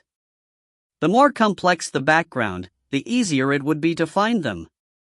However, if the background were simple and only had one color, even if the enemy carefully observed, it would be very hard to discover them. Just like a stick insect sticking to bamboo, they would completely melt into the background. Even if a predator came up close to it, they would still be unable to discover anything. Stealth's effectiveness was also greatly related to a player's ability to control their movements. While in stealth, the route and pace you walked in were all things that required very careful attention. For Nie Yan, he basically didn't need to conceal himself in such a meticulous manner. The motions of concealing himself had become instinctive to him. These movements had long penetrated through the core of his being, down to the bone marrow. After 10 years playing as a thief, even an idiot would still turn into an expert, let alone Nie Yan, whose comprehension abilities could already be regarded as quite decent. Chapter 15, Viewed in a New Light. Chapter 15, Viewed in a New Light. Shifeng brushed Nie Yan's side. Though, unexpectedly, he had moved past without noticing his opponent. Damn it! Where is that brat? Shifeng muttered under his breath. He had yet to realize that he had already been exposed. Nie Yan trailed behind Shifeng, following him closely. His gaze was focused on the area around Shifeng's back. The dagger in Nie Yan's right hand resembled lightning as it swiftly stabbed towards the back of his unsuspecting victim. By the time Shifeng felt something wasn't right, it was too late. Nie Yan's dagger had already arrived, penetrating deeply into Shifeng's back. Schlink! Splurt! The dagger easily cut into him, dealing 31 points of damage to Shifeng. Evidently, his defense stat wasn't very high. One attacked, and the other was being attacked. Immediately, the effects of stealth for both players disappeared simultaneously. Having finally discovered his assailant, Shifeng turned around and retaliated. He slashed back at Nie Yan, sweeping his dagger in a wide arc. Shifeng's dagger seemed to be just a bit short in length. However, that lack in blade length signified a miss as his dagger passed by Nie Yan. Vital Strike! Nie Yan's dagger seemed to carry a cold glint as it streaked through the air, slitting Shifeng's throat. System, Vital Strike successful. Attack plus 5%, resulting in additional damage dealt. In one fell swoop, the 79 health Shifeng had remaining was instantly depleted. His eyes were filled with disbelief as if he had seen a ghost. Thud. His body collapsed onto the jungle floor. The entire course of events had taken place in merely a few seconds. Nie Yan still had full health remaining. The corner of Nie Yan's mouth faintly curved into a sneer.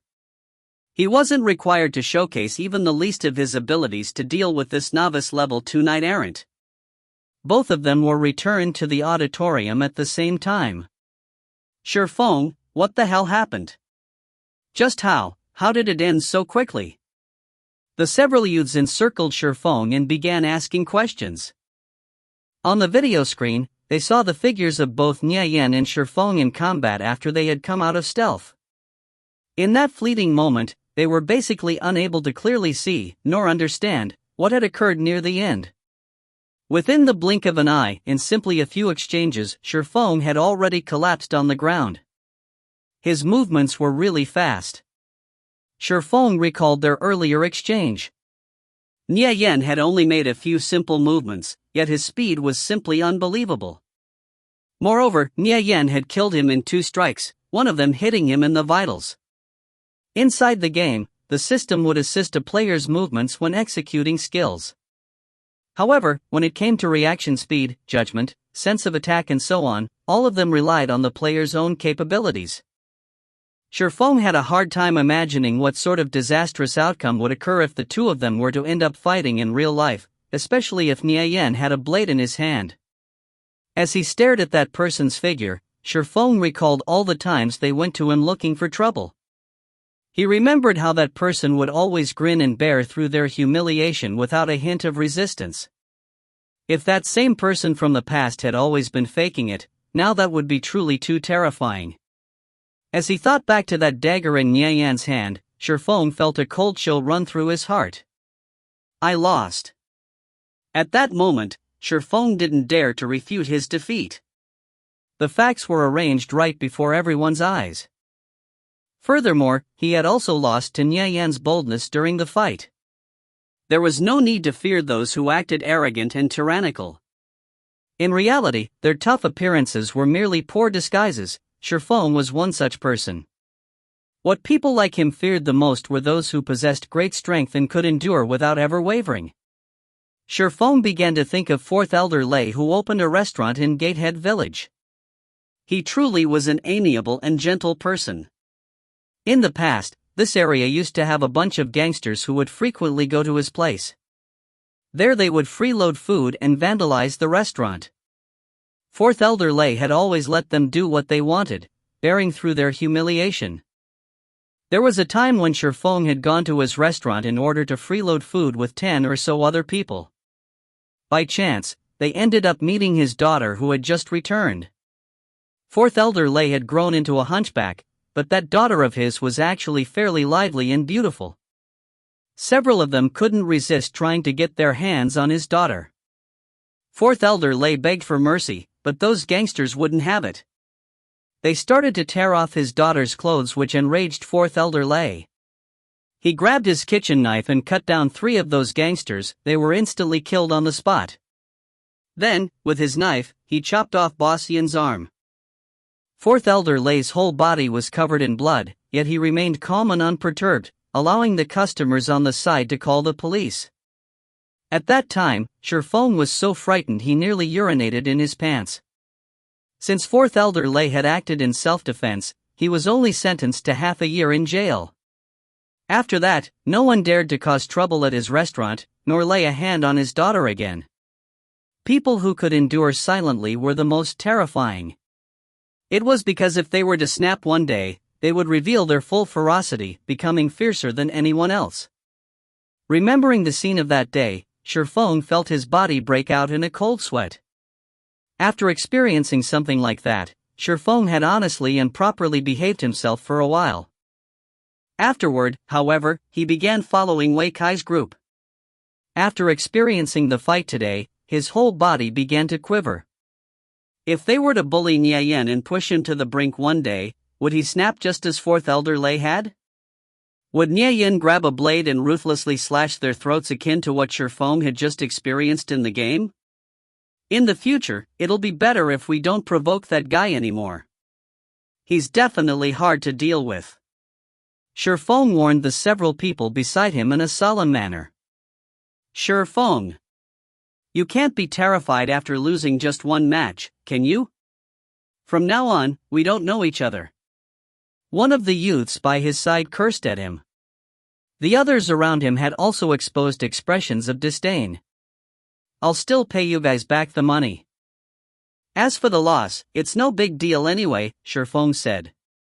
He suddenly understood. Although people like them felt good when they often bullied others, there would come a day when all their debts are repaid in full, just like that matter with Fourth Elder Lei. On that day, Boss Yin lost both his arm and his position as the boss. Now he could only make a living by scavenging for trash. As for those 3 gangsters who were cut down, they couldn't even make a living as they had lost their lives. Get out! Scram! Nye Yan no longer paid attention to Shifeng and the others. He continued looking at the scene of the match. The competition between Tang Yao and Wei Kai was still in the second round. Since it was on an open field, this time, Tang Yao had lost his advantage. Eventually, he was killed by the slash of Wei Kai wielding his sword. One after another, the matches continued. After they had finished 10 matches, Tang Yao had won 2, while Wei Kai had won 8. As a result, Tang Yao lost 1,200 credits. Fuck, Wei Kai, that bastard also learned a new skill. This time, it's the Berserker skill, Resist Magic Aura. This beating is truly depressing, Tang Yao said while he fumed with anger. Resist magic aura increased the player's magic resistance. A berserker with this skill was practically the bane of all mages. You know, resist magic aura only decreases your damage by a little bit. When you're PvPing as an arcane mage, your movements need to be quick. Secondly, you need to keep your mana expenditure at a stable rate. Third, your reactions have to be fast as well. Furthermore, when you were fighting, your timing for casting spells was incorrect, Nye Yan advised. In terms of strength, Tang Yao's arcane mage was stronger than Wei Kai's berserker by a lot.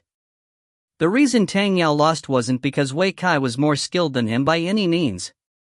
Rather, it was because arcane mages had a higher skill cap. A skilled arcane mage could effortlessly toy a berserker of the same level to death. However, an unskilled arcane mage would easily be hacked to death by a berserker of the same level. Simple professions like berserkers, which were tanky hack and slashers, didn't require much skill to play at all. You brat! I didn't expect that you knew so much, Tang Yao said in admiration. In retrospect, Nye Yan's words made quite some sense.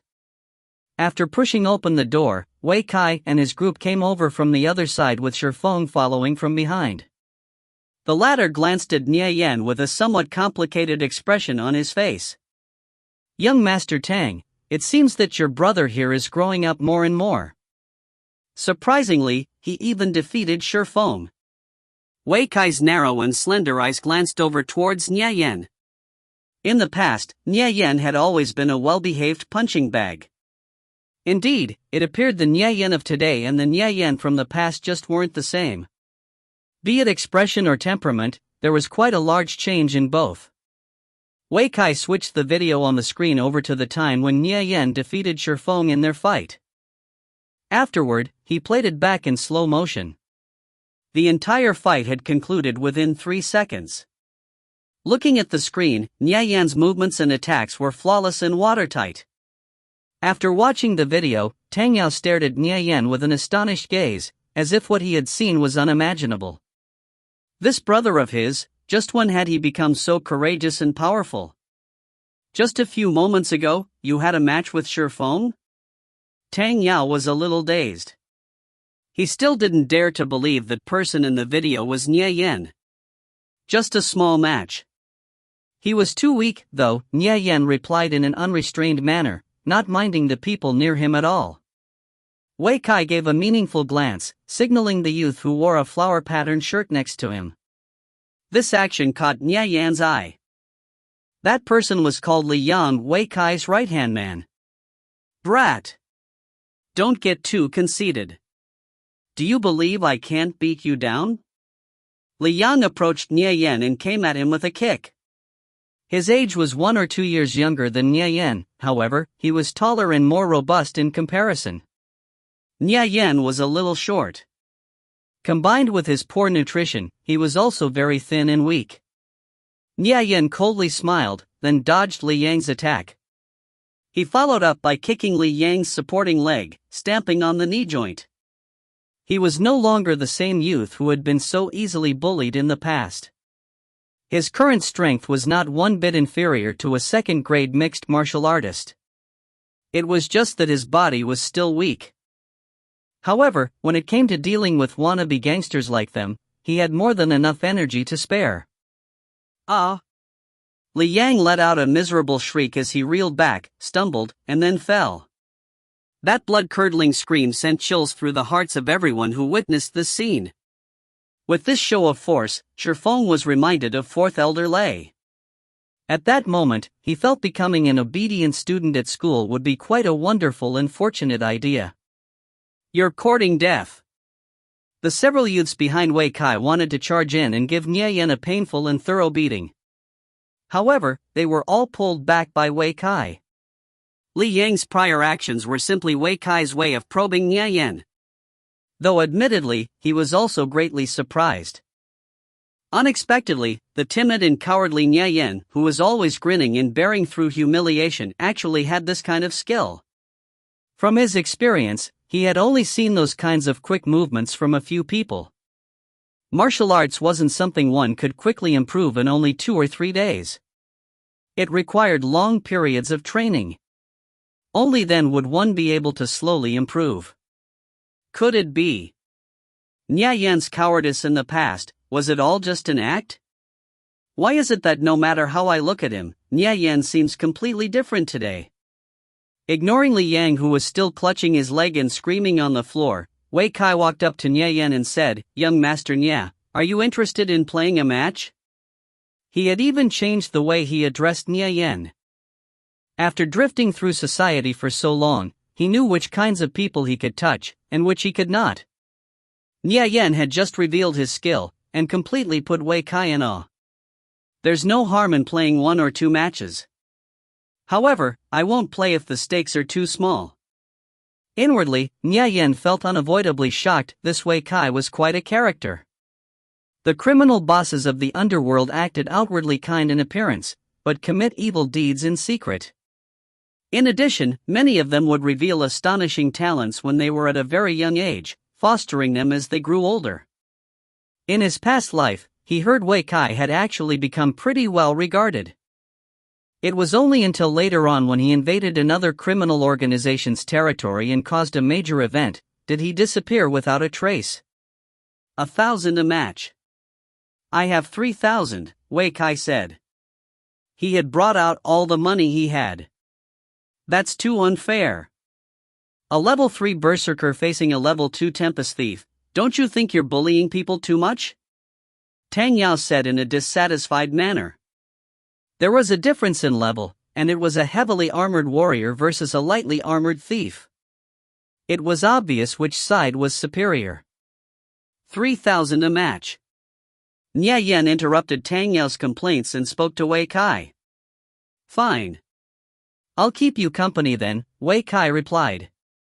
He didn't believe a level 2 tempest thief was capable of turning the tables on him. Nya Yan, have you gone mad? Tang Yao anxiously said.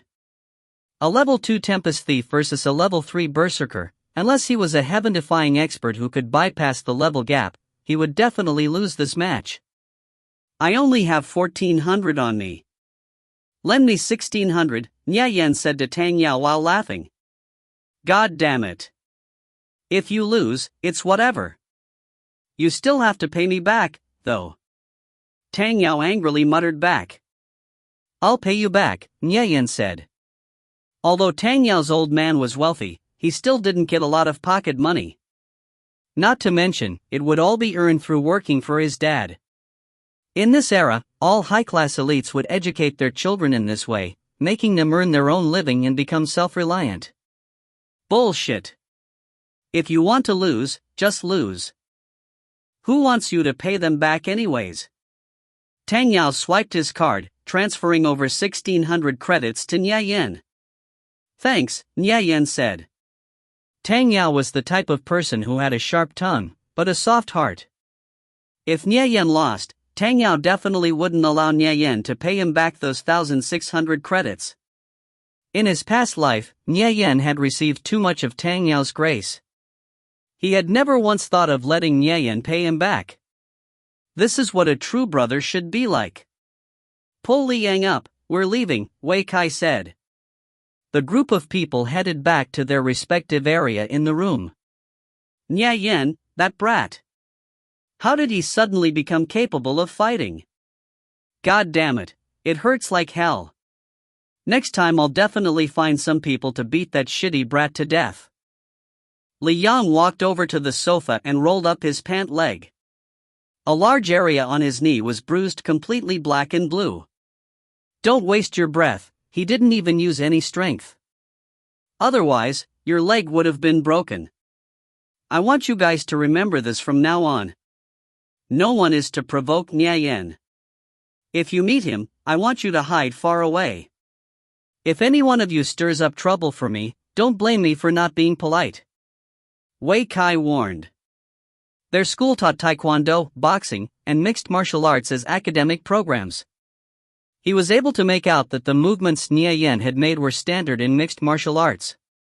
However, in comparison to the mixed martial arts that was taught in school, his movements were much more fierce and violent. When he took action, every movement would either cause serious, or even fatal, damage. Just what kind of person is this brat? He began to recall Nya Yan's former cowardly and timid manner. That guy's thoughts are really deep and mysterious. He was actually able to conceal himself for this long. Wei Kai felt a wave of coldness pour over his heart. How can we just let it pass? Li Yan unwillingly asked. So? What about it? You ask yourself, are you capable of beating him? In the future, properly go to your taekwondo classes, and you won't lose so miserably next time. Wei Kai replied. Boss, it's about to start. A youth next to him spoke. Wei Kai put on his helmet. In the adjacent area, Tang Yao was carefully observing Nya Yan. After a long while, he finally spoke. Just a moment ago, I was being stupid and forgot to ask. Brat, you're actually not too bad. When did you become so strong? One move and you had Li Yang knocked down and rolling on the floor. I've been training at home for a while now. It's more than enough to deal with those guys, Nya Yan said. His body's strength really was too weak, otherwise, his power wouldn't be this little. Li Yang and those good-for-nothings were like a bunch of pillows. Only Wei Kai would be a bit difficult to deal with. Even then, he still wasn't much of an opponent. You brat. You've certainly made me look at you in a new light. I'm still suspicious of whether or not you're the same Nya Yan I've known since childhood. Tang Yao said in quite a good mood. It doesn't matter how much I change, you're still going to be my brother. Nya Yan proclaimed. In his past life, even when he was at the lowest point of his life, Tang Yao still viewed him as a brother. Just as distance would determine the stamina of a horse, time would eventually reveal a person's true nature. For the sake of those words, let's properly have a toast when we get back. Tang Yao said while patting Nya Yan on the shoulder. Wei Kai's already waiting inside the game. Are you sure you can win? Tang Yao anxiously asked. No worries, just watch and see. What? Could it be you don't believe I'll pay you back that 1,600? Nya Yan laughed, joking around with Tang Yao. Go have your match. As for money, that kind of thing is useless to me. Even if you lose, it's not like it's the end of the world. Besides, you don't get much of an allowance every month anyways. If you end up losing that 1,400, you'll be eating boiled rice for a whole month, isn't that right? Tien, boiled rice is sort of like rice gruel. Putting already cooked rice in hot water and eating it like that. Pretty bland and tasteless. It's usually eaten by the poor. Watch as I toy this level 3 berserker to death. Nya Yan said with a confident smile. Good man. You're getting wilder and wilder. Tang Yao laughed. Two people wore their helmets and entered the game. When he re-emerged, the stage Nya Yan appeared in was an open prairie. There was an endless field of lush green grass. The dense underbrush was tall, roughly reaching up to a person's knees. My luck is pretty bad. Turns out it's a grassland stage, thought Nya Yan as he knitted his brows. However, even if he were in the open fields, he still had his tactics. The green background of the grassland served as good camouflage for a thief to conceal themselves with. The only flaw was that the dense undergrowth on the ground could possibly expose his whereabouts. The current stage is an open field. If you think it's unfair, we can switch stages, Wei Kai suggested. There would be a large amount of luck involved if they were only playing a single match. Different terrains suited different professions, and the open prairie suited warrior professions such as the berserker who could freely charge around swinging their swords. Although Wei Kai was a bully, he surprisingly acted in a magnanimous manner. Doesn't matter. If it's an open field, it's an open field. Nya Yan grasped his dagger and entered stealth. His opinion of Wei Kai had actually changed by quite a bit. A gentle breeze blew past the open prairie, causing the tall grasses to bend in its direction. Gradually, Nya Yan's silhouette faded into the background. He has this much ability? Wei Kai felt his heart sink, his expression becoming solemn. He was observing carefully, yet he couldn't find any traces of Nya Yan's whereabouts. He wasn't even able to find any peculiarities with the thick grass on the ground either. Nya Yan did indeed have some skill. Wei Kai grasped onto his greatsword and gradually drew closer. The shorter the distance between them, the easier it would be for him to find his opponent. Nya Yan walked alongside the wind, continuously changing direction in accordance with it. Even if he were to step on the grass, it would slant in the same direction the wind was blowing. Chapter 16, Arrogant Before, Respectful After. Chapter 16, Arrogant Before, Respectful After. Seeing Wei Kai draw near, Nya Yan gradually made his way around his opponent. He continued to slowly move until he was behind Wei Kai, and out of his range of vision. Then he began creeping towards his unsuspecting opponent's back, taking long and unhurried steps as he did so. Wei Kai turned his head, surveying the area in every direction. He was unable to find anything particularly odd. All he could see were endless fields of grass rolling about gently under the influence of the wind, like waves following the ocean breeze. Where the hell could he be? This was the first time Wei Kai had come across a Tempest thief who was actually able to employ stealth to such a perfect extent. It was reasonable to say that the thick grass beneath Wei Kai's feet was an easy place for a thief to expose themselves. Yet, Nya Yan seemed to have no issues hiding in the field with the assistance of stealth. Wei Kai carefully moved forward with his greatsword held close to his chest, keeping it at the ready. He believed that Nya Yan must have been moving at an extremely slow pace, in order to remain unexposed while stealthed. Hence, he came to the conclusion that Nya Yan was most likely some distance ahead of him. However, he remained unaware of the fact that Nya Yan was already behind him, having circled around a long time ago. Approximately 3 meters were between Nya Yan and Wei Kai's back. Suddenly, a large gust of wind blew forth, turning the gentle breeze into a howling gale. Just as the wind began to howl, as if he had been waiting for that exact moment, Nya Yan abruptly sprinted forwards. The dagger in his grasp resembled lightning as it struck out, speeding towards Wei Kai's back.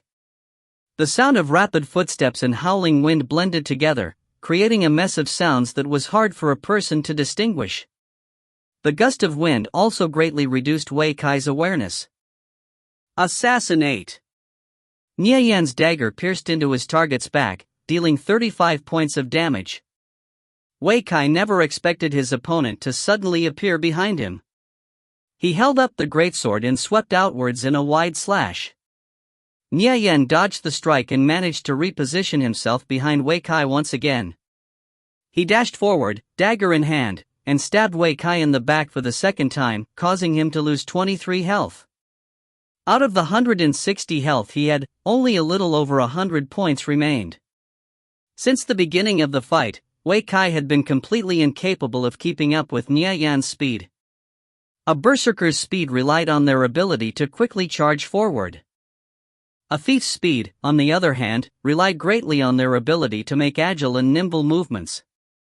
The type of movements the two professions specialized in clearly differed. Nya Yan's movements were fast and agile, as he stuck close to Wei Kai's back. In this short period of time, he had already managed to attack Wei Kai 2 times in quick succession. This bastard is as nimble as a monkey. Wei Kai suddenly roared in anger. An aura began radiating from his greatsword as he started spinning around in circles. Whirlwind slash. Wei Kai resembled a top as he spun around with his greatsword. The moment Wei Kai brandished his sword, Nya Yan judged from the movements that Wei Kai was about to execute whirlwind slash, so he quickly retreated back about 2 meters. The greatsword unleashed a strong gust of wind as it streaked through the air. The slash barely grazed past Nya Yan, almost directly hitting him. -9 a damage value floated over his head. Despite missing, the whirlwind slash still managed to cause some damage to Nya Yan. Wei Kai's attack finally ended after he had rotated 3 times. He gasped for breath as he thought, "This bastard is so quick at dodging." In the split second Wei Kai stopped spinning with his sword, Nie Yan dashed forward, the dagger in his hand aiming straight for Wei Kai's throat. Vital strike. Tang Yao, Li Yang, and the others were watching the match from outside with dumbstruck expressions. Nie Yan's movements were simply a perfection of art. From the moment he escaped Wei Kai's whirlwind slash, to when he attacked with vital strike as it ended, the timing of his every action was at the peak of perfection. After watching Nie Yan, they now understood what PvPing truly meant. It wasn't two opposing sides simply slashing their swords at each other, but rather a battle of awareness and skill. Within his mind, Tang Yao had a sudden flash of insight. He finally understood why Nie Yan said that his timing when casting spells was incorrect. Depending on whether or not a player took action at the right time, two entirely different outcomes could arise. He never expected that Nie Yan, whom he had known and grown up with since they were in diapers, would possess this kind of skill. The amount of skill Nie Yan displayed really expanded Tang Yao's horizons. There was a saying, when a scholar disappears for 3 days, view them in a greater light. These words were the most appropriate to describe what Tang Yao was feeling at the moment. Nie Yan's dagger slashed across Wei Kai's throat. -95. Vital strike was still as powerful as ever. In just a few attacks, Wei Kai had already been reduced to a mere 7 health. Meanwhile, Nie Yan's health was still close to full. It was clear which side had established their superiority. It was only then that Wei Kai realized the immense gap between the two of them. Flame slash. Wei Kai was unwilling to be defeated in such a manner. Just as Nie Yan's vital strike ended, he took advantage of the opening that was revealed and brandished his sword towards Nie Yan. The great sword in his grasp was enveloped by a raging flame as it cleaved downwards in a blazing radiance. The raging heat assaulted his face as it drew closer.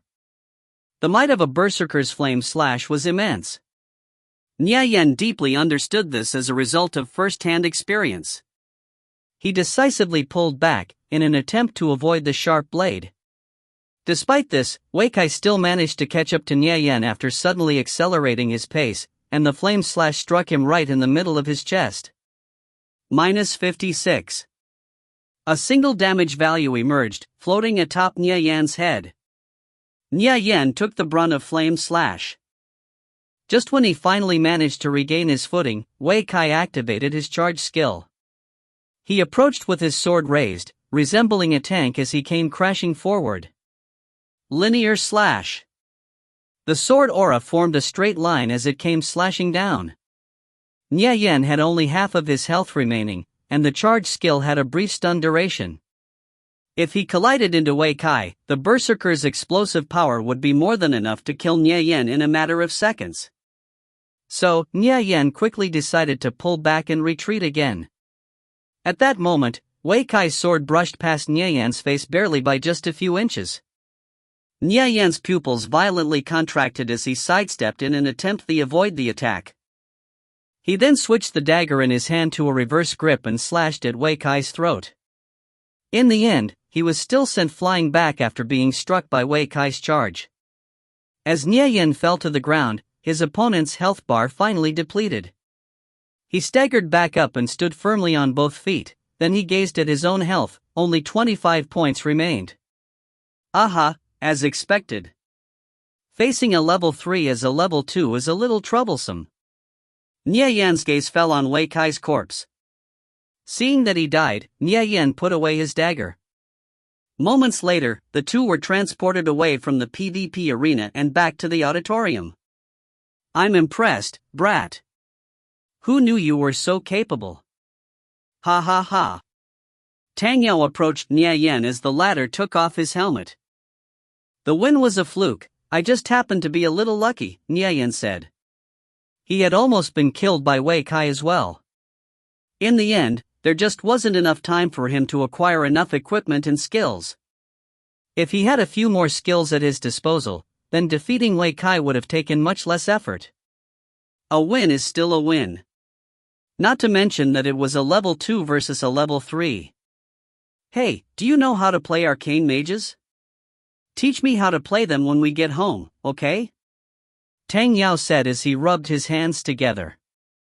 It seems Nie Yen really does know a lot. I'm not very knowledgeable when it comes to arcane mages.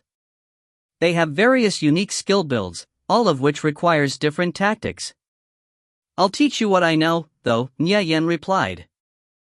When it came to Tang Yao, he wouldn't conceal things and act selfishly. That would be great.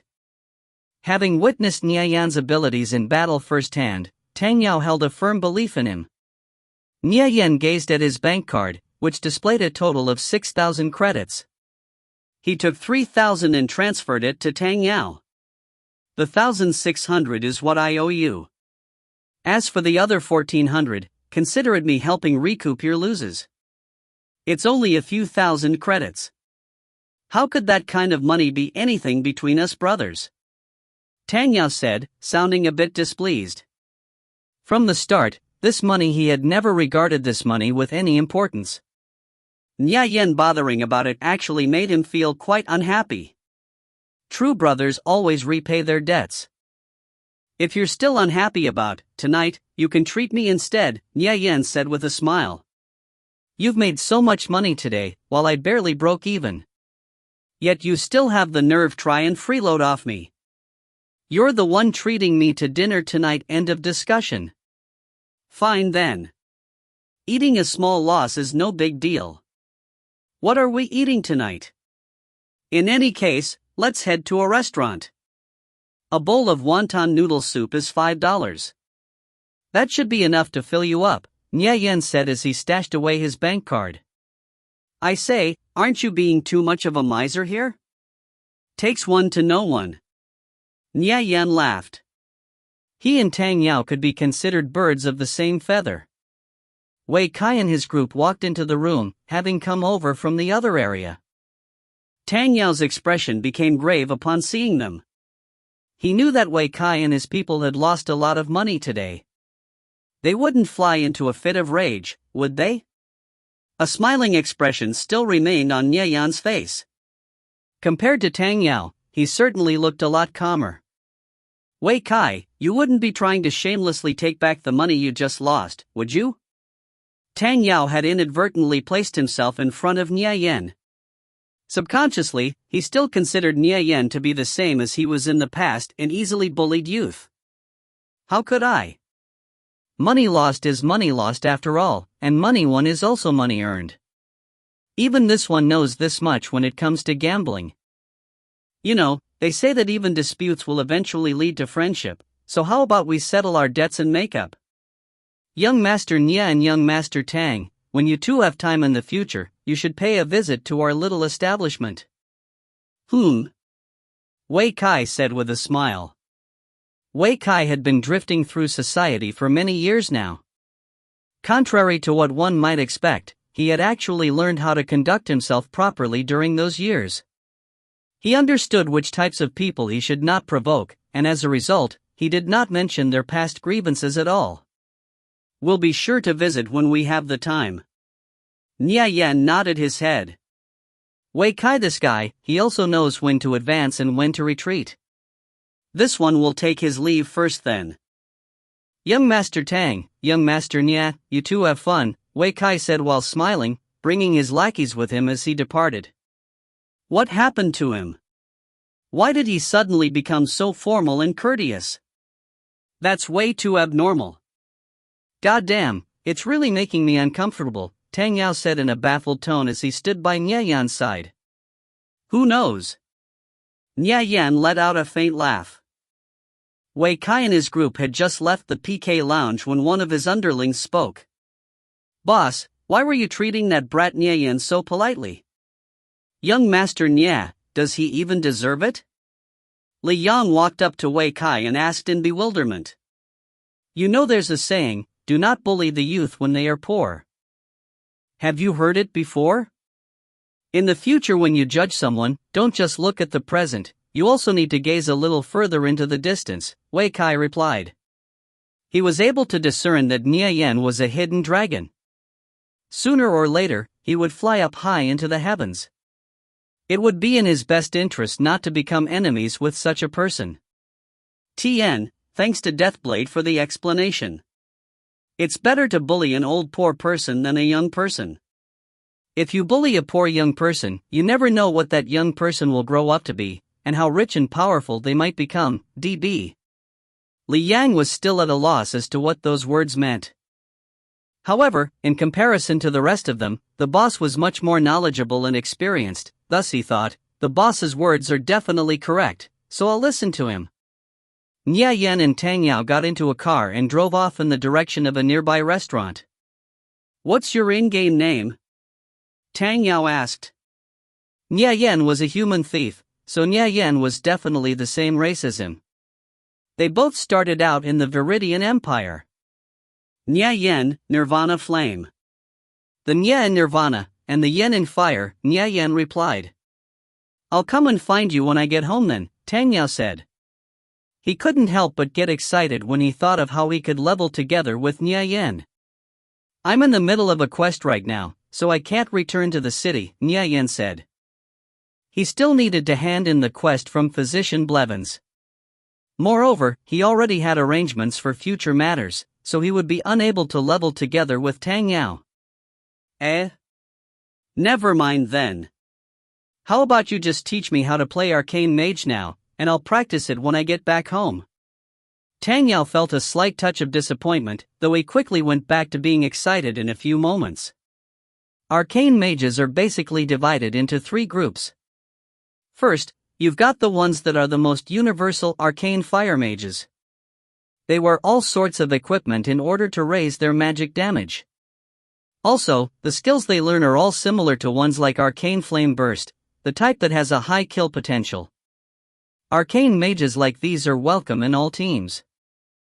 Another kind are the Arcane Speed mages. They wear equipment that gives a bonus to movement speed. Once they start moving, they end up being really fast. Add in the Arcane mage's relatively short cast time, and you've got a build that's great at PvPing. The remaining group is essentially a balance between the last two. So, what path do you intend to take? Nya Yan asked. Tang Yao thought for a while, then started smiling in embarrassment as he asked, which group has skill requirements that are a bit on the lower side? That's definitely going to be an Arcane Fire Mage then. As long as they have good equipment and high damage, all teams will want them. When fighting in a team, all you need to do is keep on attacking and you'll be fine.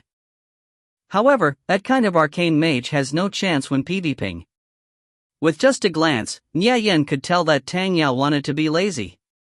This scoundrel's brain isn't dumb, he's just too lazy to use it. I won't be able to PvP. That's way too boring. PvPing was just too exciting of an activity for him. Without it, half of the excitement in his life would be gone. Now, Tang Yao felt rather unwilling. It's better if you choose a balance of both then. Before you allocate your points, make sure you consult with me first, Nya Yen advised. Conviction was designed so that every 5 levels from level 1 to 30 would grant a player 5 stat points, and 1 skill point to allocate. Therefore, for a player, every 5 levels prior to level 30 was a minor watershed in combat power. Alright then, I understand. Tang Yao happily agreed.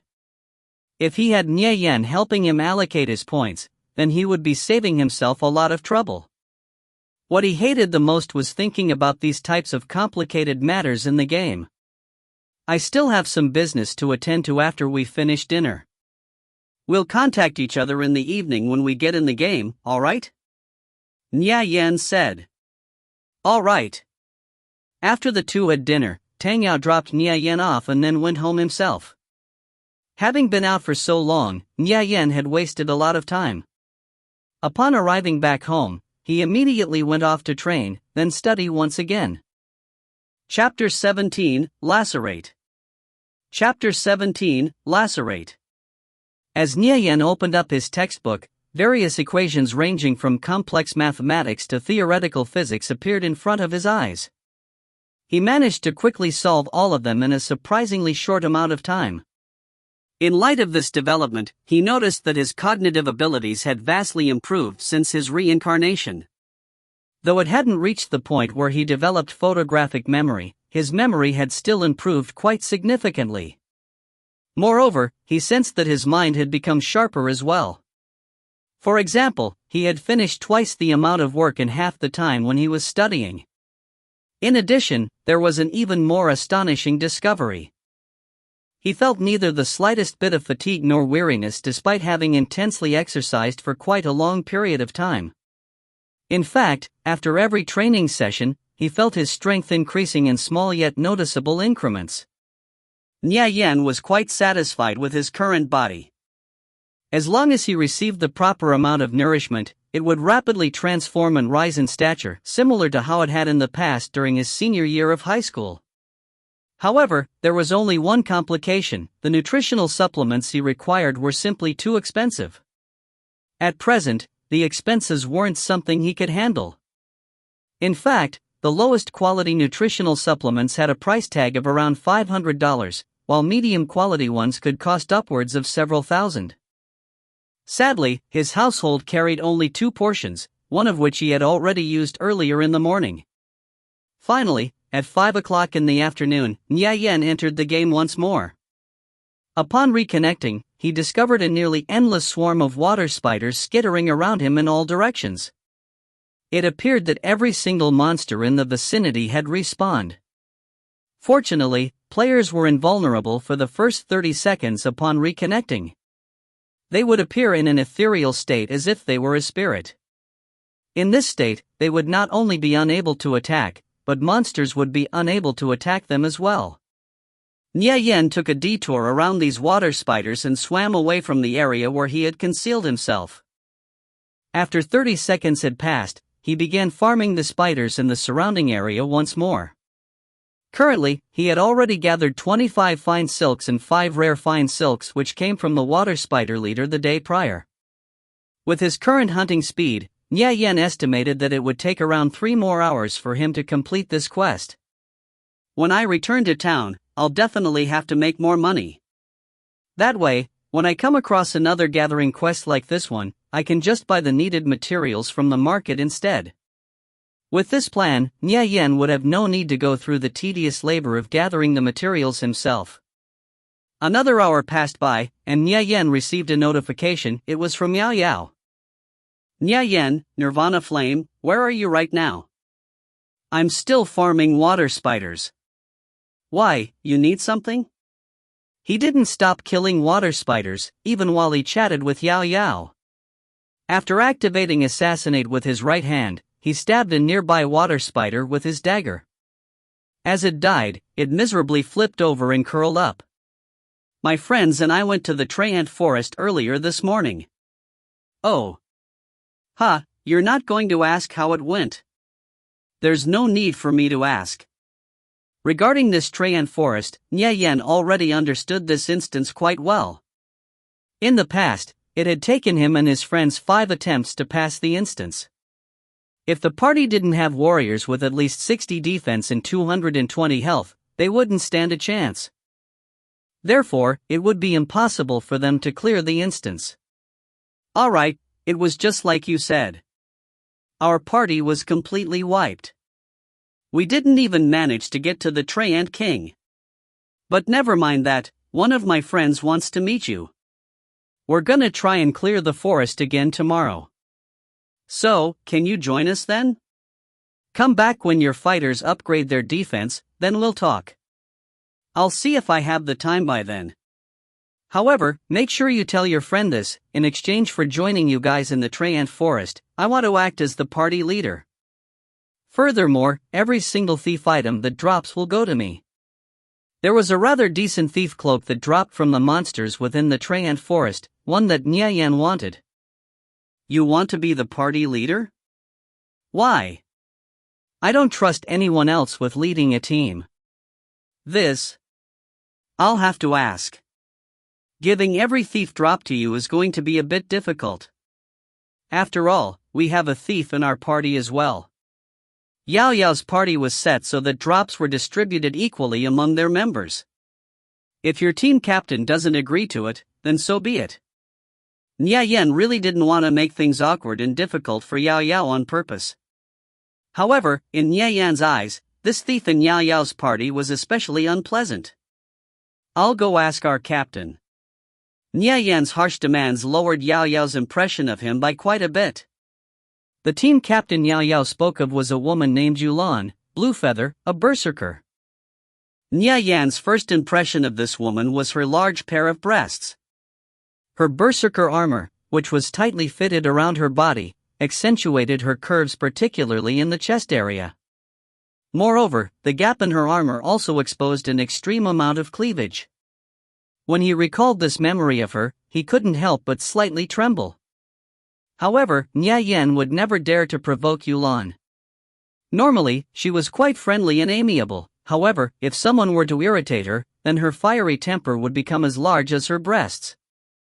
He remembered that there was a time when another player decided to tease her. Yulan ended up chasing and killing that player until he dropped 5 levels.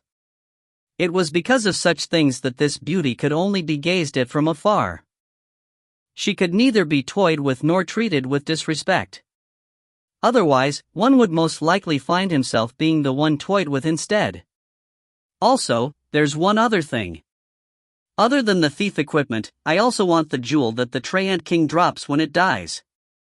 Nye Yan said without a hint of politeness or restraint. We all just want to try and run the dungeon together. But you. How can you act in such a selfish way? Yao Yao stomped her feet and ended the call. She was furious and frustrated to the point where glistening tears began to flow from her eyes. After fighting and completing their quests together yesterday, she noticed that they actually matched each other quite well. Because of this, she felt that Nye Yan was a rather decent person and even wanted to get to know him better and befriend him. Yet she never thought that, again and again, Nye Yan would continuously crush her good impression of him that she held deep within her heart. Nye Yan indifferently smiled. Sometimes attempting to explain was superfluous. Yao Yao hung up the call in anger. Ha, Nye Yan sighed softly. If they were to run an instance together, then it would be better to make some things clear at the start. Otherwise, when the time came, disputes would certainly arise. At the Telek Town transfer point, Yulan's team had assembled together in the area. In total, there were 19 individuals gathered together. Among them, the most conspicuous were Yulan, who was wearing blue armor, and Yao Yao, who was wearing a white-colored mage robe while standing in the center. Like the stars gathering around the moon, everyone there had gathered around, placing these two beauties at the center. Naturally, the team had other decent-looking women as well. However, compared to the two beauties in the center, they could only entirely serve as the background. With her tall curvaceous figure and long slender legs that were almost too alluring, Yulan had grown up to be quite a beauty. Her looks could be rated at the highest quality. Despite appearing to be only in her 20s, she gave off the full charm of an adult woman. Though the main reason for this was her large voluptuous chest that easily attracted one's eyes. On the other hand, Yao Yao was another sort of beauty. With her whole body covered by a white robe, along with her delicate oval-shaped face, and her hair that was tied in a ponytail, she looked pure and beautiful. Anyone who looked at her would have been moved by her charm. Yao Yao, what did he say? Yulan asked when she saw that Yao Yao had disconnected her voice chat. He said that if we're gonna go together, then he wants to be the party leader, get all the thief equipment drops, and he also wants the jewel that drops from the Treant King. Yao Yao's face was nearly red from anger. Originally she had been quite excited about having Nye Yan as a good friend, and introducing him to Yulan. Never did she expect that Nye Yan was actually that kind of person. Yao Yao, you're just really too naive. These kinds of people are everywhere. He's definitely just a weak liar who's trying to cheat us out of our drops, said a thief by her side. He was Chin Bo, a rather handsome man who appeared to be around 20 years old. Yao Yao wanted to refute those words on Nye Yan's behalf, but after giving it a second thought, she realized that she was too angry to bother. She didn't know why, but for some reason, she still somewhat sided with Nye Yan in her heart. After all, he was actually quite strong. Not to mention that, unlike Chin Bo, she truly didn't think he was trying to scam them for equipment or anything that intolerable. That's not necessarily true. He already knows that the Treant King drops a jewel, which means that he's definitely gone to the Treant Forest before. Not only that, but cleared it as well. The fact that he was able to make it through the instance with a party of his own is more than enough to prove his ability to work in a team. Moreover, he's significantly more experienced than us. So it wasn't that excessive for him to request to act as party leader, nor was it excessive for him to receive both the thief drops and the jewel. Since he bluntly stated his demands to Yao Yao, it shows that he did so with a clear conscience. Yulan patted Yao Yao's shoulders. Yao Yao, you don't need to mind it. After listening to Yulan's words, Yao Yao revealed a relieved smile. Though she was still a little angry at Nye Yan, in her heart she was already feeling significantly better. Seeing the beautiful smiling expression on her face, Chen Bo felt his heart sink. He didn't know why, but the sudden appearance of this Nye Yan gave him a sense of foreboding. We'll rent a piece of bronze-grade fighter equipment for tomorrow. Oh yeah, make sure to tell him that we're running the instance tomorrow and that he's invited to join us, Yulan said. She had already begun her arrangements. I'm still gonna ignore him for the rest of the morning. I'll talk to him again in the afternoon. Yao Yao pouted. Alright, you can contact him again in the afternoon. Yulan nodded while smiling. During all this, Nye Yan continued to kill water spiders. His luck wasn't bad at all, considering that 3 fine silks had dropped in succession. Looking in his bag, he already had 29 of them. Only one more was needed to finish his quest.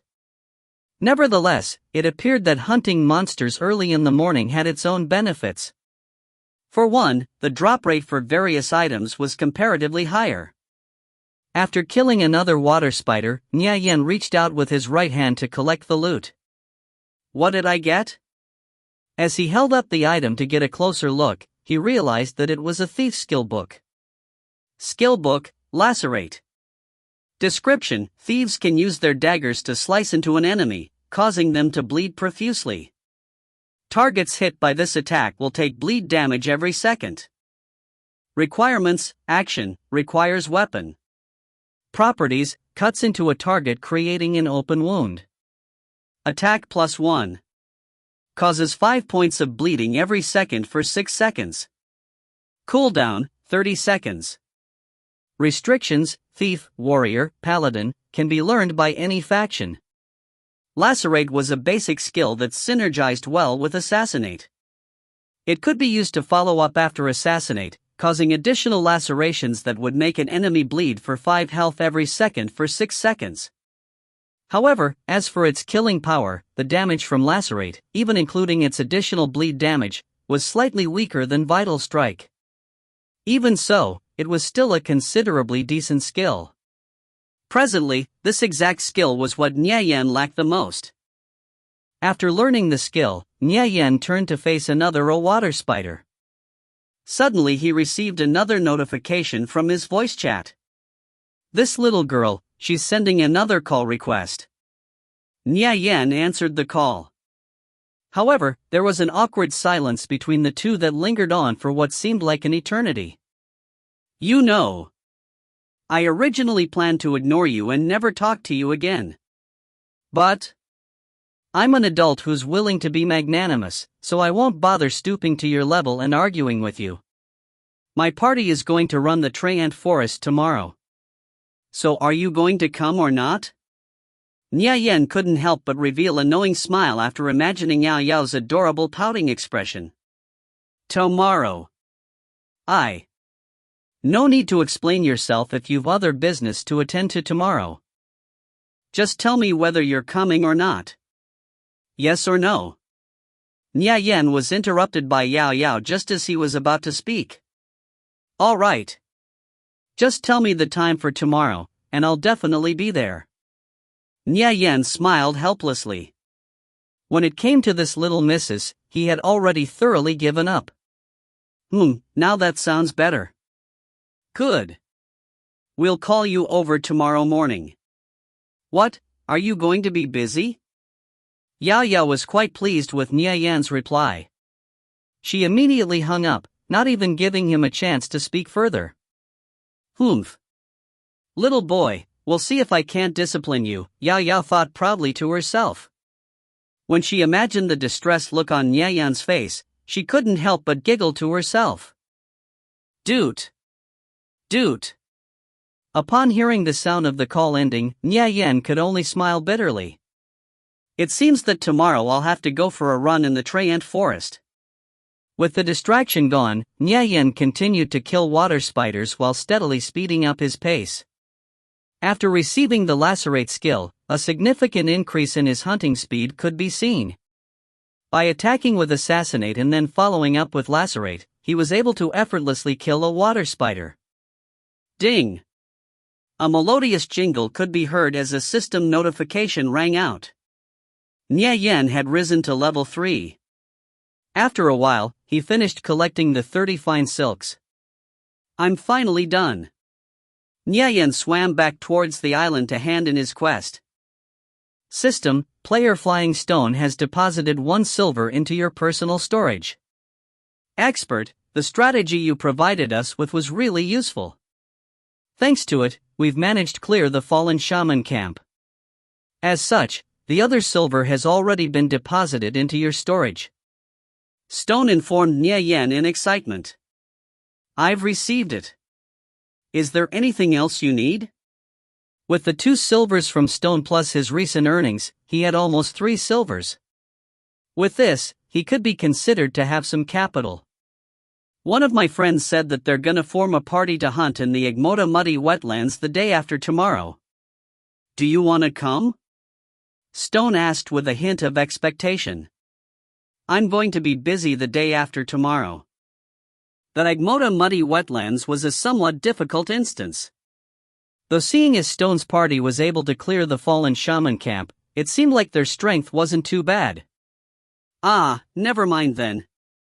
Expert, would you happen to have a guide for the Igmota muddy wetlands as well? Ah. Do you think I'm some kind of god? Igmota muddy wetlands is the most difficult level 3 instance. You think I'm able to make up a guide for it so quickly? He couldn't keep offering to sell guides for dungeon instances. Otherwise, he'd end up attracting too much suspicion from others. Besides, it would be better for him to wait for a good offer, which would inevitably come after Stone and his team were wiped during their first few attempts. Ah. I'm sorry. I was just thinking out of habit, haha. Stone laughed in embarrassment. Chapter 18, Hidden Quest. Chapter 18, Hidden Quest. Nia Yan and Stone briefly exchanged a few more words before hanging up the call. By this time, he had already arrived back at the island. There, he found Physician Blevins still fishing by the lakeshore. Youngster! How many bundles of fine silk did you manage to collect? Physician Blevins asked after seeing that Nia Yan had returned. Esteemed Senior, here are the 30 bundles of fine silk I've gathered. I'd like to request that Senior have a look, Nia Yan replied in a polite and formal tone that was standard when turning in quests. Youngster, I must thank you for your generosity. Please take these 30 silk cloths with you as a means to repay your kindness. Furthermore, I have also decided to impart upon you a skill. System, Physician Blevins wishes to teach you Intermediate Combat Medic. Will you learn it? Nia Yan felt his heart skip a beat. This was exactly the skill he wanted to learn. Without showing the slightest hint of hesitation, he immediately hit accept. System, the Great Mage, Blevins, has taught you a skill. You have learned Intermediate Combat Medic. Intermediate Combat Medic allows the player to create and use intermediate combat bandages while in combat. Requires 10 silk cloth. Each bandage replenishes 20 health every second for 10 seconds. Healing can be interrupted after 3 seconds of applying bandages. Bandages can also be used on other party members. 10 silk cloths were equivalent to 20 coppers. Although it was a tad expensive, this was still a skill that could save lives in a moment of crisis. System, the task physician Blevins has entrusted you with is 20% complete. Nya Yen stared blankly at this notification. Reasonably enough, he believed that the quest would have ended after handing in the 30 fine silks, but reality proved otherwise. What the hell? Why is it only 20% complete? Youngster, 30 bundles of fine silk is still far from being enough. I still need much more. Would you be willing to help me find more? I'm willing to aid you in your task, Nya Yen hurriedly replied. It appeared that the combat medic skill was merely one of the rewards in this lengthy quest. He was clueless as to what other quest rewards would lie further ahead. Esteemed Senior. Here are 5 rare fine silks that I chanced upon, though I am unsure of their usefulness. Fine silk becomes rare fine silk after it has undergone processing. Each bundle of rare fine silk is equivalent to 6 bundles of common fine silk, the old man explained to Nya Yen. Afterwards, the old man inquired further, so youngster, are you willing to give them to me? Yes, Nya Yen replied. 5 rare fine silks were equivalent to 30 ordinary fine silks. He had been killing water spiders for so long, yet he never once thought to hunt water spider leaders despite them giving better drops.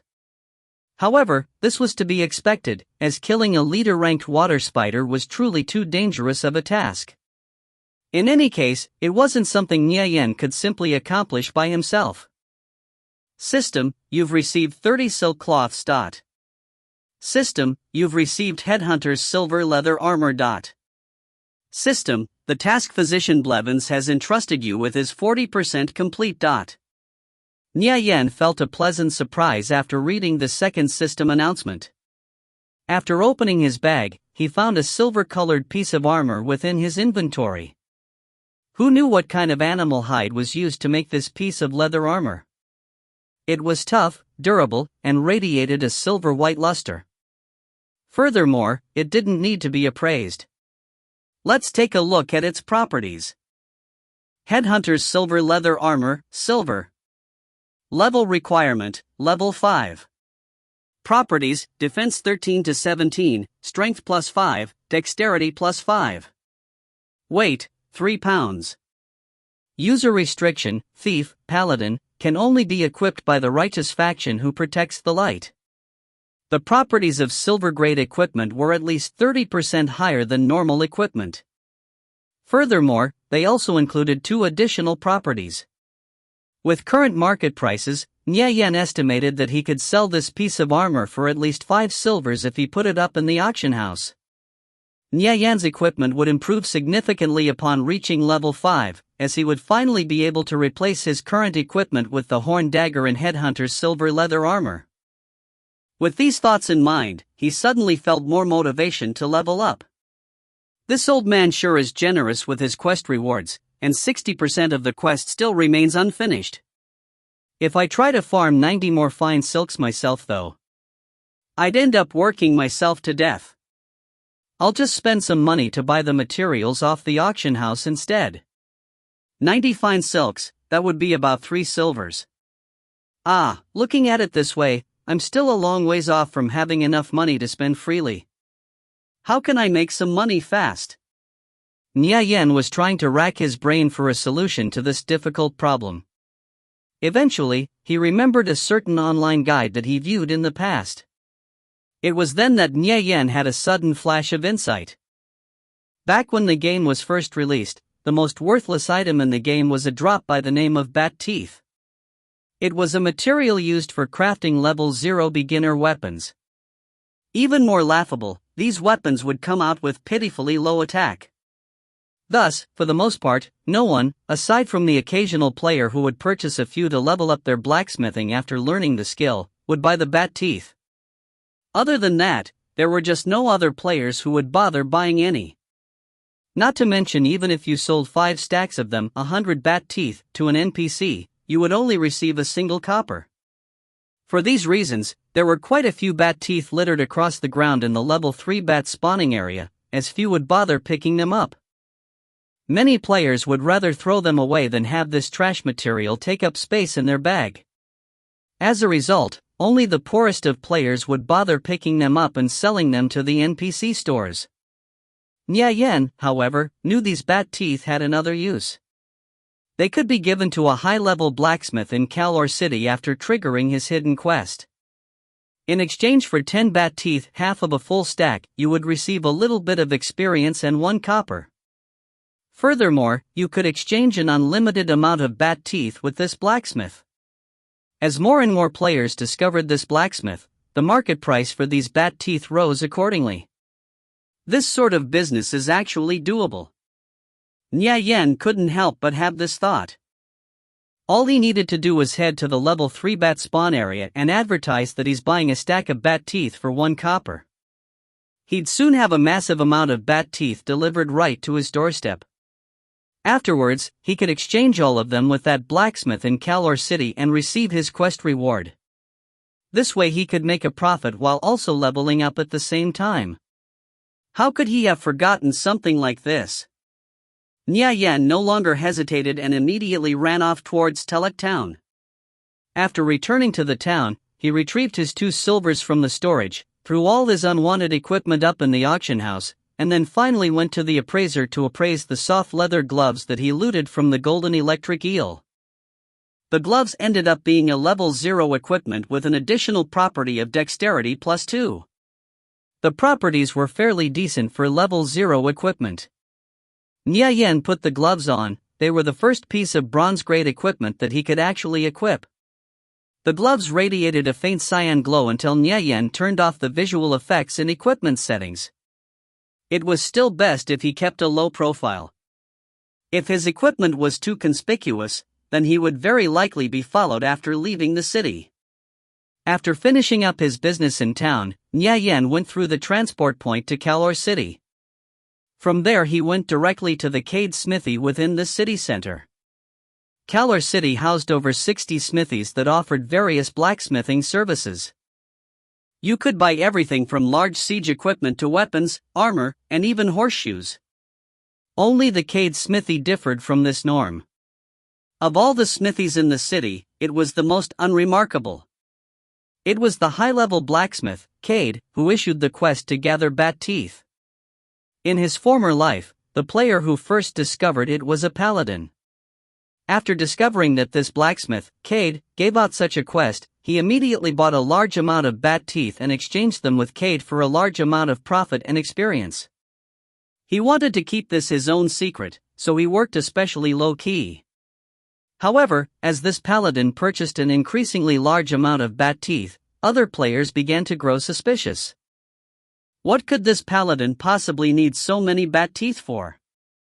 Afterwards, a thief ended up shadowing him to the Cade Smithy, and the secret became publicized. However, by that time, most players were already over level 10. The price of bat teeth had increased, and no players were willing to sell them for a low price now. It already wasn't worth it for them to go back to the area and farm bat teeth for the quest. When those level 10 players recalled all the bat teeth they threw away in the past, they could only helplessly shake their heads and sigh. As for the paladin who had first discovered this hidden quest, he had already earned overflowing basins full of money from doing this quest in secret for such a long time. However, at present, the only person who knew of this hidden quest was Nya Yen and Nya Yen alone. Nya Yen entered the Cade Smithy. Its shopfront was extremely narrow, nevertheless, it was still one of the many smithies designated by the Viridian Empire military. As Nya Yen entered the smithy, he saw an NPC apprentice blacksmith. "Dear customer, may I ask if there is anything you require?" the apprentice came up and asked. "I'm looking for Mr. Cade." "I'm sorry, but my master has already gone out," the apprentice replied apologetically. "I have some business with him. May I ask when he'll be back?" The apprentice's reply came as no surprise. This was precisely how the hidden quest was triggered. "May I ask what business you have with my master? I can pass along a message." The apprentice sized up Nya Yen, a sharp expression filling his eyes. "Please let Mr. Cade know that I can help him with the current problem he's facing. Please wait a moment." The apprentice hastily ran out the door. After a while, the smithing apprentice came back with a tall and sturdy-looking blacksmith in his middle ages. He had messy sideburns, and his upper body was completely bare. His whole body was robust and covered in muscles from head to toe. Not only that, but his skin had also turned a dark shade of red after being exposed to the heat of a blazing furnace all year round. "Mr. Blacksmith, rumors say you've met with some worrisome troubles. May I ask what they might be?" "Perhaps I might be able to help you out," Nyeyen said, and then thought to himself, there should be no problems with my wording here. Coming this autumn, the situation in Hilton's stronghold will become more and more intense. We need much more weapons in order to meet the demands of the soldiers on the front lines. I need materials, a great amount of them. And at present, I'm clueless as to how I can amass such a large amount of these materials, Blacksmith Cade said in a distressed manner. "May I inquire what kind of materials you need? Perhaps I can help you find them." "I need a large quantity of bat teeth. I'm willing to purchase a stack for 2 coppers if you have them," Blacksmith Cade replied. For Cade, these bat teeth were crucial materials he was in desperate need of. NPCs didn't have much intelligence, they simply followed the instructions given by the main system AI. They could only issue and receive quests. Hidden NPCs like Blacksmith Cade would not announce their quest publicly. "System, do you wish to accept Blacksmith Cade's request?" "Yes." "System, you have accepted Blacksmith Cade's request. Please be at ease. I will definitely help you find these materials."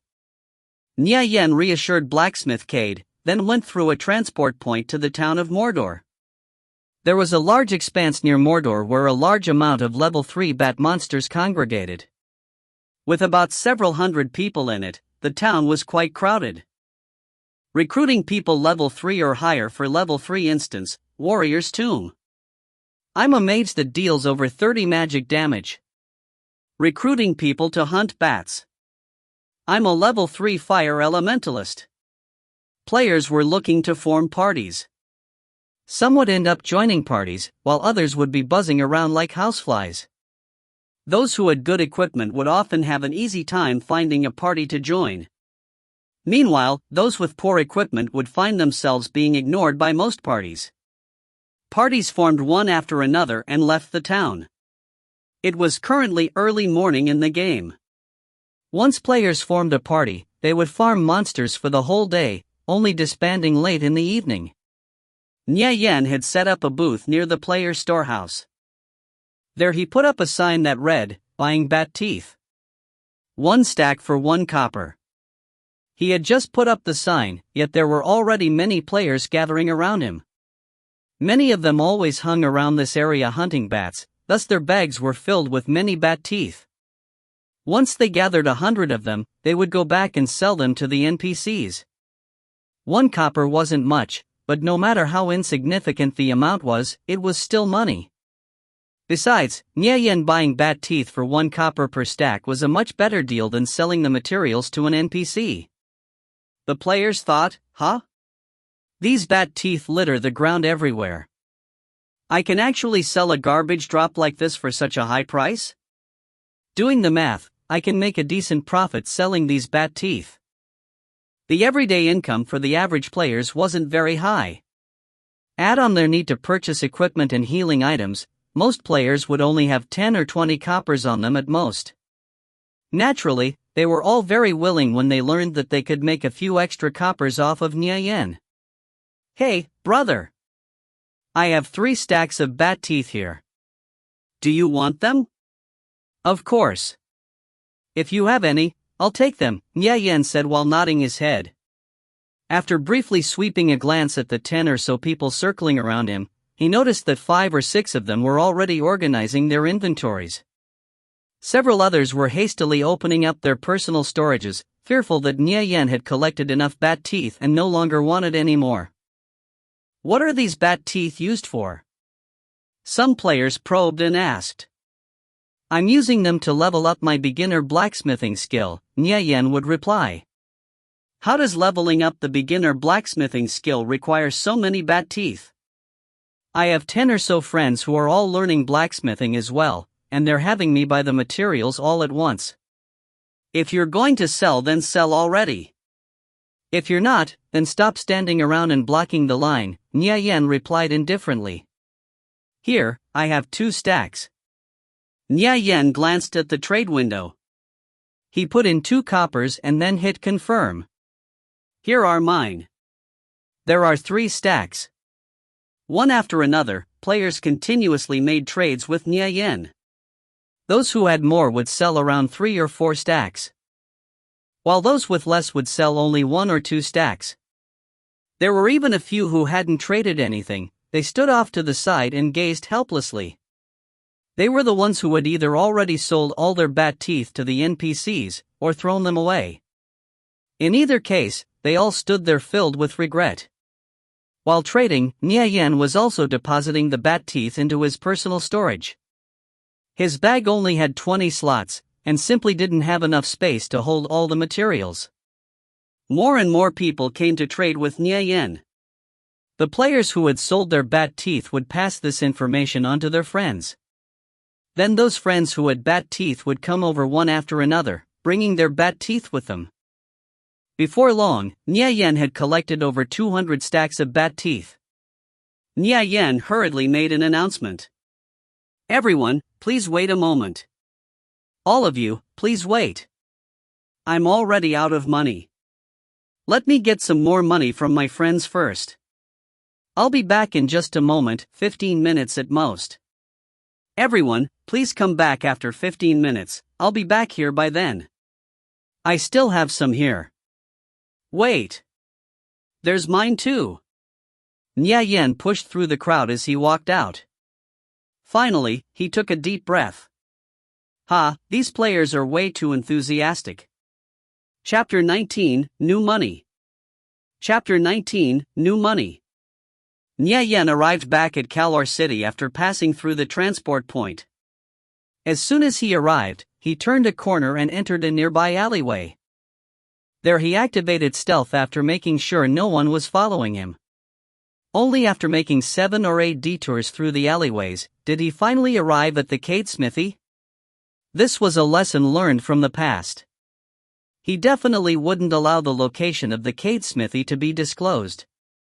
Nya Yen would retrieve the bat teeth he had collected from the other player in batches, then transport and sell them to Cade. A while later, over 200 stacks of teeth were sold for 4 silvers. 2 silvers had become 4 in only half an hour. In addition, he also gained 900 experience. Nya Yen noticed his experience bar had already risen to 5% when he glanced at it. He went back to Mordor after handing over all the bat teeth, and continued buying more. Those players who saw Nya Yen return, fearful that he might soon leave again, immediately lined up and waited to trade. Mordor was bustling with an unusually high amount of activity due to Nya Yen's actions. Everyone, there's no need to feel anxious. After I buy everything I need this morning, I'll be coming back around 8 in the evening to buy some more. Nya Yen issued an announcement to the crowd.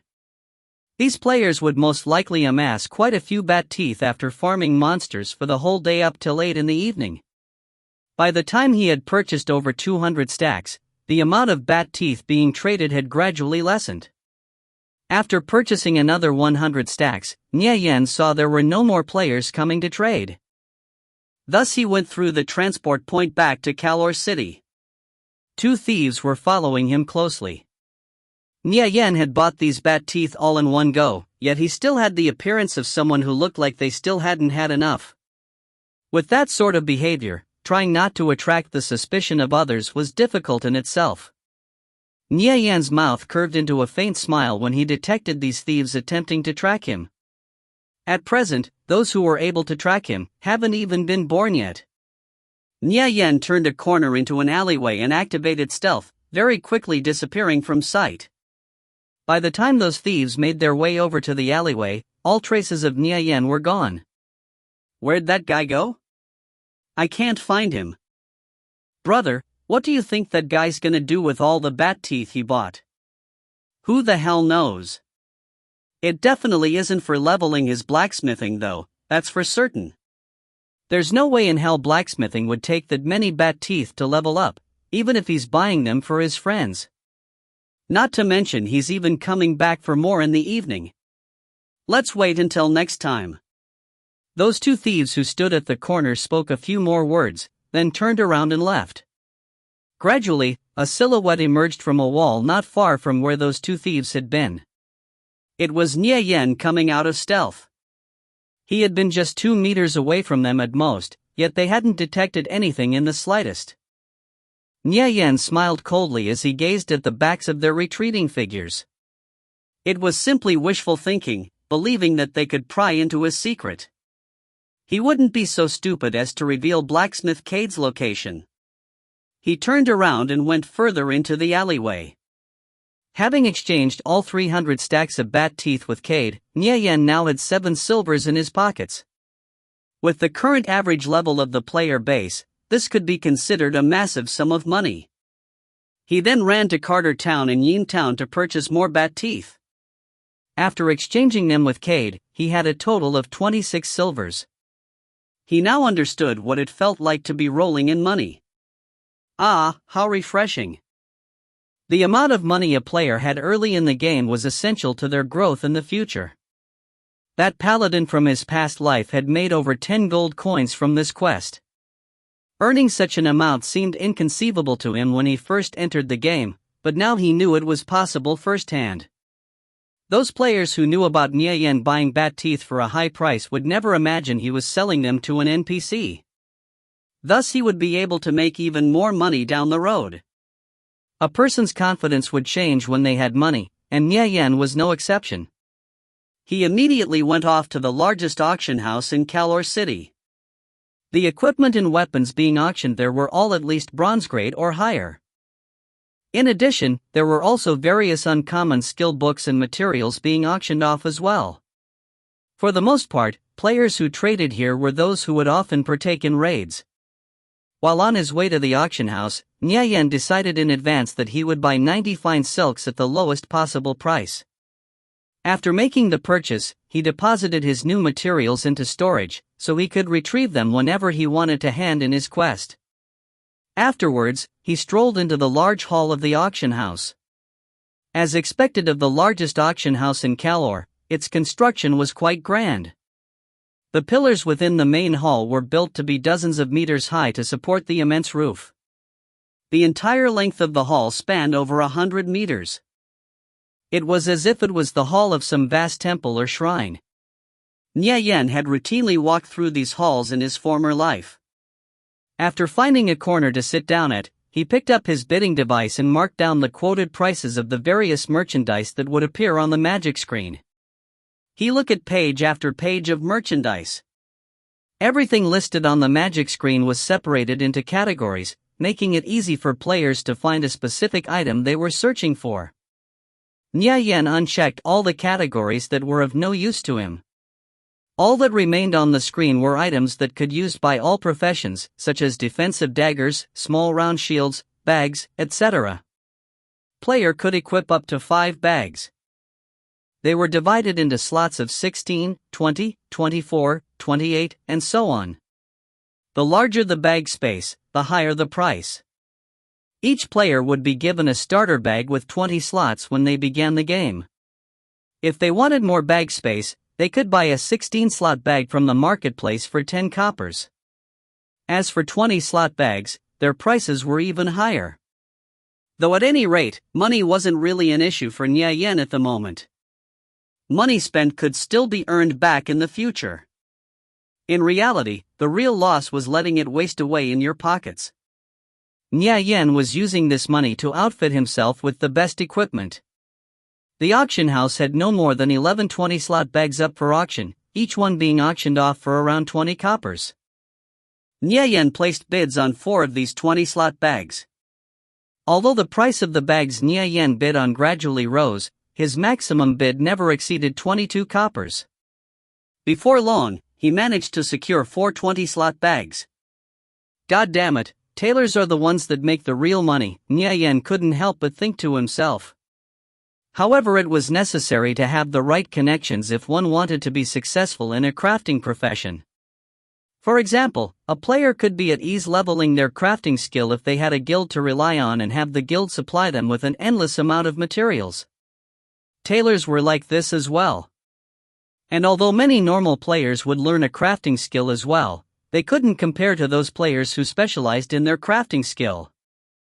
Nyayan's need for money still hadn't degenerated to the point where he needed to become a player that specialized in crafting. After spending half a silver, he opened up a page that was exclusively for thief merchandise. He skimmed through the page, searching for anything that looked interesting. As long as the item was useful, he would buy it without the slightest hint of hesitation. It didn't matter if the item was a little overpriced, he would still purchase it regardless. The items he bought were all bronze grade: a pair of soft leather pants with dexterity +3, a set of azure fur armor with strength +2, a pair of horsehide boots with balance +2, and a silver-tipped dagger with strength +3. Nyayan had spent a hefty sum purchasing these 4 pieces of level 0 equipment. After replacing his current equipment with his new gear, he was now wearing only bronze-grade equipment. Any one of these 4 pieces of equipment would cost a fortune for the average player.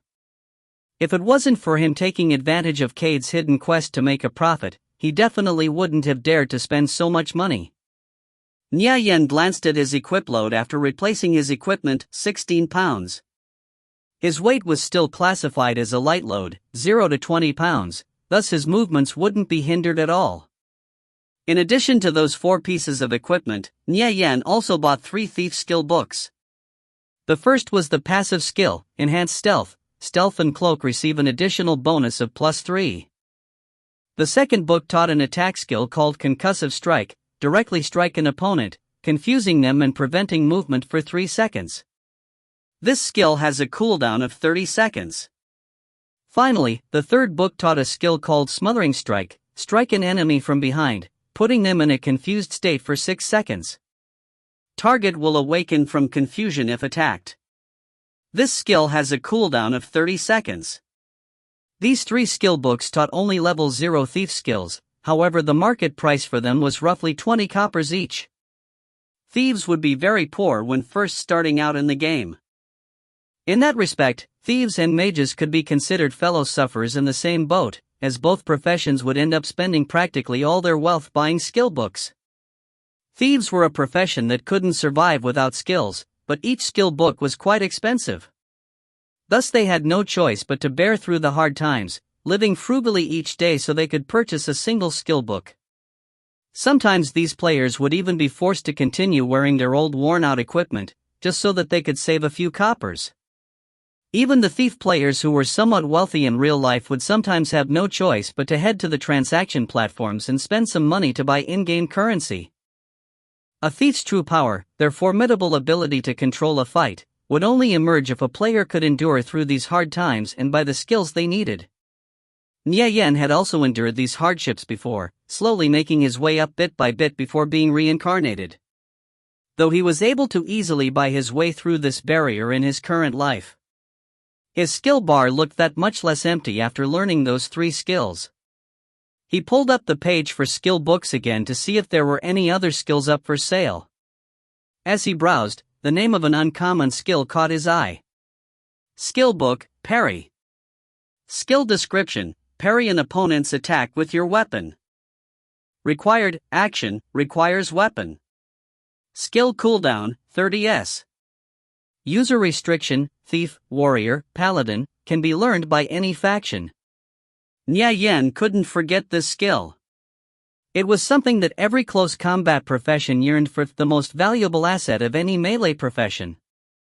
It didn't matter what kind of situation a player was in, whether PvPing or fighting a monster, being able to parry an attack was a lifesaver. Parry was a skill that had a 1 in 10,000 chance of dropping from demonic monsters. Only 1 or 2 players had learned the skill when he participated in a 100-man battle full of level 60s in the past. This exemplified how rare of a skill it was. Its value was only slightly less than the skill book for Vital Strike. It didn't matter though, he would buy it anyway. Nyayan glanced at the current bid, 2 silvers. Not only that, but the bidding price was constantly rising by at least 50 coppers each time. The ones who made bids on these uncommon and rare skills were usually wealthy players, teams, or maybe even guild leaders. More oftentimes than not, they wouldn't mind spending a few silvers for the sake of a single skill book. 2 silvers and 50 coppers, 3 silvers, 3 silvers and 50 coppers.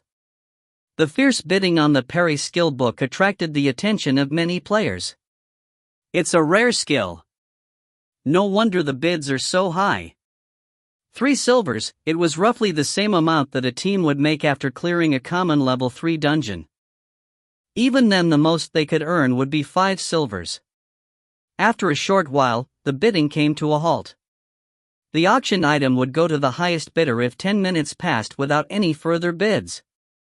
For silvers, Nyeyen placed his bid. He was determined to get this parry skill book. For silvers and 50 coppers. He didn't know who, but someone increased the bid yet again. This price could terrify the overwhelming majority of players in the game. At this moment, it was simply a matter of which side was more willing to throw their money away. 5 silvers. Nyeyen increased his bid once more. No matter what, he'd still have many more opportunities to earn money in the future. This amount wasn't something he'd be lacking in the slightest. God damn. Who the hell is that rich? To spend that much money for a single parry skill book. All of the players at the auction were already discussing it in private.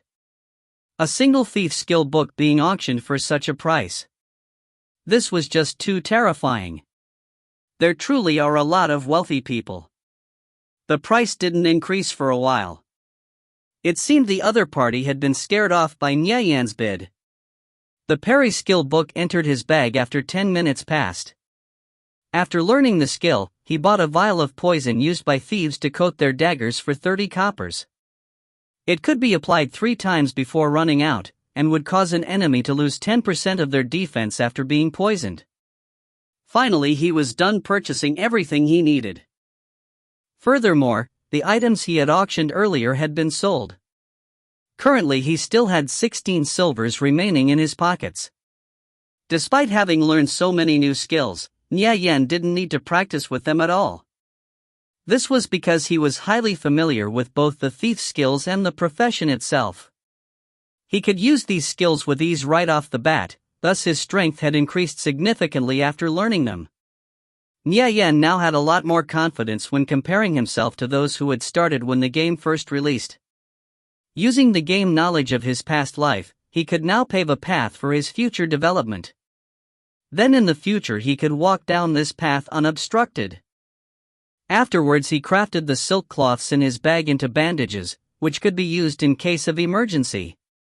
He also bought bread and other useful items that could replenish his strength. Furthermore, he now had a bag full of basic health potions and basic recovery potions. Intermediate Combat Medic, Skill Mastery 10/500. Should I head off and level then? Nyeyen immediately thought of several leveling locations that were very suited for thieves to train in. Chapter 20, Killing a Red Named Player. Chapter 20, Killing a Red Named Player. I suppose I'll check Spirit Myth Pond first. There should be a few treasure chests there, not to mention the drops aren't too bad either.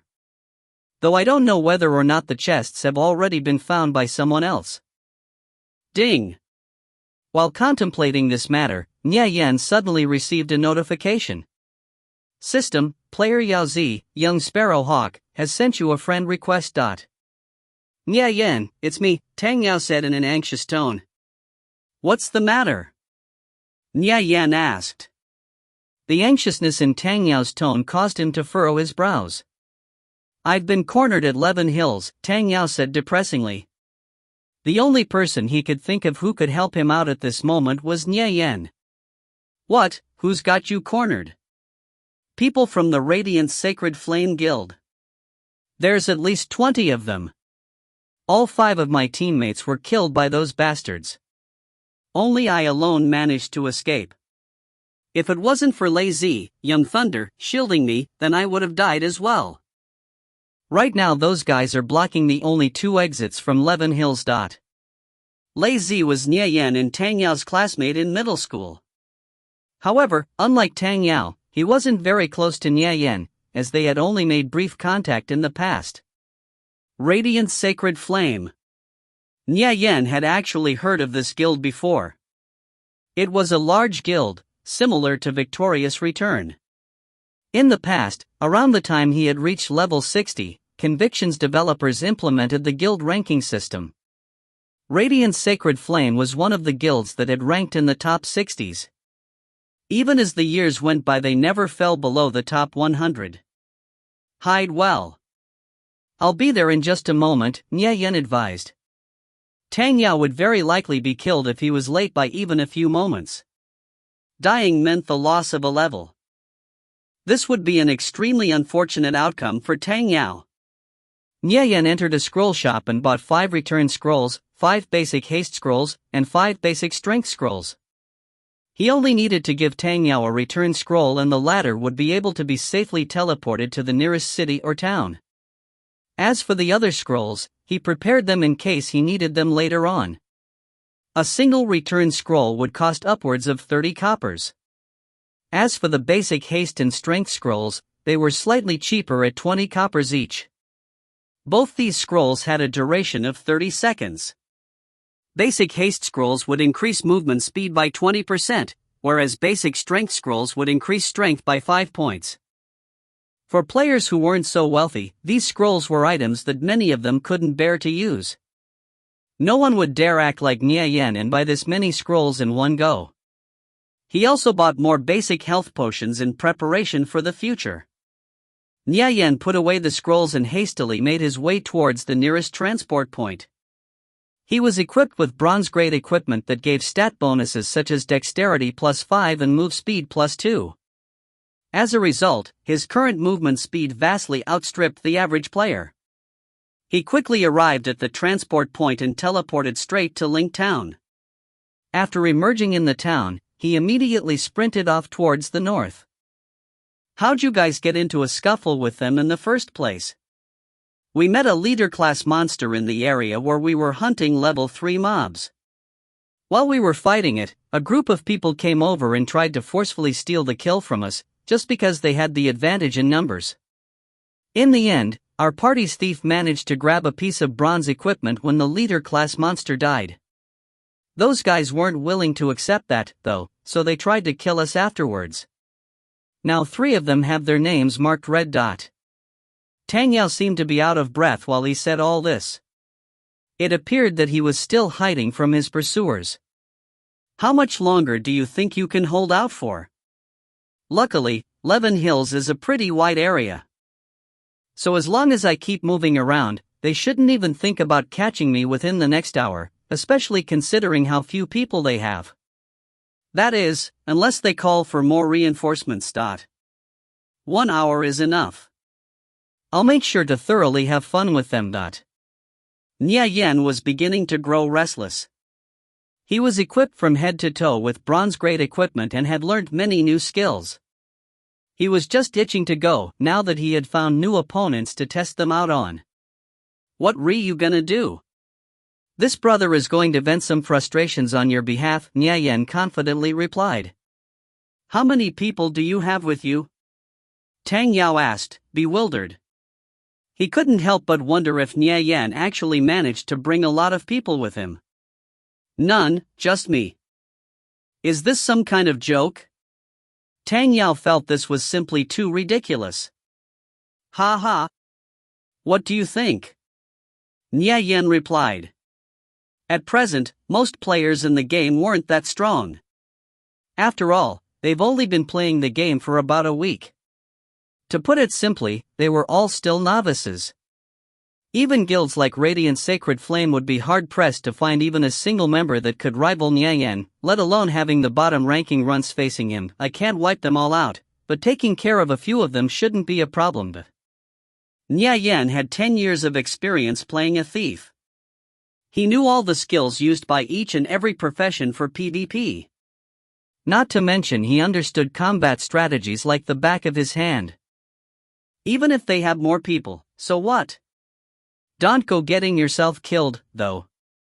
If the situation starts looking dangerous and you can't help me, then so be it.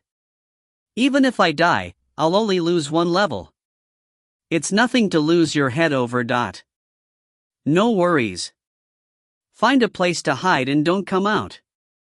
Just sit back and watch. The entrance to Levin Hills was a small ravine that allowed only 3 to 4 people to pass through at a time.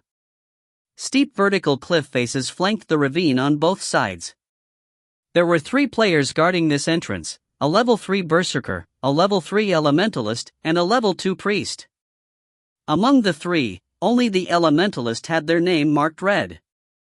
Their companions had already gone in to chase after Tang Yao, leaving only these 3 to guard the entrance. And the hapless Tang Yao was trapped inside, just like a turtle in a jar. Damn! That bastard is as slippery as a loach. Even after all this, we still haven't managed to catch him. What's worse is that I don't even know when this red mark on my name is going to disappear. I can't even enter any towns or cities until it goes away, the elementalist cursed while chatting with his teammates. Captain Dian Song, Blue Drop, don't be angry. There's no problem as long as you don't get killed by someone before your red name disappears. Besides, we gained a lot of profit from this. Each of those 5 people we killed dropped a piece of equipment, the berserker consoled. Pay. Those 5 pieces of garbage aren't worth ass. If it weren't for those brats thinking they could actually steal our equipment, putting me in a shitty mood, then this old man wouldn't even have bothered with them, the elementalist named Dian Song replied disdainfully. Captain Dian Song, you're truly like an invincible god. You managed to single-handedly take out 3 of them by yourself. Remember when you cast Scorching Flame Explosion earlier? The way you used it was simply too exquisite. The priest next to him began flattering and fawning. Humph. Those 3 were just weak. It only took 1 Scorching Flame Explosion to take out over half of their health. If it weren't for their small amount of magic resistance, they surely wouldn't have survived. Dian Sang said, somewhat pleased with himself. The nearby berserker and priest were simply followers of this ill-tempered elementalist. It seemed that his position within the Radiant Sacred Flame Guild was rather high. The 3 chatted on idly like this. Ah! A red name. Looks like today's meal will be rather decent. Nye Yen cackled with a strange laugh while hiding far off in the distance. If a player with their name marked in bright red like this elementalist were to be killed, then not a single piece of equipment on their body would remain. Everything equipped would drop. Furthermore, the equipment this elementalist donned didn't look half bad. He wore a blazing red mage gown that resembled flowing flames. He held in his hands a dark crimson redwood mage staff with a fiery blaze that circulated at the top. It appeared to be a part of the fire chaser set, but Nye Yen himself wasn't too sure. This elementalist was going down a route that focused on fire damage. The high damage from his fire spells was going to be a slight pain to deal with. The nearby berserker also looked like he would be hard to handle. As for the priest by their side, he could simply be ignored. Most priests still haven't even learned heal this early in the game. Therefore, they would just follow the team from behind and leech experience. Dian Song swept his eyes over the surroundings. The steep inclines of the nearby mountains made the background slightly difficult to blend into. However, Nye Yen had learned the enhanced stealth passive skill, so it wouldn't be much of a problem. He entered stealth and slowly moved towards those 3 players. He grasped the dagger in his right hand, holding it in a reverse grip, and slowly crept closer. At about 5 meters away, he was able to clearly make out the expressions on each of their faces. The elementalist Dian Song felt something peculiar and glanced over the nearby area. Seeing this, Nye Yen quickly halted his steps and exercised control over his breathing. Seems this elementalist has a rather high awareness. Captain Dian Song, what's wrong? The berserker asked with a bewildered expression. He looked around, but all he saw was empty space.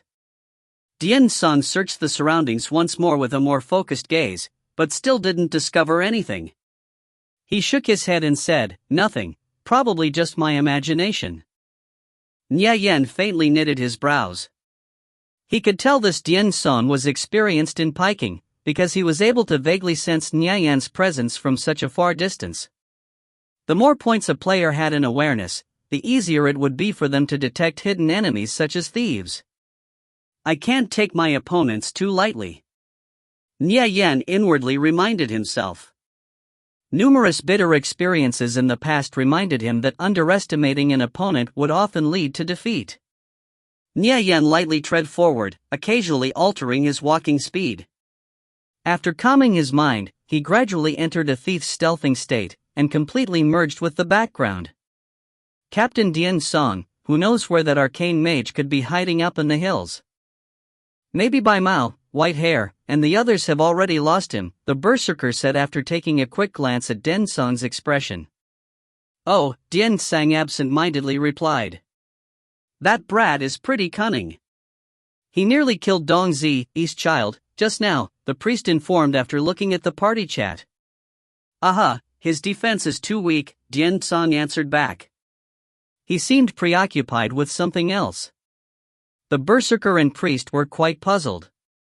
What's going on with the captain? Why is he so absent-minded? By this time, Niayan had made his way behind Dian Song, and was unable to see the expression on the latter's face. He was now only 2 meters away from Dian Song. Niayan attentively gazed at his target's back. After making some quick measurements, he found that he was about 3 meters away from the other two. It's about time. He resembled a cheetah as he patiently stored up power in his legs before suddenly pouncing towards his target, Dian Song. Brat! I was waiting for you to show yourself. Dian Song laughed sinisterly. He retreated back and brandished the staff in his hand. Fierce flame ring. He had discovered Niayan long ago. His 8 points of awareness weren't something to be trifled with. Even if they were stealthed, it would still be incredibly difficult for a thief to leave behind no traces in front of an expert. The elementalist had intended to lure Niayan closer so he could kill him with the help of the nearby berserker and priest. You took a fancy to this old man's equipment? Do you think you'll still have a life to snatch it with? Dian Song smiled disdainfully. He thought Niayan was no more than a passing thief who was lusting after his equipment. One who was urged on after seeing his red name and the type of gear he was wearing. From the start, he never thought Niayan and Tang Yao were connected. Dian Song finished casting his spell. Immediately, a blazing ring of fire emerged out of thin air, expanding outwards in every direction as it headed towards Niayan. After casting Fierce Flame Ring, the elementalist immediately retreated backwards. Niayan was assaulted by the sensation of scorching flames. Niayan was inwardly surprised. This guy's reaction speed is pretty quick. Thief! The nearby berserker and priest finally reacted to the situation and immediately began taking action. At present, it was much too dangerous for Niayan to turn his back on them and try to make an escape. If the berserker were to start off with charge, and then the elementalist and priest were to follow up with their attacks, he would undoubtedly die. Kill him! Dian Song forced Niayan to halt his steps by casting Fierce Flame Ring. The berserker seized this opportunity and went to cut off his escape.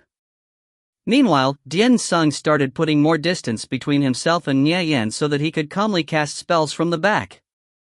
How could Niayan not understand his intentions? He knew that retreating at this moment was the same as asking Dian Song to barrage him with spells. With a flick of a finger, a scroll appeared in his hand. Although he was a little regretful, he still used it without the slightest bit of hesitation. System, your movement speed has been increased by 20% for 30 seconds. Niayan's base movement speed was already quite high. However, with the 20% increase, it had reached an astonishing level. He welcomed the oncoming blaze head-on and rushed forward. Boom! An explosion rang out as the Fierce Flame Ring struck Niayan. -35. System, the opposing party lead by player Dian Song, Blue Drop, has taken the initiative to attack you. You are free to retaliate in legitimate self-defense. Time, 30 minutes. The retaliation period increased to 30 minutes when facing a small party. It would increase even further in team battles or guild wars. The magic damage from Dian Song's fierce flame ring was quite high. If Nia Yan hadn't changed his old gear to his current bronze-grade equipment, this fierce flame ring would have surely taken out at least the greater half of his health. Sparks scattered in every direction as Nia Yan rushed through the fierce flame ring, rapidly drawing closer to Dian Song. He stabbed out with his dagger, aiming directly at his opponent's chest. Dian Song had originally hoped that his fierce flame ring would force Nia Yan to withdraw. He never thought that Nia Yan would be so unwavering in his offense, pushing ahead instead of retreating. His speed was even faster than it was just moment prior. Moreover, he hadn't expected that his spell would do so little damage to Nia Yan. He honestly thought that it would deal around 50 damage at the very least. He hastily retreated backwards while casting small fireball. Assassinate! Splash! Blood gushed out and splattered everywhere. Nia Yan had met the spell head-on as his dagger penetrated Dian Song's chest. Finally, within melee range, his dagger flashed with a chilling light. This wasn't the first time Dian Song had faced a thief in combat, but it was definitely the first time he had felt such enormous pressure. Nia Yan's damage was quite high and his movements were extremely quick. He used a scroll. Dian Song hurriedly drew back and pulled out a talisman for his next spell. As he put some distance between himself and his opponent, he prepared to cast Scorching Flame Explosion. Scorching Flame Explosion required 5 syllables, 2 gestures, and a magic catalyst to cast. The spell wouldn't cast if even one of these components were missing. Fortunately, the talismans could be bought in stores and weren't expensive at all. The berserker came around from the side, then leapt into the air and cleaved down towards Nia Yan with Flame Slash. He was covering for Dian Song so that the latter could cast their spell. The two had fairly good teamwork. The berserker had managed to block Nia Yan at a crucial time. Red-colored fire elements began rapidly coalescing. In Dian Song's arsenal of spells, Scorching Flame Explosion had the highest amount of damage. If the opponent's magic resistance was low, it was even possible for them to be instantly killed on the spot. The magic resistance of thieves could only be considered average. Their base magic resistance was equal to 60% of their defense. The casting time for Scorching Flame Explosion was 5 seconds. Seeing the berserker leap at him from the side, Nia Yan waited until the edge of the oncoming blade was in front of his eyes. In that moment, Nia Yan swiftly and elegantly raised his dagger, parrying the blow. The 3-inch dagger and berserker's greatsword clashed against each other. A sharp metallic sound rang out, jolting both players at the same time. The berserker's greatsword struggled to advance by even half an inch. Dian Song continued retreating backwards while chanting out cryptic-sounding syllables one after another. His voice radiated out with a muffled yet explosive power. This voice was beckoning the elements to his call. Bang! A ray of holy light had struck Nia Yan, dealing 13 damage. Although this priest's damage output was limited, he still continued to attack Nia Yan regardless. Nia Yan quickly went in pursuit of Dian Song once more after he had parried the berserker's attack. The elementalist's heart shook in awe after witnessing this thief who was still advancing forward, even after facing an onslaught of fierce attacks. What a valiant thief! Nia Yan clearly understood that he had no time to think because he would lose his life if he hesitated in the slightest. In order to preserve his life, he could only put it at stake. He bravely faced the enemy head-on so that he could achieve victory. Countless years of PvP experience from his past life gave Nia Yan extremely sharp instincts. He wouldn't lose. 3 seconds, 4 seconds, blazing flames were rapidly coalescing into a huge mass atop Dian Song's staff. Soon the flames had rotated into a chaotic mass of deadly scorching fire essence. Nia Yan dashed forward at full speed and arrived in front of Dian Song. Concussive strike. In the end, Dian Song was just a step slower. Nia Yan bashed his dagger into the elementalist's skull. The scorching flame explosion rapidly collapsed before completely dissipating into thin air. Concussive strike had the effect of interrupting attacks. Therefore, Niayen attacking Dian Song with concussive strike in the middle of casting caused Dian Song's spell to be cancelled. Niayen felt the tight heartstrings in his chest loosen by a bit. I barely made it. If I had let him successfully cast Scorching Flame Explosion, I just can't imagine what sort of consequences there would have been. The Berserker's flame slash had been parried, and in the blink of an eye, Niayen had already gotten out of his attack range. Furthermore, he had also managed to interrupt and stun Dian Song. Too fast. The Berserker felt a chill in his heart. Niayen's speed was much faster than any other thief he had seen before. However, he didn't have the time to continue staring out blankly. He brandished his sword and activated charge. The Berserker resembled a tank as he came crashing forward in Niayen's direction. Vital Strike. Niayen completely ignored the incoming Berserker. He took advantage of Dian Song's dazed state to activate Vital Strike and pierce his dagger into Dian Song's heart. System: Vital Strike successful. Attack plus 5%, causing additional damage. The 60 or so health Dian Song had remaining immediately started to plummet, then completely disappeared. Thud. Everything he was wearing, from his upper body to his lower body, dropped. From his headgear to his mage robes, gloves, pants, and boots, not a single piece of equipment remained. Every single piece of equipment had dropped and fallen on the ground. System: You have killed a red name player, and receive fame +1. In the game, it was possible to receive a little fame for killing a player who had their name marked in red. However, you wouldn't receive any more fame after killing the same red-named player more than 3 times. Killing red-named players wasn't the only way to earn fame, though. Players would also receive it for completing missions. The higher a player's fame, the easier it would be to receive certain missions. Fame would also allow players to receive more preferential treatment in towns and cities. By the time Niayen had killed Dian Song, the charging Berserker had finally arrived and came slashing down with his sword. Niayen dodged by sidestepping, and their shoulders brushed as the charging Berserker missed his target. Niayen was right before his eyes.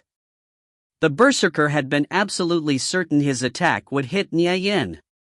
He never expected that Niayen would actually dodge all of a sudden, leaving him to continue charging far off into the distance. All of the captain's equipment dropped. Quickly, pick it up, the Berserker anxiously shouted.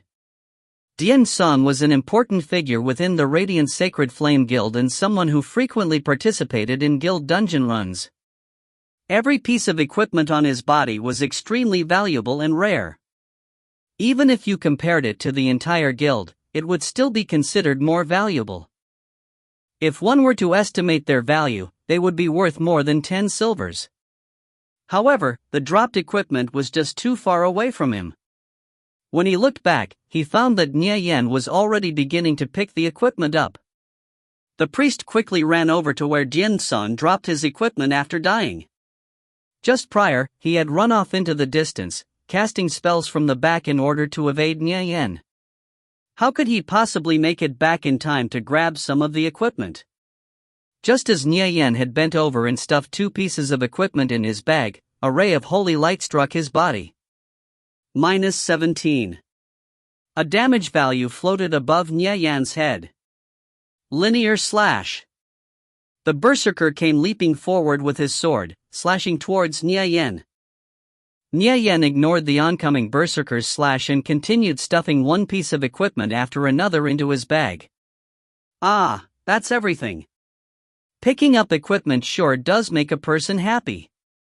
By the time he lifted his head back up, the Berserker had already arrived in front of him.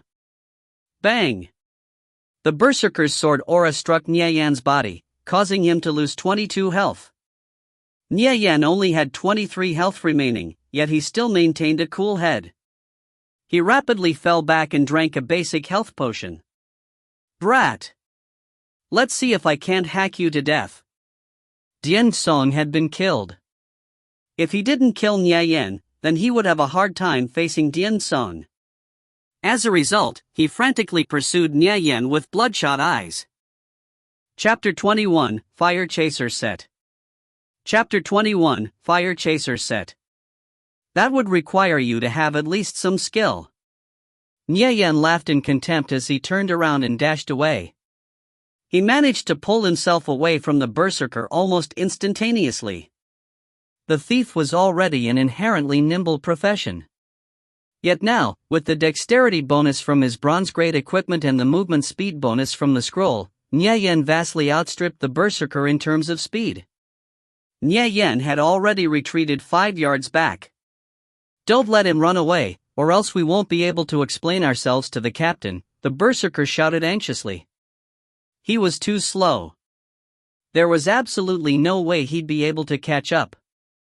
As he took a quick glance at charge on his skill bar, he lamented the fact that it was still on cooldown. "I know." The priest attacked once more. A beam of holy light struck Nye Yen, dealing 16 damage. The berserker relentlessly pursued from behind. However, from the start, Nye Yen never intended to escape. He was simply stalling for time so that a few skills could come off cooldown. Just as the priest finished casting, Nye Yen pulled back and began applying bandages to himself. +20, +20, +20, +20. Gradually, his health began restoring every second. On the 4th tick, the priest struck Nye Yen with another beam of holy light, interrupting the healing. Though by this time, Nye Yen had already been restored to full health. At present, with the average level of the player base, intermediate combat medic was an existence that defied the heavens. "He has a medic skill," the berserker exclaimed in surprise. A hint of fear could be heard in his tone. What kind of medic skill is this? The medic skills he had seen in the past could only be used when combat ended. Nonetheless, they would still only restore 5 health every second. Yet, Nye Yan's skill restored 20. He had never even encountered a medic skill like Nye Yan's that could be used in the middle of combat, let alone one that had such outrageous healing effects too. It was a painstaking effort trying to get Nye Yan down to low health. His death was right before their eyes. Then all of a sudden, the situation completely reversed. By now all of Nye Yan's skills had come off cooldown. The corner of his lips faintly curved into a smile. "Now it's your turn." He turned around and dashed in the direction of the berserker. The berserker's complexion turned deathly white as he watched Nye Yan pounce towards him. Hurriedly, he raised his sword in an attempt to resist. Nye Yan at full health could kill their captain even while being attacked on 3 sides. Now that Den Song was dead, how could just the two of them possibly be a match for Nye Yan? The dagger in Nye Yan's hand sliced in a wide arc, then suddenly changed direction mid-slash. Concussive strike, thwack. The berserker's greatsword crashed into Nye Yan's chest. At the same time, the pommel of Nye Yan's dagger hit the berserker directly on the forehead. The berserker sunk into a dazed state. Assassinate! Nye Yan plunged the dagger into the berserker's chest. He then followed up with Vital Strike, sending the dagger even deeper into his target. Instantly, the berserker lost the greater portion of his health. Seeing the berserker about to come back to his sense, Nye Yan circled behind him and used Smothering Strike, putting him in a dazed state once more. Due to performing a series of attacks and having been in combat so long, Nye Yan was running somewhat low on stamina. Taking a deep breath, he plunged his dagger into the berserker's back. Through the sequence of explosive attacks, the berserker's health had gone from over 180 to a mere 60 within just a few short seconds. If this continues, I'm dead for sure. The berserker was distraught with fear as he emerged from his dazed state. He frantically fled in the other direction in an attempt to preserve his life. If the berserker had turned around and attacked Nye Yan, he might have still been able to cause some damage. However, he chose not to because he was self-centered and cowardly. Instead, he panicked as soon as he saw his health was low, desperately running for his life just because he was afraid of losing a piece of equipment upon death. "You think you can escape?" Nye Yan pursued, effortlessly arriving behind the berserker's back. He raised his dagger, then successively slashed his opponent several times in the back. -23. -21. -16. Arg. Damn it. The berserker cursed as his health fell to 0 and his vision faded to black. His body collapsed and landed flat on the ground. Just a moment later, a piece of equipment dropped from his corpse. Ha! It's finally your turn. Nye Yen dashed towards the priest after picking up the berserker's dropped equipment. He had taken quite a sore beating from this priest. From the time he was fighting Dian Sun up until the berserker just now, this priest was constantly firing off attacks at him like a buzzing fly. Seeing the berserker collapsed on the ground, the priest stared out foolishly. How did he suddenly become the only one remaining in the blink of an eye? He was just a low-level priest who hadn't even learned any healing skills. How could he possibly be a match for this thief? The priest turned his back and broke into a mad sprint. At that moment, he had completely thrown away any thoughts of trying to fight Nye Yen. No matter what course of action he took, he would still end up dead.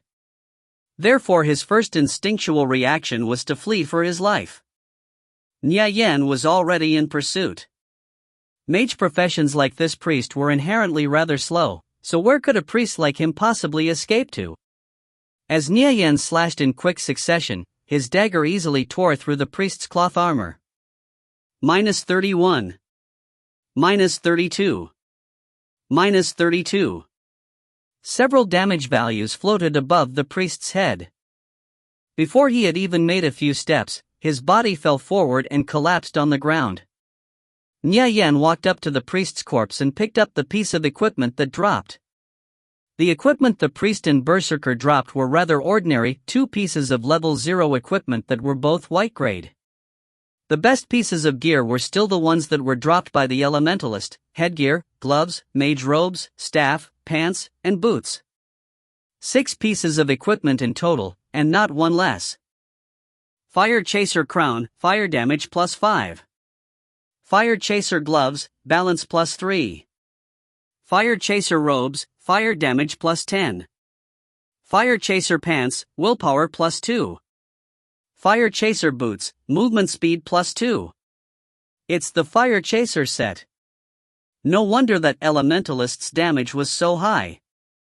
The equipment for this set came from the level 3 instance, Black Flame Forest. Before level 5 instances were released, this set was regarded as the best possible equipment for mages that focused on fire magic. Of course, because it was good, the set pieces had a rather low drop rate. It would take at least 4 or 5 runs through the Black Flame Forest to collect all the pieces required to complete the entire set. Besides the Fire Chaser set, there was also a silver grade level 0 tempered blue staff. It had the additional properties of magic +3 and elemental damage +5. Nye Yen reckoned that Dian Sun's intestines were now green with regret. Even if Dian Sun continued killing Tang Yao and his party members until they dropped back to level 0, it still wouldn't be worth losing every single piece of equipment on his body. Not bad, he even had a silver grade staff, Nye Yen thought to himself. If he were to put this staff up for auction, it would at the very least sell for 3 silvers. This bronze grade Fire Chaser set can be equipped by both elementalists and arcane mages because both of these professions have fire magic. Elementalists are able to control the fire elements, whereas arcane mages are able to control arcane fire. Nye Yen could give Tang Yao this Fire Chaser set as a present. As for the silver grade staff, Tang Yao wasn't able to use it. As such, Nye Yen thought about selling it and using the money for other expenses. If not, he could always exchange it for 1 or 2 pieces of equipment instead. Where are you right now? Tell me your coordinates. 231.395.285. There's a cave in that area where level 5 monsters spawn inside. I'm in that cave right now, hiding in a corner and afraid to come out. I killed 3 members from the Radiant Sacred Flame Guild. One of them was called Dian Sun or something. You killed Dian Sun? You're not lying to me, are you? That bastard was too damned overpowered. He took out 3 of my party members all by himself. With his magic damage, a single fireball was able to take out half our health. To Tang Yao, Nye Yin killing Dian Son was an amazing and unimaginable outcome. The guy's name was marked in bright red. He dropped every single piece of equipment from his body when he died. Here, this is his equipment. It's the Fire Chaser set. I'll give it to you as a gift. Brother, I was lucky to have you watch out for me in my past life.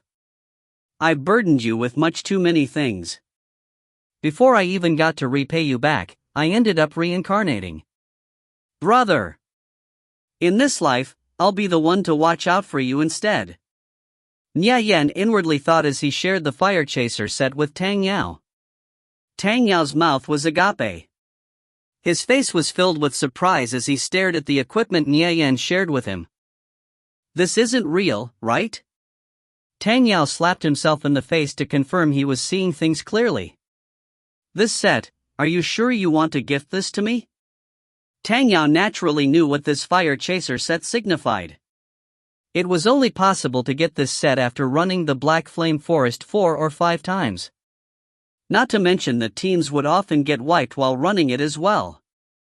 If he were to wear this set and enter an instance with another party, then it could be said that from the value of this set alone, it was certain that those members would rush to recruit him into their team. Do you think I'm making fun of you or something?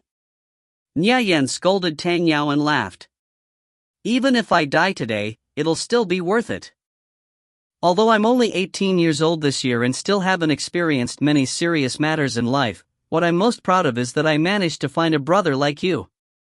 Tang Yao emotionally exclaimed. He naturally understood Nye Yin's financial situation.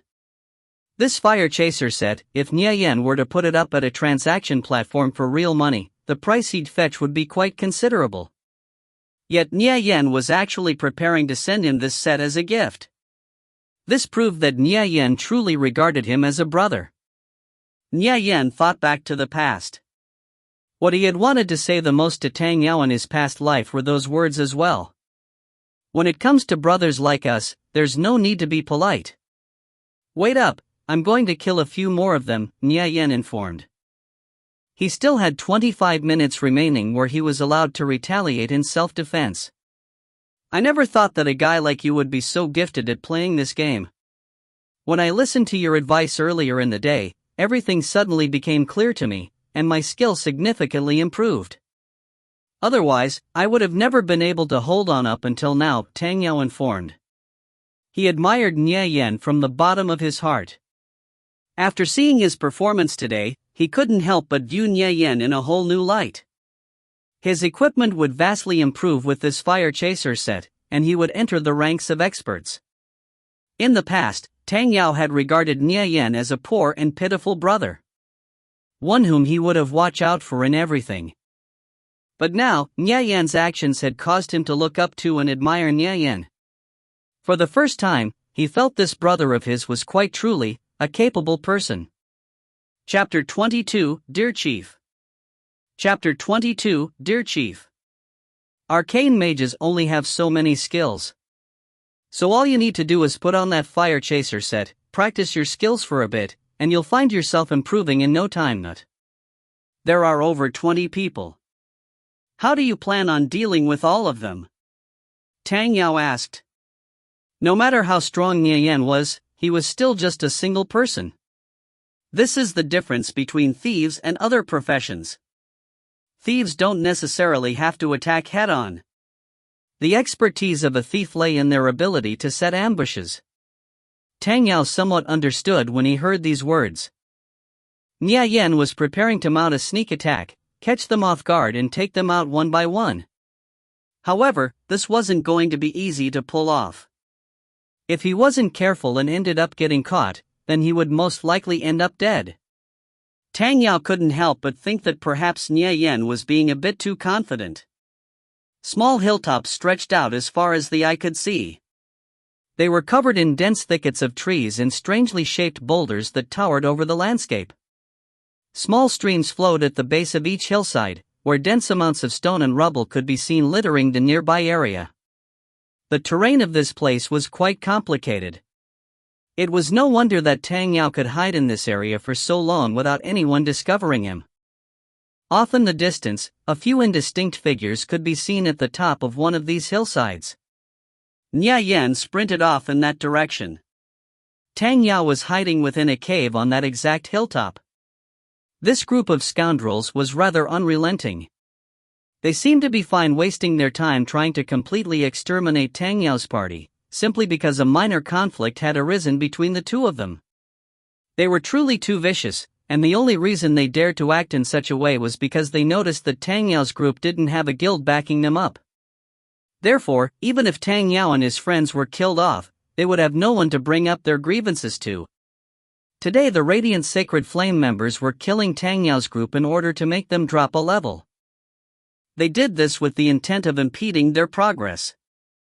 This was to prevent Tang Yao and his party from becoming more troublesome when they leveled up in the future. Nya Yan traveled through the dense thickets.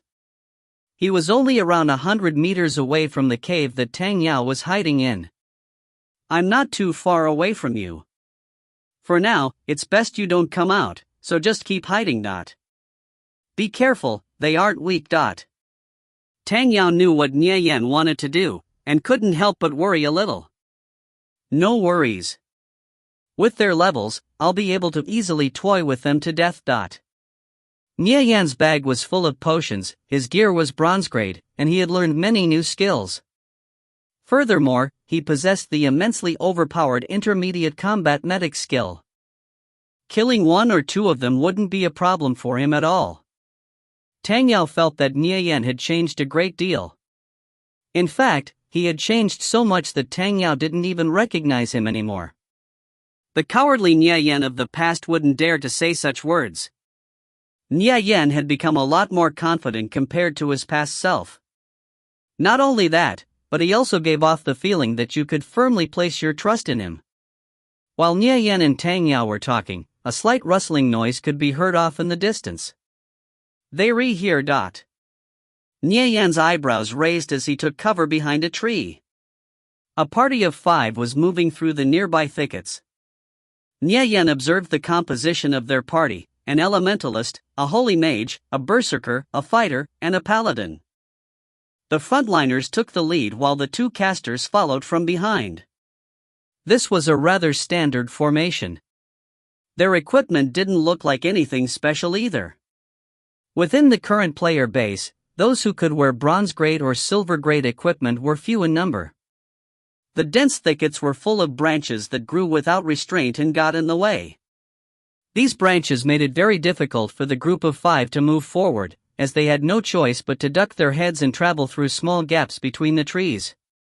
The berserker even had to use his sword to chop down the occasional thick branch that would obstruct their path. "Captain Dian Song was killed," the fighter said as he looked at the team chat. "How's that possible? With the captain's strength, there are very few people capable of beating him," the paladin replied in a surprised tone. Dian Song's strength was publicly recognized amongst all of them. With the fire chaser set, his damage was at least within the top 10 in the entire guild. Not to mention his skill in combat wasn't bad either. The captain's name was still marked red. Which means that all that equipment on his body, the elementalist raised his head to look at everyone and discovered the gloomy expressions on each of their faces. None of them dared to ask what happened next. "Everything dropped," the fighter gloomily exclaimed. "They truly were unlucky today." "Who did it?" "They must have had a lot of people, right?" the elementalist questioned. In his mind, there should have been no other way. Whoever killed Dian Song must have brought many people in order to do so. Which team was it, or was it perhaps the work of a guild? "We'll exterminate them." "The enemy was only a single thief," the fighter replied. When he had heard the news himself, he too felt that it was inconceivable. "Wait, weren't there 2 other people with the captain?" "Indeed. However, that one thief managed to kill all 3 of them." "What? How is that possible? What level was the thief?" Level 3. A single level 3 thief managed to kill Dian Song and his party. This was simply too crazy. Everyone felt that such a thing was simply outrageous. Are you sure you aren't mistaken? This piece of information came straight from the mouth of the captain himself. The information couldn't be false. After all, a single level 3 had wiped out his entire party. For Dian Song, this definitely wasn't something he was proud of. If the information wasn't true, then he wouldn't be proclaiming it everywhere.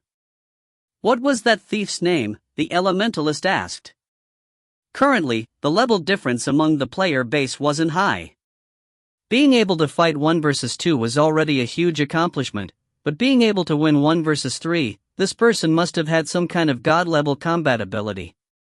He's called Nye Yen, Nirvana Flame, and the guilds put out a hit order on him. The reward for killing him once is 5 silvers. In the future, if anyone encounters this player, they are to remain vigilant. Captain Dian Song said that person has a lot of skills. Unless your party is over 3 members, it's best not to seek him out with the intent of provoking him, the fighter announced. Although the reward for killing Nye Yen was luxurious, they were still required to put their lives on the line to do it. Dian Song was unable to defeat him, let alone them. 5 silvers is a lot of money, the elementalist and the others exclaimed in amazement. 5 silvers was more than enough for them to buy several pieces of bronze-grade equipment.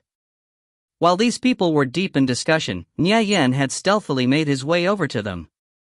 A kill order from the Radiant Sacred Flame Guild? Interesting. I'd like to see how you intend to do that. Nye Yen smiled disdainfully as he approached from behind and confirmed the positions of the 5 people. The closest one to him was the Holy Mage at about 3 meters away. The next was the Elementalist at about 5 meters. The furthest away were the Berserker, Fighter, and Paladin, who were clearing the way ahead. Occasionally, 1 or 2 level 3 deer would appear in this area. However, they would be swiftly killed by these 5 people. 3 powerful members who could fight in close combat, along with 2 mages who had high magic damage, made killing monsters especially quick.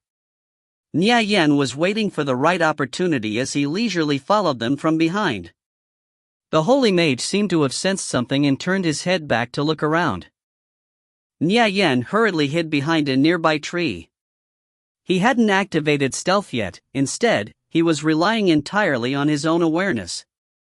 As he ducked away from this Holy Mage's line of sight, the shade from the tree concealed his body. The thief's innate concealing abilities would automatically reveal its effects. Everything was serene. The Holy Mage didn't discover anything strange. Could it have just been my imagination? There are monsters ahead. Hurry up and catch up with us, the Elementalist turned his head and said to the Holy Mage who was lagging behind. Oh, all right, the Holy Mage replied, and quickened his pace to catch up. Hearing the conversation between those 2 people, Nye Yen's heartbeat jumped. His opportunity had arrived. He entered stealth and slightly accelerated his pace. There's a leader-class deer. Everyone be careful, the fighter yelled out as he raised his round wooden shield and slowly proceeded forward. We're not searching for that arcane mage anymore? We have no idea where that brat ran off to.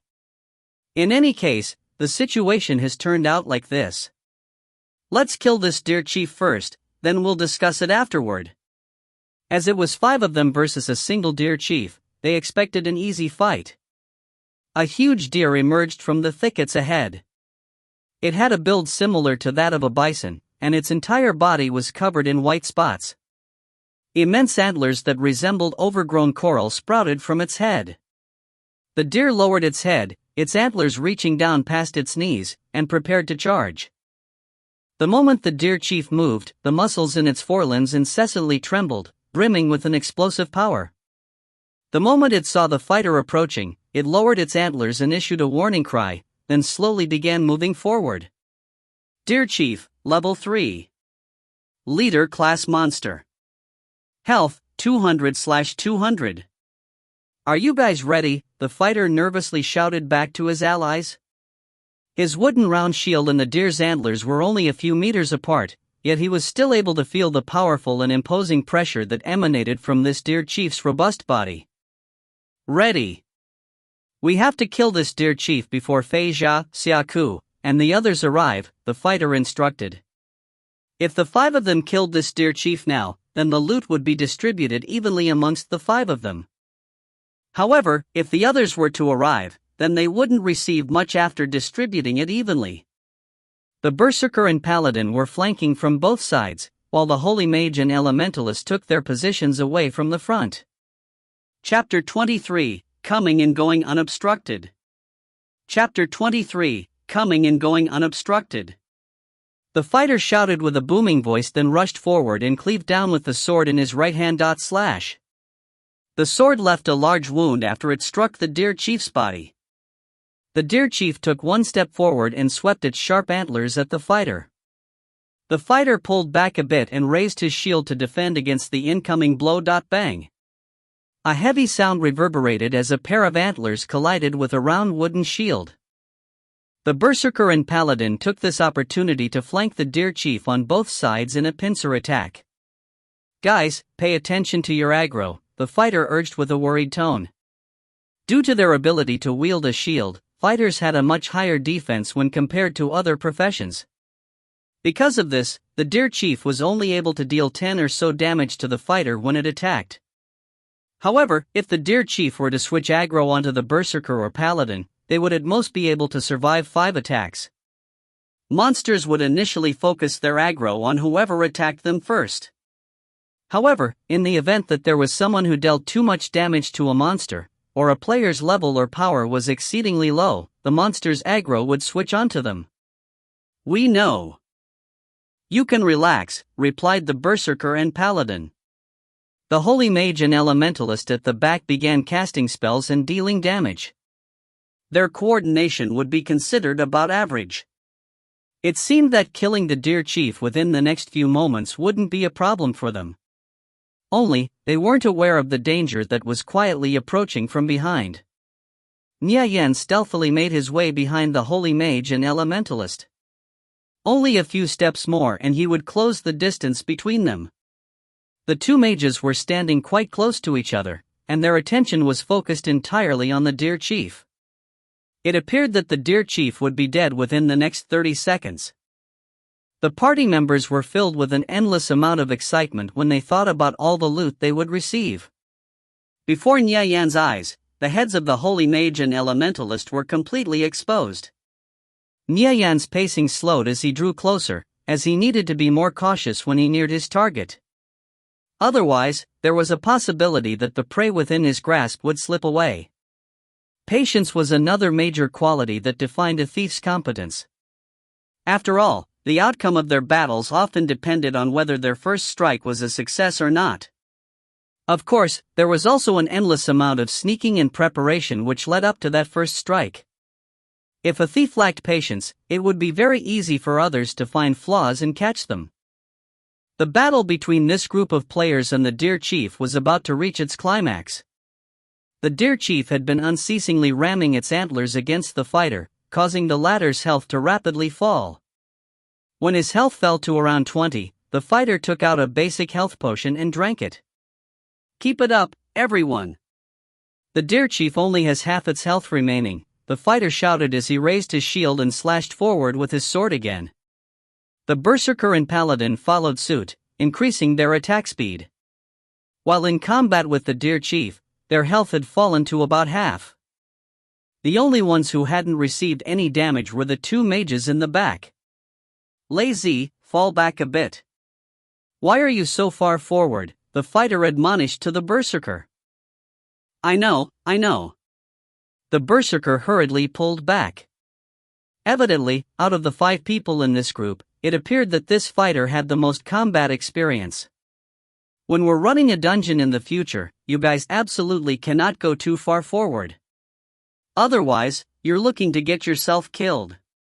Realize your mistakes today, and tomorrow we'll run a small 5-man dungeon together.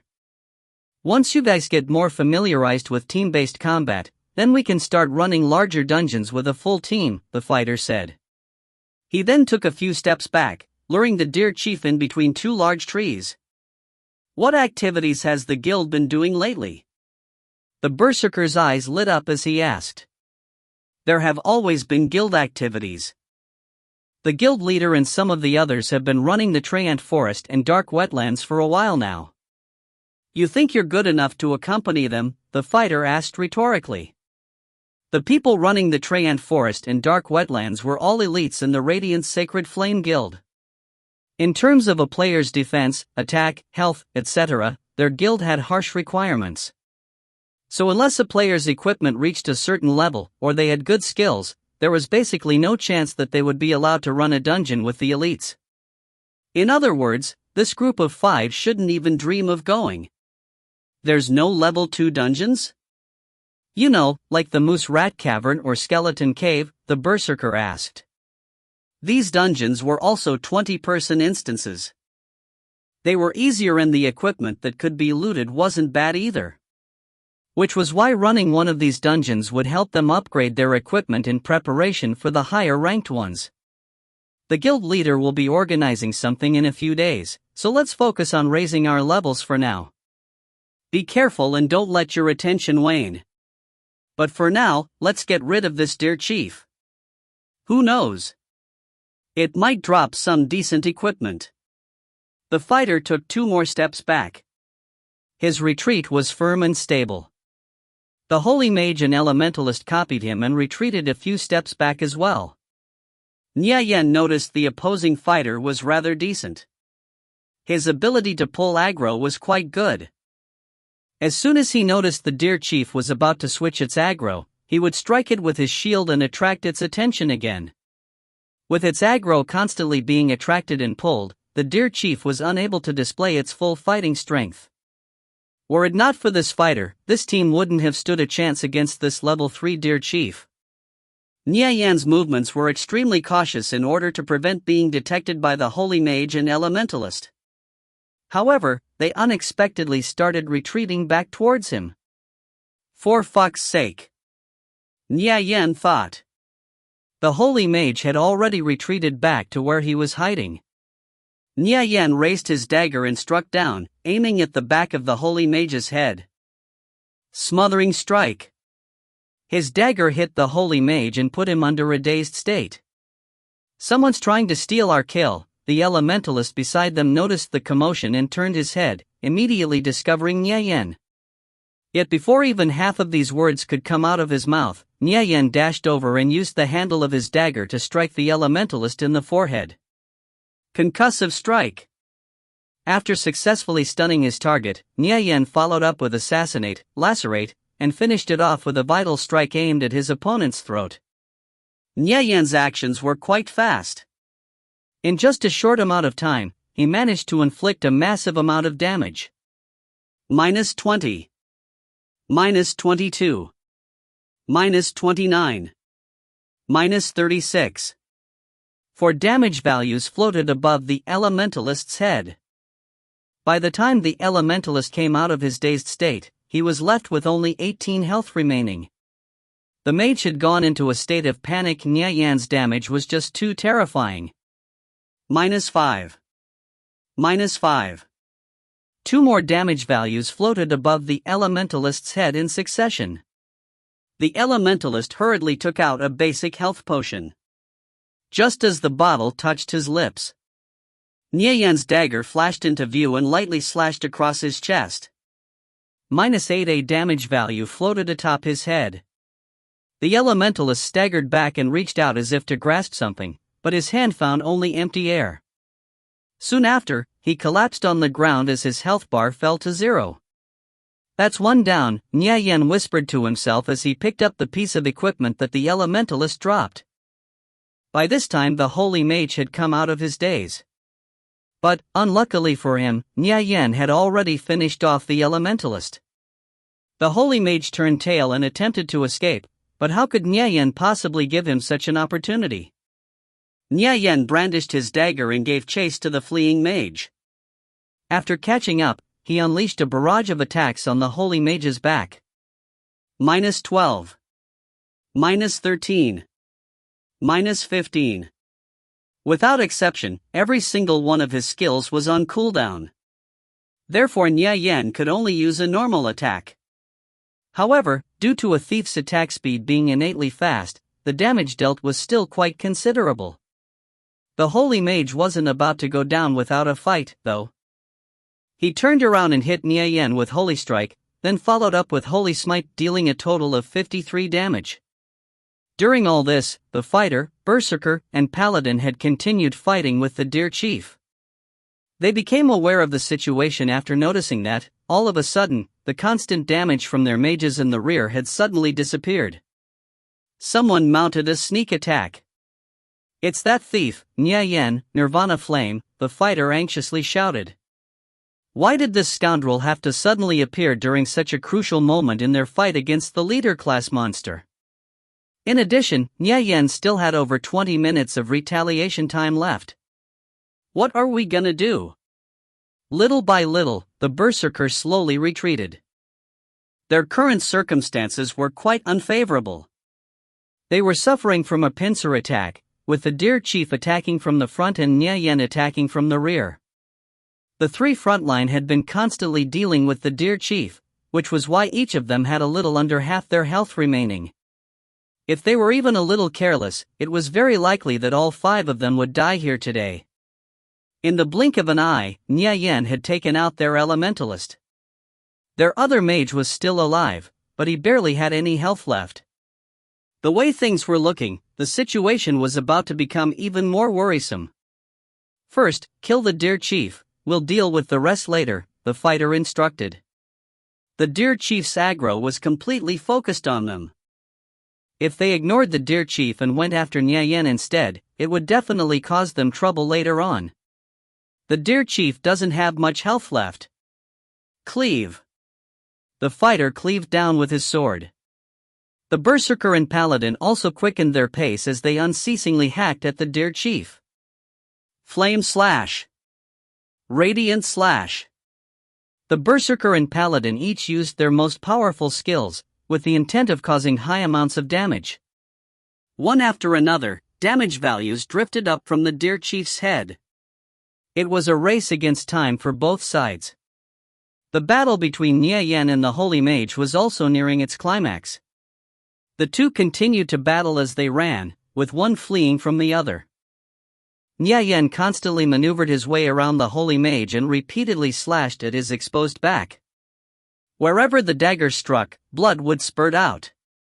The Holy Mage continuously unloaded magic spells as he attempted to break away from Nya Yan. Gradually, both their health bars fell. However, it was clear that the Holy Mage's health was falling faster. He hurriedly took out both a basic health potion and a basic recovery potion, then drank them. +3. +3. Before even a few seconds had passed, Nya Yan struck out and interrupted the healing from the basic recovery potion.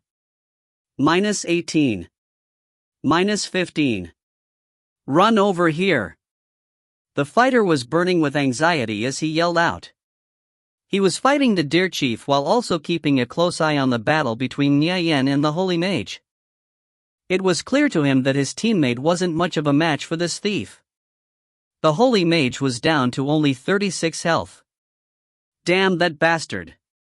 Isn't he targeting us on purpose? The fighter cursed as he continuously slashed at the Deer Chief. After taking out Dian Song and his group, Nya Yan suddenly appeared here. This definitely wasn't a coincidence. Don't tell me, this thief is friends with that arcane mage and his group? Nya Yan, I'll remember you. Our Radiant Sacred Flame Guild definitely won't let you off easily, the Berserker furiously shouted. I'm extremely honored. I'll gladly await you maggots at any time, Nya Yan replied with an indifferent expression. At this point in time, Radiant Sacred Flame was but a small guild. Even if you were to add up all their members, they still wouldn't surpass 1,000. They certainly didn't have the time or energy to search everywhere for Nya Yan and Tang Yao. Granted, even if they were able to find Tang Yao and Nya Yan, they still couldn't possibly dispatch the entire guild after them. Besides, if they were to send everyone over and he decided that he couldn't afford to take them on, then couldn't he just hide instead? In the past, Nie Yen had single-handedly caused the 5 guilds under the Chaosu financial group to scramble after him.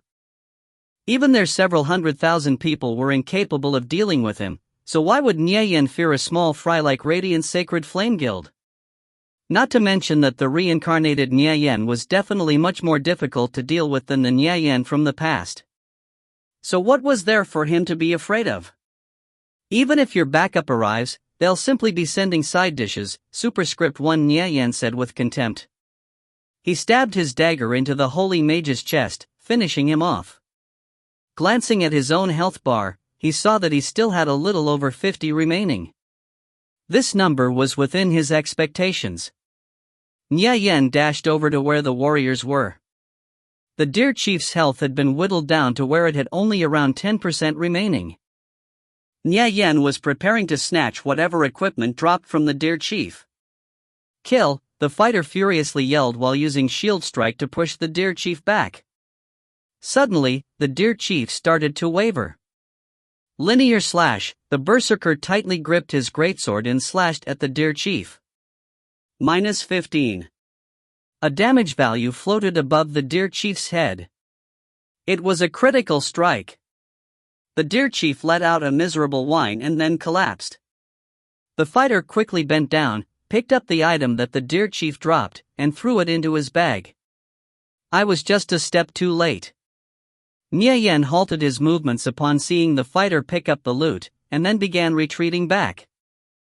The fighter only had a quarter of his health remaining, the berserker had about 40%, and the paladin had 35%.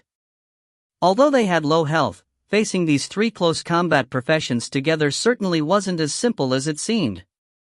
Not to mention his dagger wouldn't do much damage against professions with thick armor, such as the fighter. I can't deal with the 3 of them. I'll be better off not taking this risk, Nie Yen thought to himself. The fighter and the 2 others weren't willing to take such risks to block off Nie Yen either, as they didn't have much health remaining. Thus they just stood and waited as their health slowly recovered. Having only gained a single piece of bronze grade equipment after losing 2 people in the fight against the dear chief, they certainly weren't looking at a profitable outcome. 2 more were killed, the fighter whispered under his breath as he stared daggers at Nie Yen. If they were to calculate their losses now, a total of 5 members from the Radiant Sacred Flame Guild had been killed by Nie Yen's hands today. Nie Yen wasn't very far from his enemies. Both sides stood still, simply staring at each other. Neither party dared to attack rashly. Although they all had low health, the 3 of them together could definitely take on Nie Yen. However, if they were separated, then who could say what the outcome might be?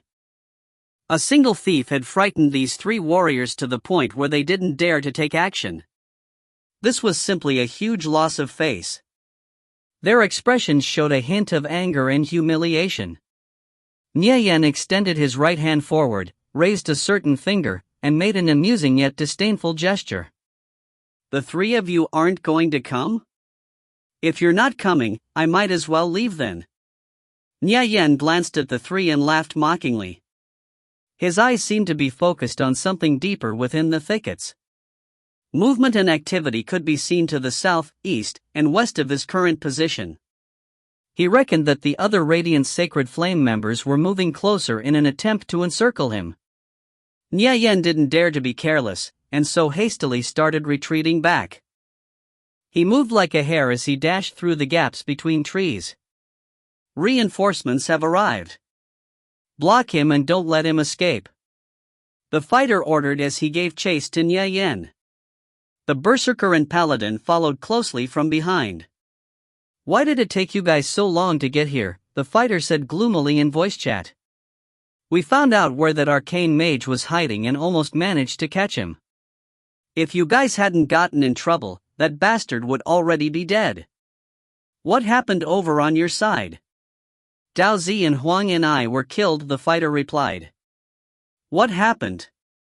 Weren't they together with you guys? It was the work of that thief called Nie Yen, Nirvana Flame, again. He mounted a sneak attack against us and killed Dao Zi and Huang and I, the fighter explained. He hid the fact that he and his party members had been fighting a deer chief at the time. Fuck, it's that damn thief again. They had never met such a powerful thief before. Moreover, this scoundrel had been specifically targeting them this whole time. I reckon he's friends with that group of people we killed earlier. He escaped north. Let's chase him. Several figures made their way through the gaps in the thicket. Nye Yen was quite fast. In the blink of an eye, he had already put a large distance between himself and his pursuers. Up ahead, several silhouettes emerged from the trees and flanked him on both sides. He couldn't go any further forward, and the fighter and the others were pursuing him from behind. No matter where he ran, he would definitely end up surrounded. Seeing no escape route, Nye Yen hid behind a tree and entered stealth. The fighter, berserker, and paladin, who were pursuing from behind, met up with the several figures who appeared up ahead.